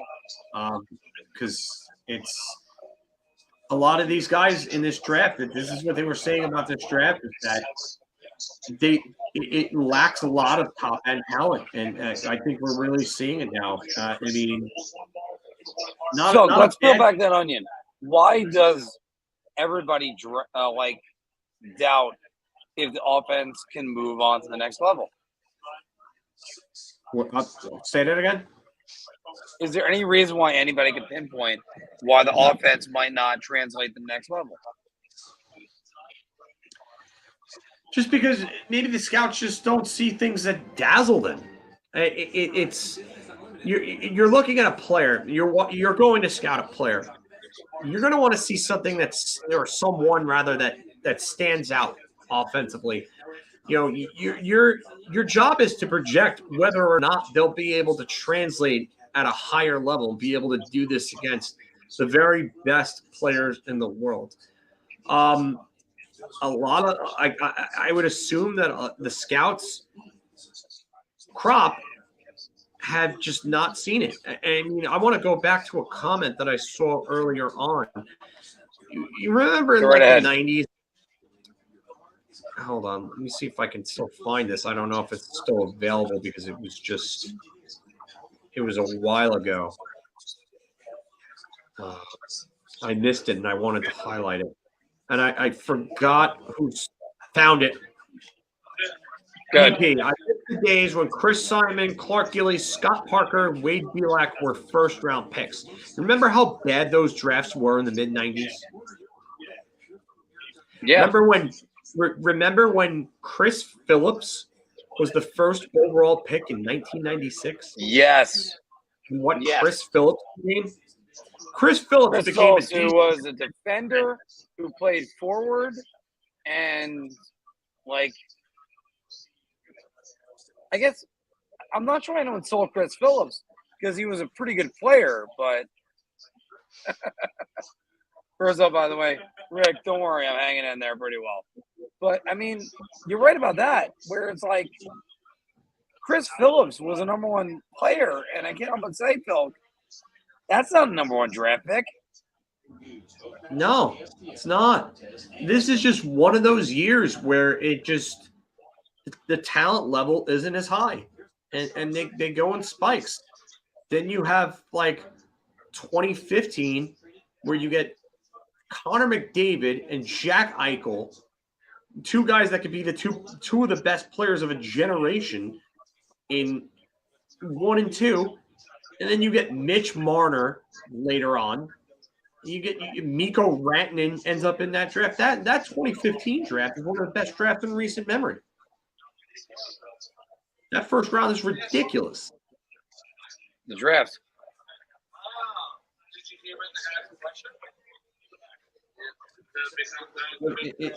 It goes to show you like the ups and downs, the peaks and valleys of talent. McDavid, Eichel, Marner, Hannafin, Provorov, Werenski, Timo Meier, Mikko Rantanen, Lawson Krause. Not even a bad player. Really starting to come into his own. Jake DeBruck. Lawson Krause is starting to look like a great player. Joel Eriksson Ek.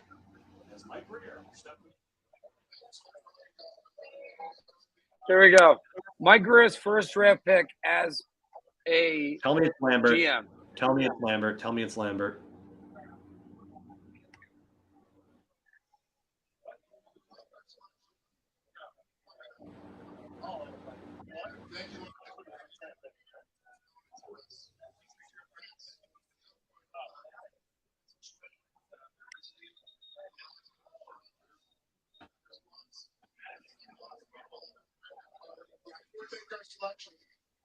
Which, by the way, Phil, I just want to say this. I'll use the words tickle pink. This guy is a GM. I have followed him back when he was in Boston University as a walk-on with Chris Drury and Travis Roy as his teammates. It brings a tear to my eye that he's a GM now. Yeah, he's really longtime friends with Chris Drury. Chris Drury was definitely sad to see him go, but very happy for him. So, but to get his own job.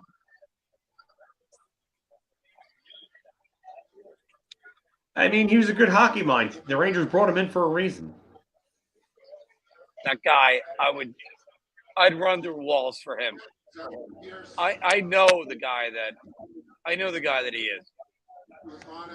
I'd run through a wall for him. And he could skate through a wall because he was that fast. He was really fast.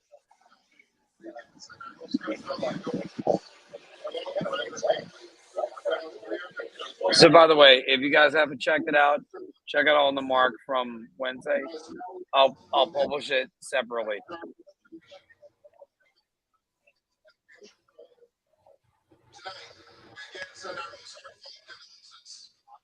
I can't share what he's saying, so that's why we're talking about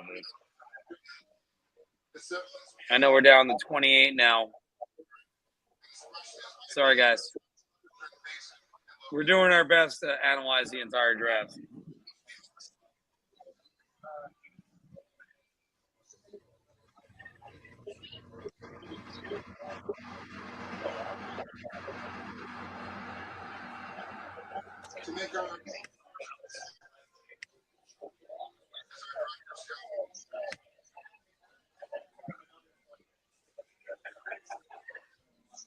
Philippe.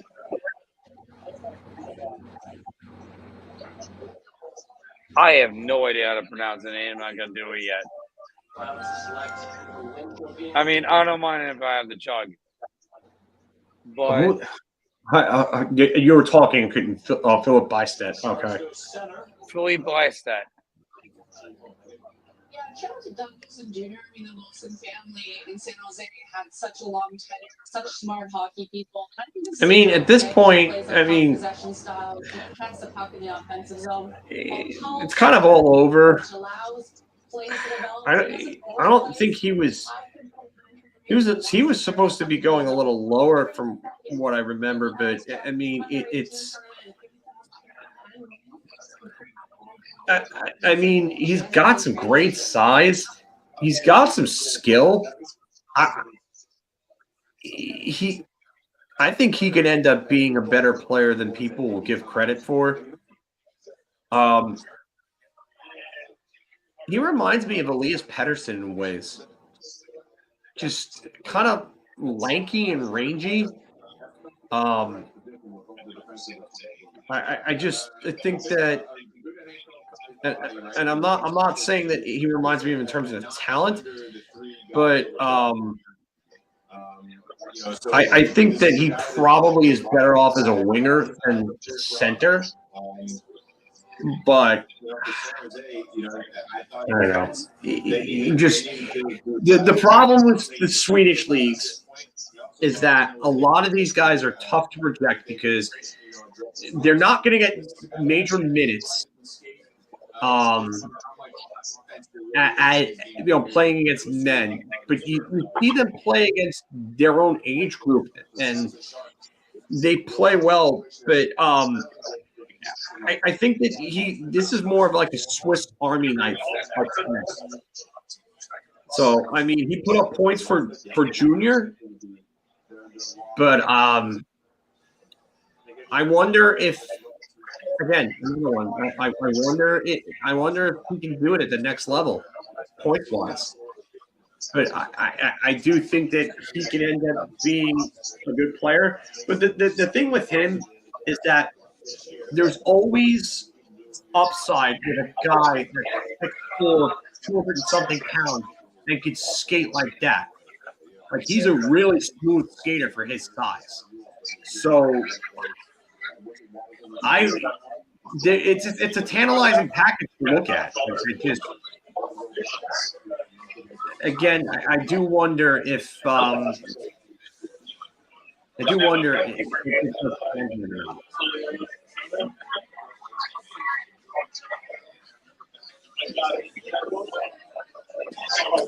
All right. I think you said it all right there. A lot of time with him. Like you gave you all your doubts. And for enough at that time, and that's what it comes down to. A real By good the way, teammate. I haven't actually said this out loud in a while, but we are partnered with Manscaped. Daryl Sutter in Phil, Chicago. can you take it over? So in San Jose and in Calgary. You're really that messed up? I don't think I am. I just want to make sure it's clear. No, we're partnered with Manscaped. I happen to use their products. I've been using them for a while, as you've seen me plug them. Plug the old lawnmower 2.0 because they're now on the lawnmower 3.0. But actually, we're partnered with they got up to the 4.0. They're up to the 4.0 now? Ooh, wow. Okay. And one of the guys said it in the chat. Yeah, I don't I use the lawnmower 2.0. I love it. I love their products. I could go grab them again if you'd like. But again, use Big Apple Hockey, BAH, for 20% off and free shipping. They're the best grooming tool out there right now. Marc has the nose hair trimmer, which I probably could use. The Bushwhacker. Yeah, the Bushwhacker, as it's called. And the cool part is that they give you like little fake newspapers to basically dispose the hair of. And that's actually pretty clutch because obviously grooming yourself, my chest gets hairy if I don't take care of it. It's really hairy. So I take care of that. And the lawnmower is actually amazing for all that. And the battery life lasts a hell of a long time. I could probably go through say 3-4 full body shaves at least, and the battery wouldn't die. I love their product. The deodorants and the wipes and stuff like that are awesome because of the fact that one, they smell good, and two, they keep you clean down there, which is like the biggest thing. So I love using their products. So definitely use them. Now, by the way, I got to go with what Filk is saying. And the reason why I'm slowing down is because they keep making the most trades that have been around in a while. so I'm sorry. I'm trying to keep the rules. But thank you, Phil. And the lawnmower has been fantastic for me. You have to work to try to nick yourself. You can't. It's so amazing. Do it. And all right, hold on.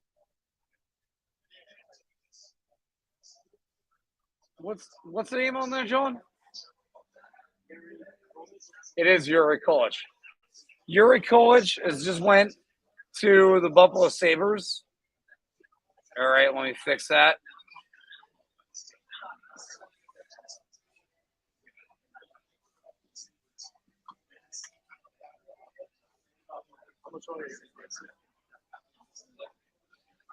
I don't know, 20 minutes, 30 minutes?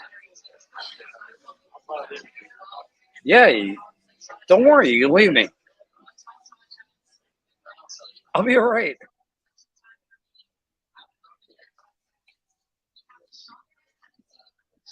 All right. So, guys, would you guys have still made the Cobb trade knowing Lambert would have been available on the board at this moment? All right. Chris T, let me ask you this question.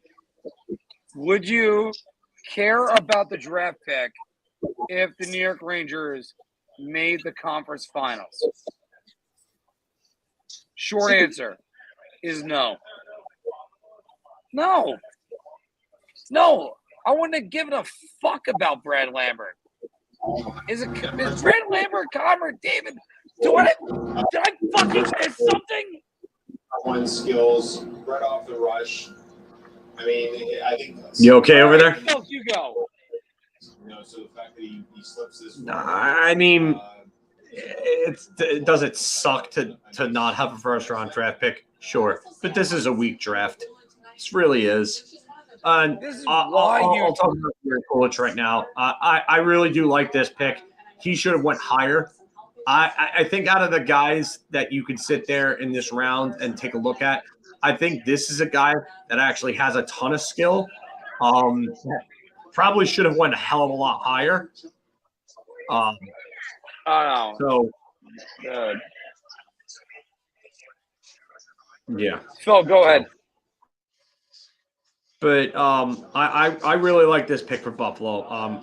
Chris Salas said it just before. He said, "Good night for Buffalo." I agree. I definitely like this pick for Buffalo. And then as for Kopp, I make that trade again. It sucks that they're going to probably lose Kopp, but you made the conference finals. Just wish Andrew Kopp would have been better in the Carolina and Tampa series, and maybe they would have been in the Stanley Cup finals. But again, I will plug more Manscaped products. This is my long. So you can see it's being used. Crop preserver.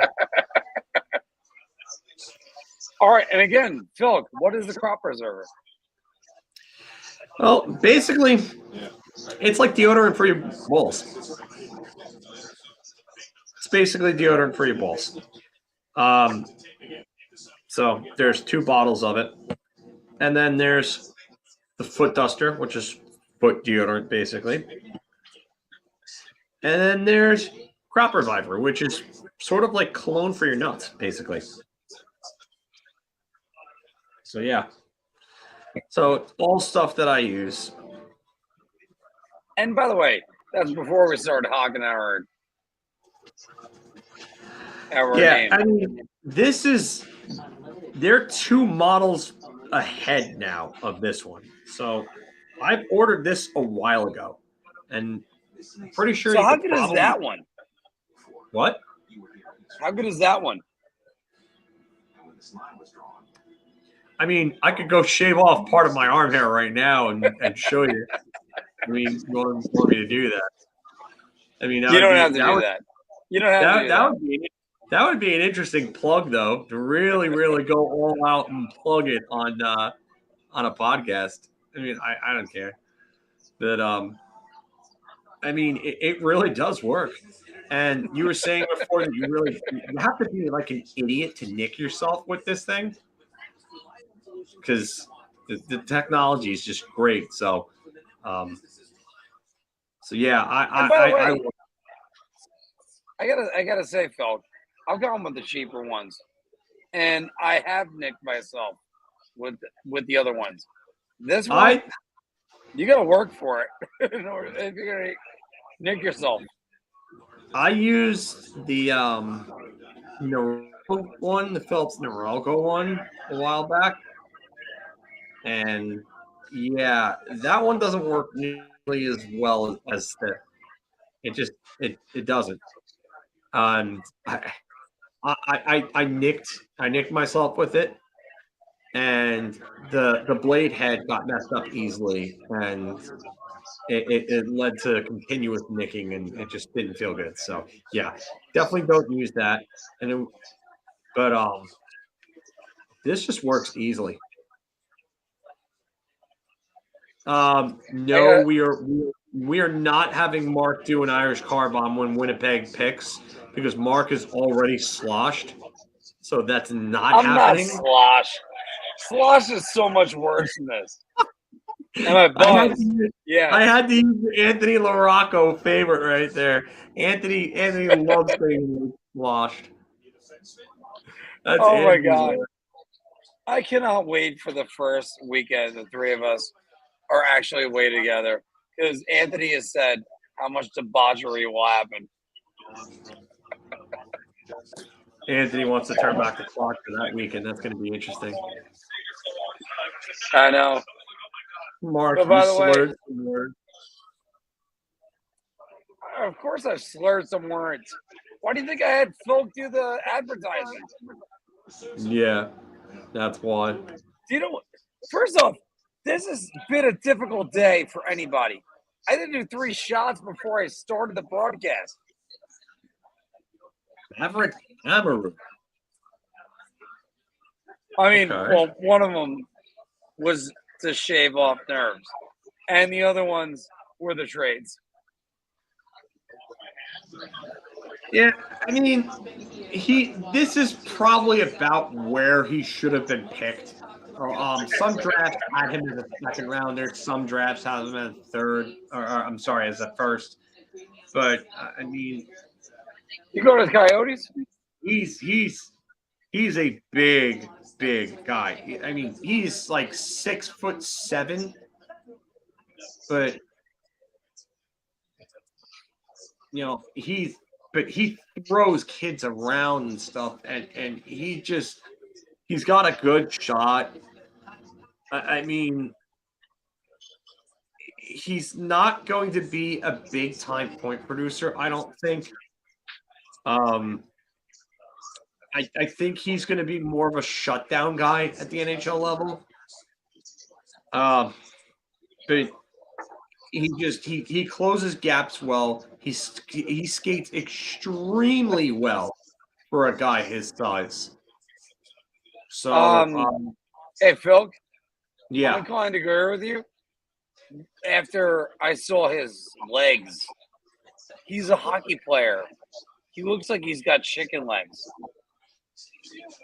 Yeah, he does look like he has chicken legs, but tell you right now, that'll be worked on, and he's going to fill out. I mean, this kid's only like 170 pounds, which is crazy at 6'7". Maybe 170. Oh no, 70. But they're saying like 196. But he looks like 170 pounds. But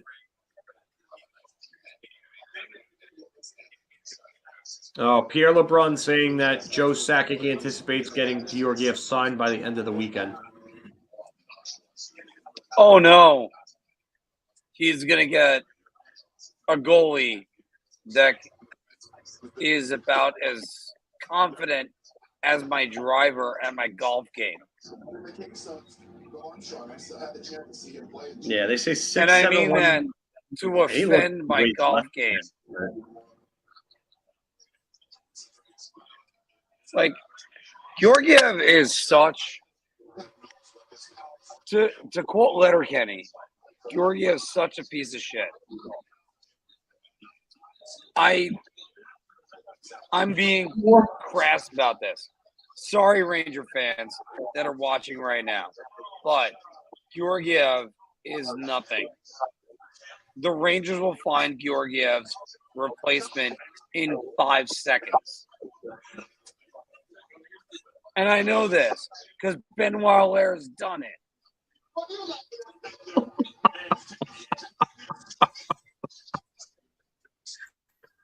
Oh my God. TP, I can't help but do this. I can't help it. Oh my God. But Filk, please tell me who the Rangers can replace with any goalie with Benoit Allaire as the goalie coach. Any. Seriously. Shesterkin was a starter. Tyler Wall ended up being an ECHL goaltender this year, so. Yeah, Benoit Allaire will make him good. Yeah, he will. Marty I'm not even worried about Tyler Wall. The guy that I'm looking forward to really is Dylan Garand. There you go. He only started Garand. with Team Canada. He didn't start. He got selected to them, but he didn't start. He should have started. My bad. Sorry, Devin Levi. Yeah, Devin Levi started. But Dylan Garand won CHL Goal of the Year.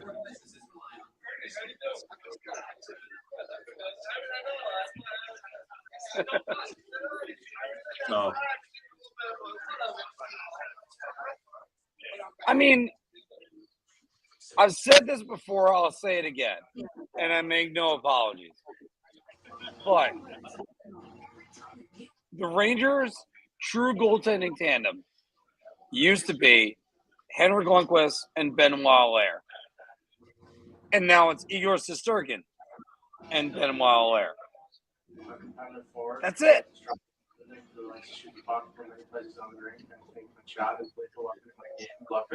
They can literally draft anyone they want. And by the way, the pick is in for the I almost called them Lucinas Coyotes. Winnipeg Jets.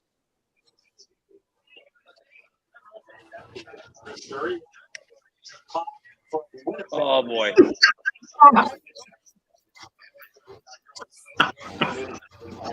You know, oh my God. It's great to have friends. It's terrible when they're walking in with shots. Oh my God. I wish there was a trade. Yeah, there's a question. He was a nice fit in New York.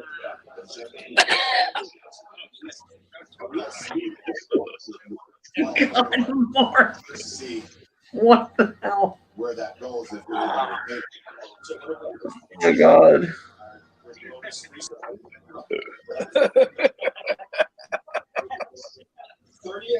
Oh my God. Romanella, that is the best comment ever.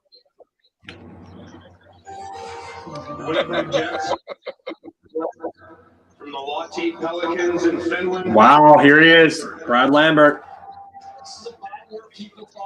All right. Brad Lambert. Well, obviously, you do like this player more. I had him at 12. All right. Brad Lambert went at number 30. This is a guy that, like, this time last year was pegged to be a top 10 pick. There is one point even further back where he was pegged to be a top 3 pick. All right. So, Phil, let me go with what the question was again.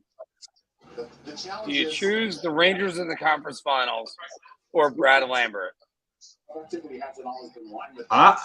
I'm probably gonna take the Rangers in the conference finals here because you never know what Lambert. It doesn't even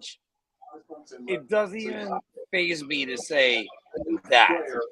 His uncle is going to be coaching New York Islanders, so I think there's some familiarity there that you can a factor, and I think ultimately this is a good opportunity. By the way, Romanello, you're 100% right. We've heard about this kid for a long time. I got half a shot I got to finish. Because you've heard about him for so long. His skill is off the charts. Rangers now trade with Winnipeg for Pierre-Luc Dubois. Yeah, I mean, again, I could see it. It's there. It's ready for them to do it. This point, but certainly a talented kid. 17th player born outside North. Jesus Christ, another shot? No, it's the same shot. Oh, I did half the last time. About to say, what the hell? You're crazy. I'm already crazy. Look, it's not my fault. The Rangers, or not Rangers, the NHL kept trading. Here's a good question. You're talking about never together. Do we make the Eastern Conference Finals with a Cup? I don't know if they do. I don't think they do. In the Carolina series, but he wasn't great. He was great against Pittsburgh. So, I mean, they definitely don't beat Pittsburgh. I can tell you that right now. Look, if you remember when I said it, I did say the Rangers are going to the conference finals. And the reason why is because I thought Kopp was going to be the third line center. He wasn't. He ended up being second line wing. All right. Sell your home for top dollar. I think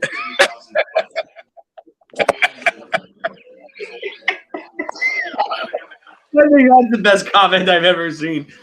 Marc is so I know. Getting Uber driver. Look, I said I was going to make it tonight and do a drinking game. And then I played it by myself. So what am I going to do?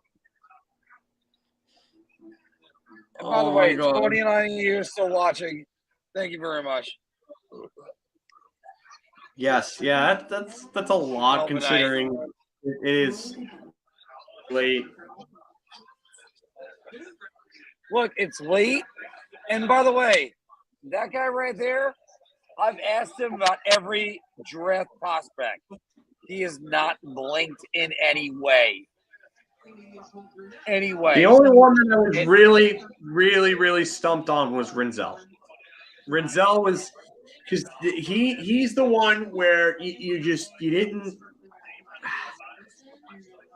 I mean, maybe people who pay more attention to prospects than I do would know him, but like that's one of those ones that's kind of hard to look at because there's just not a lot of footage on him. It's not. I mean, so it's. I would rather not bullshit you on that than.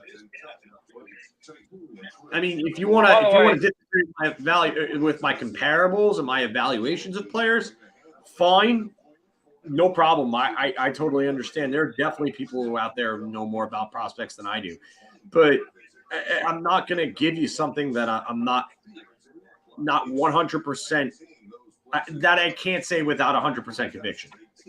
Like that, you might hear in seeing where, like, in pauses and where I'm saying things, but like everything I'm telling you is just what I think, what I truly think. And so, if I'm wrong about this stuff, which I'll probably be wrong about a lot of it, this draft's really a crapshoot. I'm wrong, whatever. But Rinzel, that was the one that really like stumped me quite a bit. By the way, the pick is in on the Lightning. When's the last time the Lightning said they had a first-round draft pick? I don't know. When was the last time the Lightning had a prospect worth a damn? Oh, that's right. They traded the last of those away for Brendan Hagel. Forgot. My bad. Isaac Howard. Not a bad pick here. Another U.S. guy. All right. Another So what's U.S. besides the development team guy, not a bad player. It's funny because he plays more like a little bit of a defensive type pest type of guy. I'm trying to think of a guy that could like really like I could give you that would be a comparable for. I want to say like I would go old school here, but Ken the Rat Lintzman would be someone.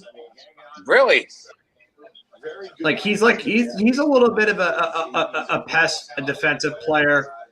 I mean, he's got offensive talent, but I've heard John Gabriel Pajot's name listed for him.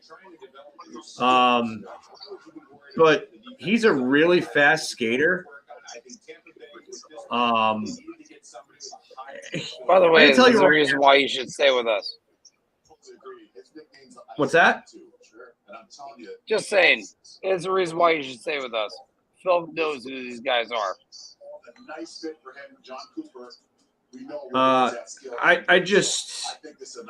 I think if anything, this guy ends up being a pretty damn good player. I think actually a more comparable player for him, funny enough, got to be a former Tampa player, Yanni Gourde. Really?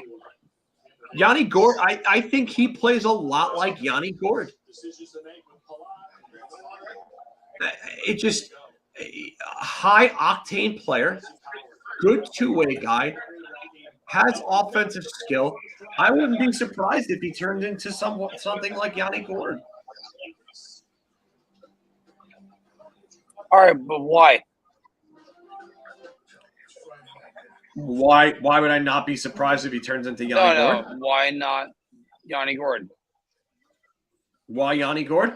Again, like I said, high octane motor,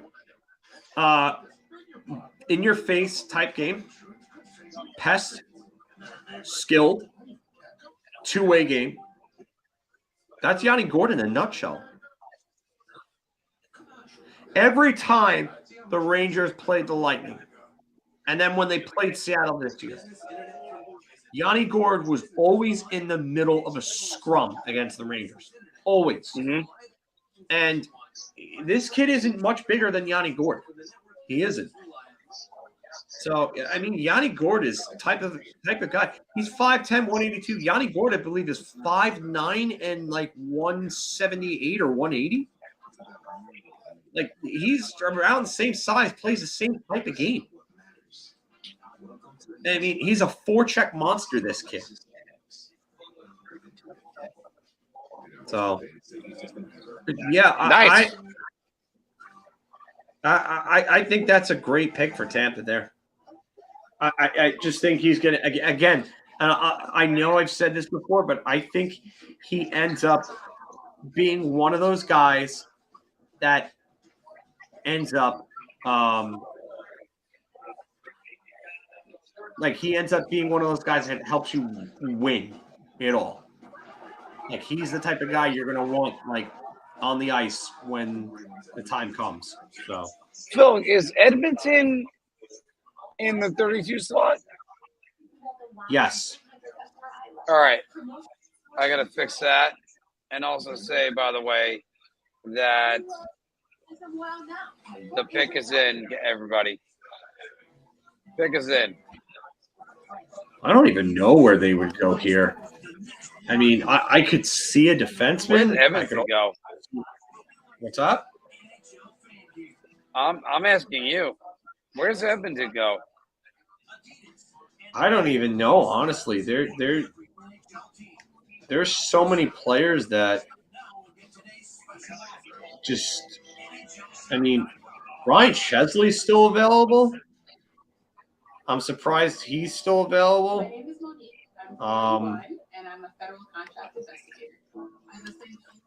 Who else would be available here?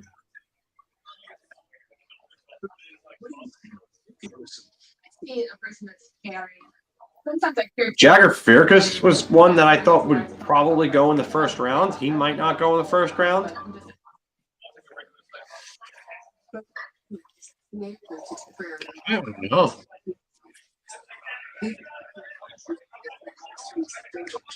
Seriously. Already difficulty swallowing, speaking, breathing, problems, or muscle weakness may be a sign of a life-threatening condition. You don't receive All right. Edmonton is going to the podium. And by the way, everybody, 67, 66 of you watching, I'm sorry.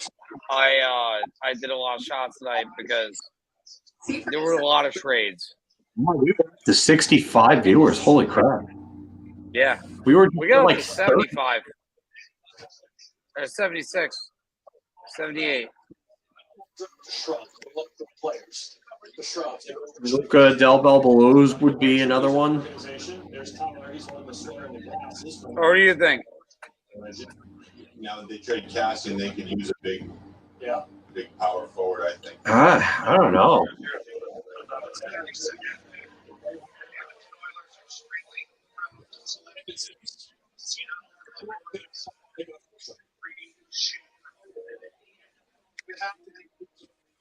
All right. Julian Lutz. Who is that? Shaper. With the 32nd pick, the Edmonton Oilers extremely proud. I mean, from the Seattle Thunderbirds. Yeah, big, powerful winger. Played for Seattle Thunderbirds with Adam Redby, Rangers prospect, who is like 6'8". Seattle apparently likes some big players, but I mean, 32 goals. He was under a point per game player. I mean, whose game could I really compare him to? I would say maybe no, not Tom Wilson. Tom Wilson's different. I would say maybe someone like Lawson Krause, maybe. Trying to think of other players that I could compare him to. Yeah, his skating is pretty good, so I don't think that'll be a problem at the next level. But I think Nick Foligno, is actually a good one. I would say a better skating version of Anders Lee would be another one because he's not much of a playmaker. So, I mean, I know he had 15 assists in the 25 games, including 6 goals. But during the season, he had more goals than he had assists. So, I would say maybe someone like Anders Lee would be, but I think Schaefer creates more offense with a rush than Anders Lee. And Anders Lee is more of like a just crash the net type guy. So I definitely would think more of like Lawson Krause, but I do think that with the right guys, especially in Edmonton, if he's playing with McDavid and Draisaitl, you could definitely get away with him getting you maybe 25, 30 goals, and then you're looking at him as a top 6 player right there. So he could end up being that type of guy, where he just ends up being in the right place at the right time, and he ends up being more of a top 6 guy than a middle 6 guy. So the good part about him is that he has the speed to keep up with faster players. And you're going to need that if you're playing with guys like McDavid or Draisaitl, especially McDavid. But I actually like this pick for Edmonton because they needed more guys like this, especially after getting rid of Zach Cassidy. So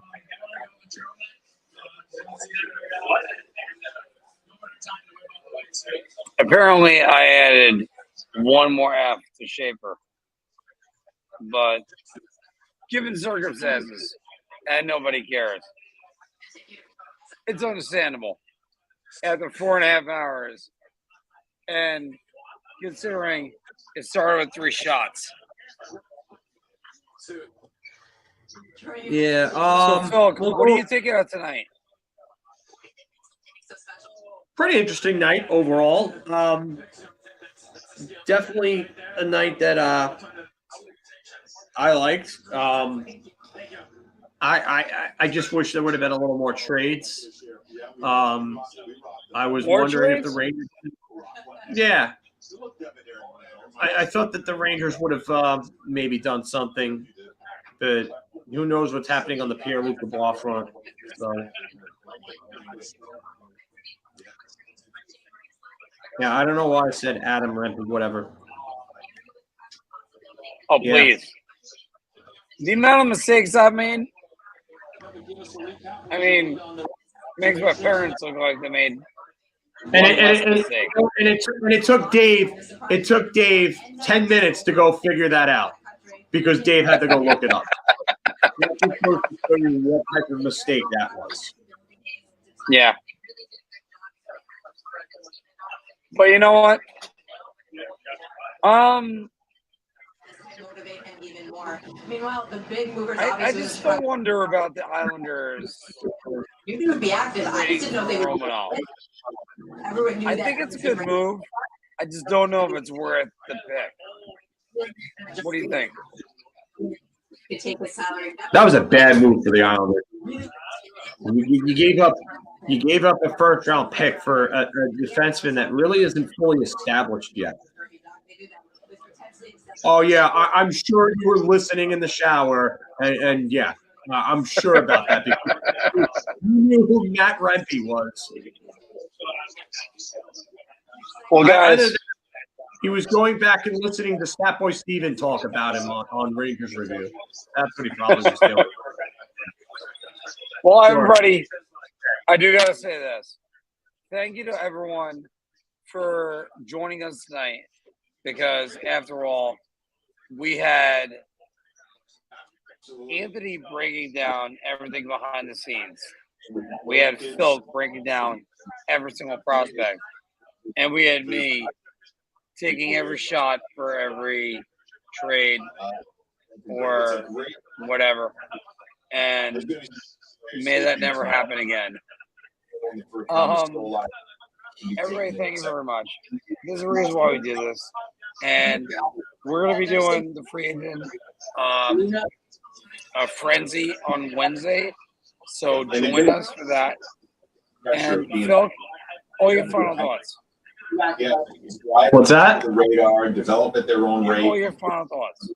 Being good NHLers. Yeah. Well, I mean, it was good to see, some action. I definitely liked having some sort of trade tonight, which was cool. Last year, I don't think there was really anything to go over other than the trades of up and down and stuff like that. But trades involving players, clearing cap, interesting day overall. And obviously, Marc needs to never do drinking games with the NHL Draft because he's.